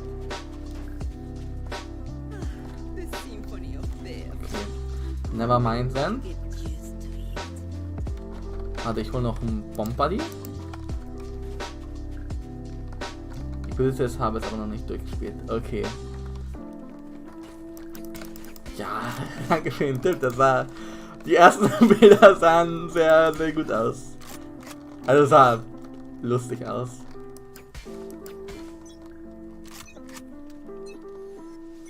They will cover.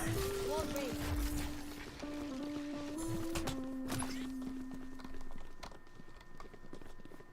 Bomb buddy out.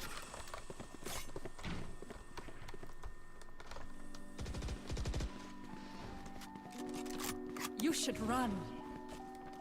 Enemy Killjoy, okay.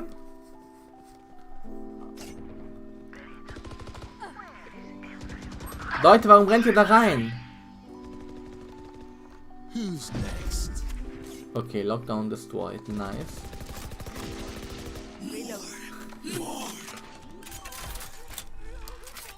Ich wünsche, das wäre Realität. Der Lockdown einfach destroyed, ja? Aber meine Meinung nur.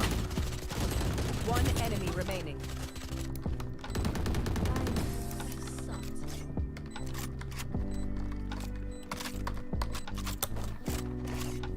Match point. Okay. Party's over. Let's show them out. Chicken Police.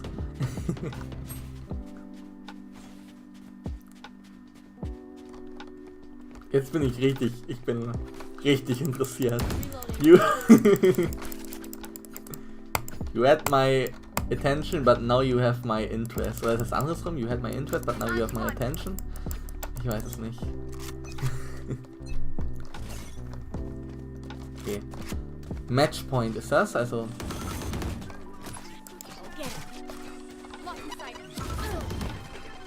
Liegt aber daran, dass ich nicht dass ich mich dafür in der richtigen Stimmung sein muss. Am besten mit einem feinen Kinn in der Hand. Ja, gut, wenn es so Black Noir Stil ist, ne? Dann ist das... What the fuck, ich jump einfach rein, bin ich dumm. Spike down, B. Wenn es so dieser Black Noir Stil ist, ne, dann ist das ja... I have this bike. Hier habe ich meinen Gin. Spike planted. Na, ich bin letzter im Team, naja.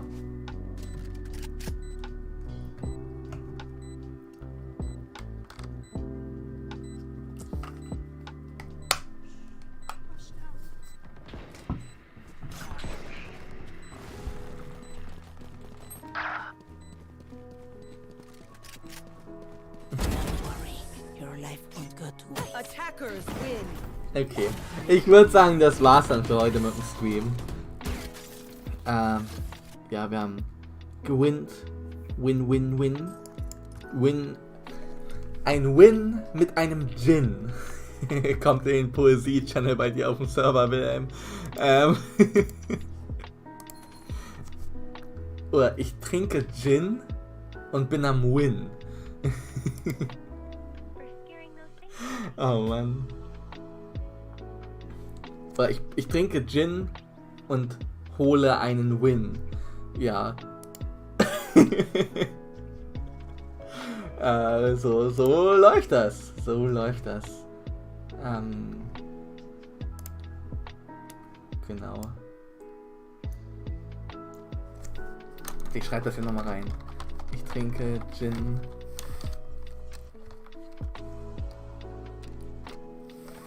und hole einen Win.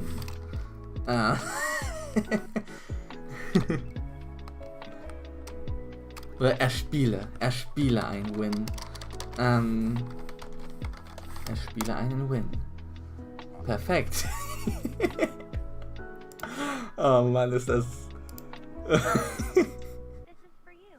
This is for you. Ja.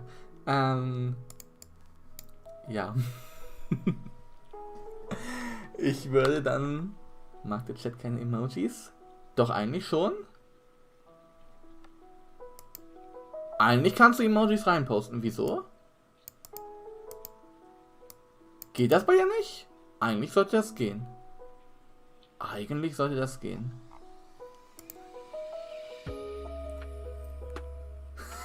Du hast mit Upload reagiert.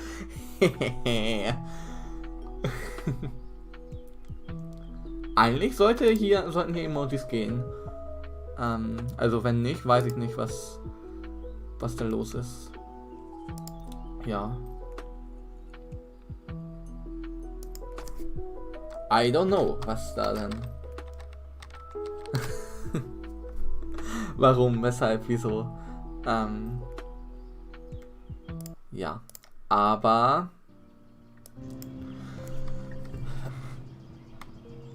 hä? YouTube hat meine Nachricht mit Emoji nicht gesendet. Warte, ich mach mal einen Test. Doch, eigentlich schon. Von Chicken Police. Weird, warum YouTube das nicht macht. Eigentlich habe ich auch keine Emojis geblockt oder so. Also, eigentlich sollte das funktionieren. Eigentlich.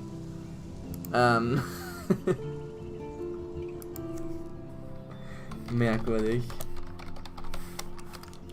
Chicken Police, Painted Wet. Wunschliste. Das sieht wirklich funny aus. Das sieht... Schick dir mal ein Bild. Okay, ja, mach das. Mach das gerne.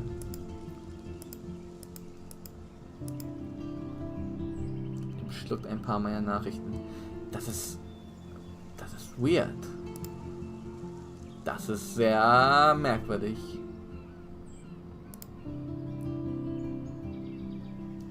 Aber irgendwie hatte ich das auch mal bei einem Dings, wie heißt es? Bei einem Video von mir, dass YouTube einfach einige Kommentare geschluckt hat. Das hatte ich noch mit Brownie erörtert. War einfach Kommentare weg. Habe ich erwähnt, dass es nur eine Demo gibt? Ah, okay.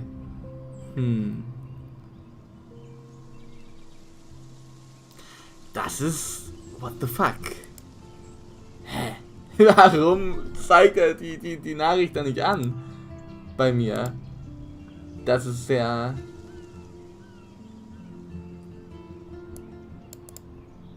Sehr weird. Ich hoffe, YouTube fixt das. Sehr bald. Naja. Weird. Weirdy Mac weird. Aber ja, jetzt weiß ich, dass es eine kostenlose Demo gibt. Es ist kein Bug, es ist ein Feature. Ja, Ubisoft hat YouTube entwickelt, das wissen wir doch alle. Ja. Ich ändere noch mal kurz den Dings. Valorant Strat Roulette, Valorant Release. Nee, wir wollen zurück zu Aviary Attorney, wo wir heute nicht so erfolgreich waren tatsächlich. Wir haben verkackt den Fall. Wir haben, ja, es war nicht gerade glorreich, wie wir das finden. Es war kein gutes Ende. Sagen wir es so, es war kein gutes Ende. Aber ich hoffe, wir kriegen noch ein gutes Ende. Ich hoffe, wir können das irgendwie noch gerade biegen. Wir haben noch 2 Akte vor uns. Aber ja, ansonsten Valorant war nice. Und ich muss euch das nochmal zeigen hier. Chicken Police. Look at that. 2 Whiskies Kid and no horsing around. Nice. Ich glaube, da braucht man keine kostenlose Demo für, um zu sehen, dass das ein cooles Spiel ist. Guck mal, ähnlich wie Ace Attorney, wo ich 90 Stunden drin habe.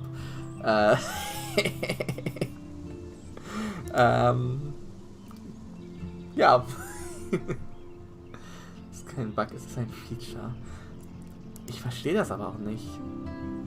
Mal gucken. Mal ganz kurz gucken, wie lang Chicken Police ist. Stimmen sind auch sehr gut.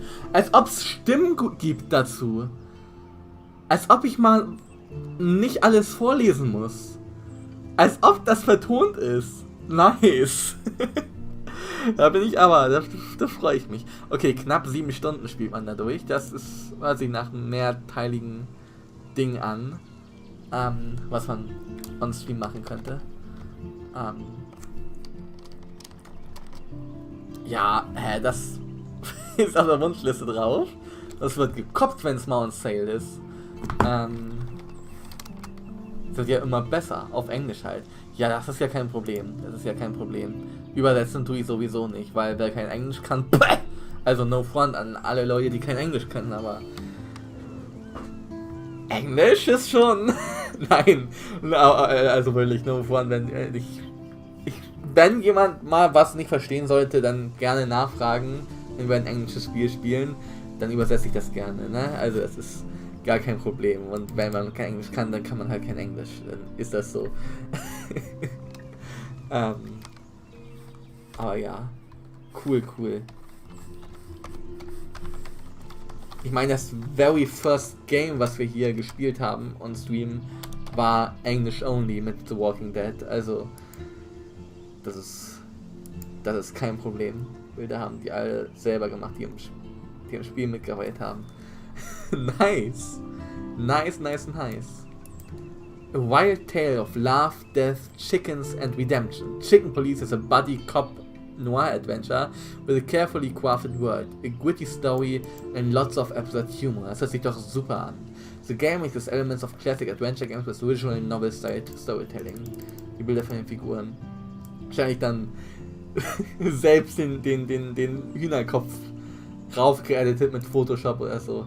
Ja, aber cool. Ich habe neulich auch ein Game gesehen im Nintendo eShop, das hieß irgendwie A Summer with the Shiba Inu. Also ein Sommer mit dem Shiba Inu. mit so Hunden, die auch so, die das halt auch echte Bilder waren in so einer fiktiven Welt. Das sah richtig trashig aus. Das war irgendwie runtergesetzt, es ist immer noch runtergesetzt, glaube ich, für 1 Euro oder so. Und ich bin am Überlegen, weil ich die Idee, das sah schon wieder so trashig aus, dass es funny sein könnte. Ich bin am Überlegen, mir das zu holen. Dass wir das dann auch hier mal spielen, weil das sah schon schon lustig aus irgendwie. Ja, das sind so Investitionen, die macht man dann nachts am besten und bereut es dann am nächsten Tag. Aber ja. Und das ist auch gar nicht so lang. Ist vielleicht. Das ist. Oh Mann. Hier, warte.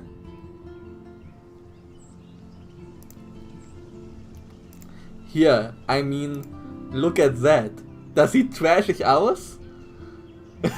Aber es sieht schon wieder irgendwie als Hunde und so. Ich weiß nicht. Vielleicht. Ich sah das neulich und dachte, lol. Was ist das denn? So als Joke-Game on Stream wäre das bestimmt mal was. Kann ich mir gut vorstellen. Ja. Trash Night, genau. Genau, die Trash Night. Ja. Ja, das wäre doch mal eine Idee. Vielleicht machen wir nächsten Mittwoch einfach Trash Night. Oh Mann. Stimmt, nächste Woche einfach Trash Night. Das wäre doch. Ich glaube, das Spiel geht auch nicht. Es geht vielleicht. Also auf YouTube geht es eine halbe Stunde. How Long to Beat hat das da verzeichnet. Summer with the Shiba Inu. Completion ist 27 Minuten. Ja, es geht wirklich nur eine halbe Stunde. Dann könnte man auch noch andere Trash-Spiele daran hängen. Ja, hätte ich Lust drauf. Ja, bin ein Winterbottom. Du bringst mich auf die besten Ideen. Weißt du, damals hast du auch geschrieben unter dem einen Video von dem Giraffen-Rap bitte eine Vollversion. Und dann habe ich eine Vollversion gemacht und das ist das Video, auf dieses Video bin ich am meisten stolz. Ich sag's, wie es ist, am stolzesten. Weil das hat sehr viel Spaß gemacht, das zu machen und alles. Und das hat, ja, das war sehr, weil ich auch gar keine Musikerfahrung so habe, ne? Und alles. Und dann so einen Giraffen-Track zu machen, das hat schon sehr viel Spaß gemacht. Und das wäre ohne deinen Kommentar wahrscheinlich niemals Realität geworden. Das heißt, also, keine Ahnung, schon gut, dass wir uns damals im Kindergarten kennengelernt haben, sonst wären viele Dinge nicht passiert, sagen wir mal so. Ja, cool. Dann nächste Woche Trash Night und dann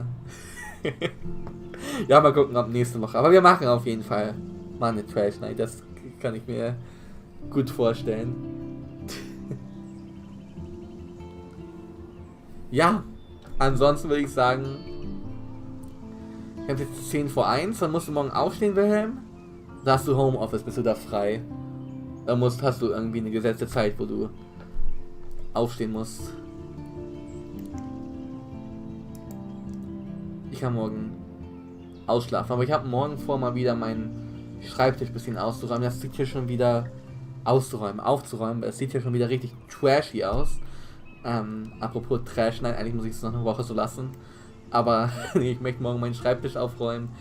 Und Sport habe ich heute gemacht, aber vielleicht, wenn morgen schon das Wetter ist, gehe ich raus ein bisschen und chille. Und ja. Das ist der Plan.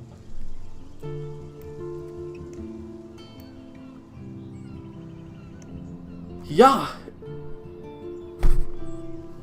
Wenn ihr nichts mehr habt, dann würde ich sagen, war es das für heute. Gute Nacht.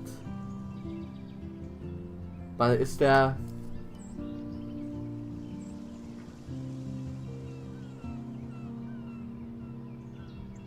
kann auch später anfangen, aber normalerweise steife ich mich um 8 vor den PC. Okay.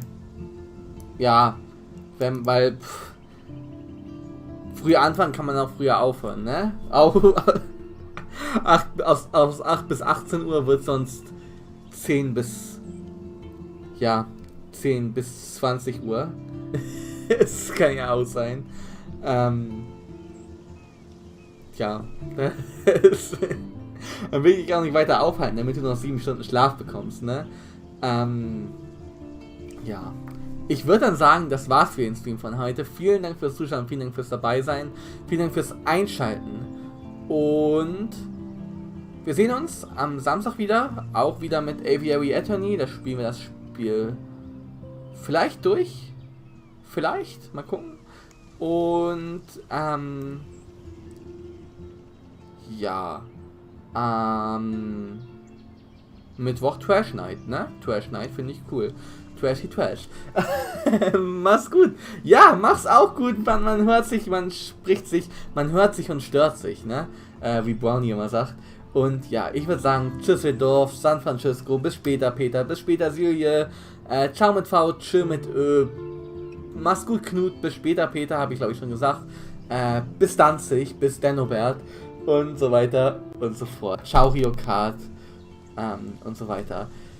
Ich bedanke mich fürs Zuschauen, ich bedanke mich fürs dabei sein. Dankeschön, war heute wieder ein schöner, kleiner, entspannter Stream.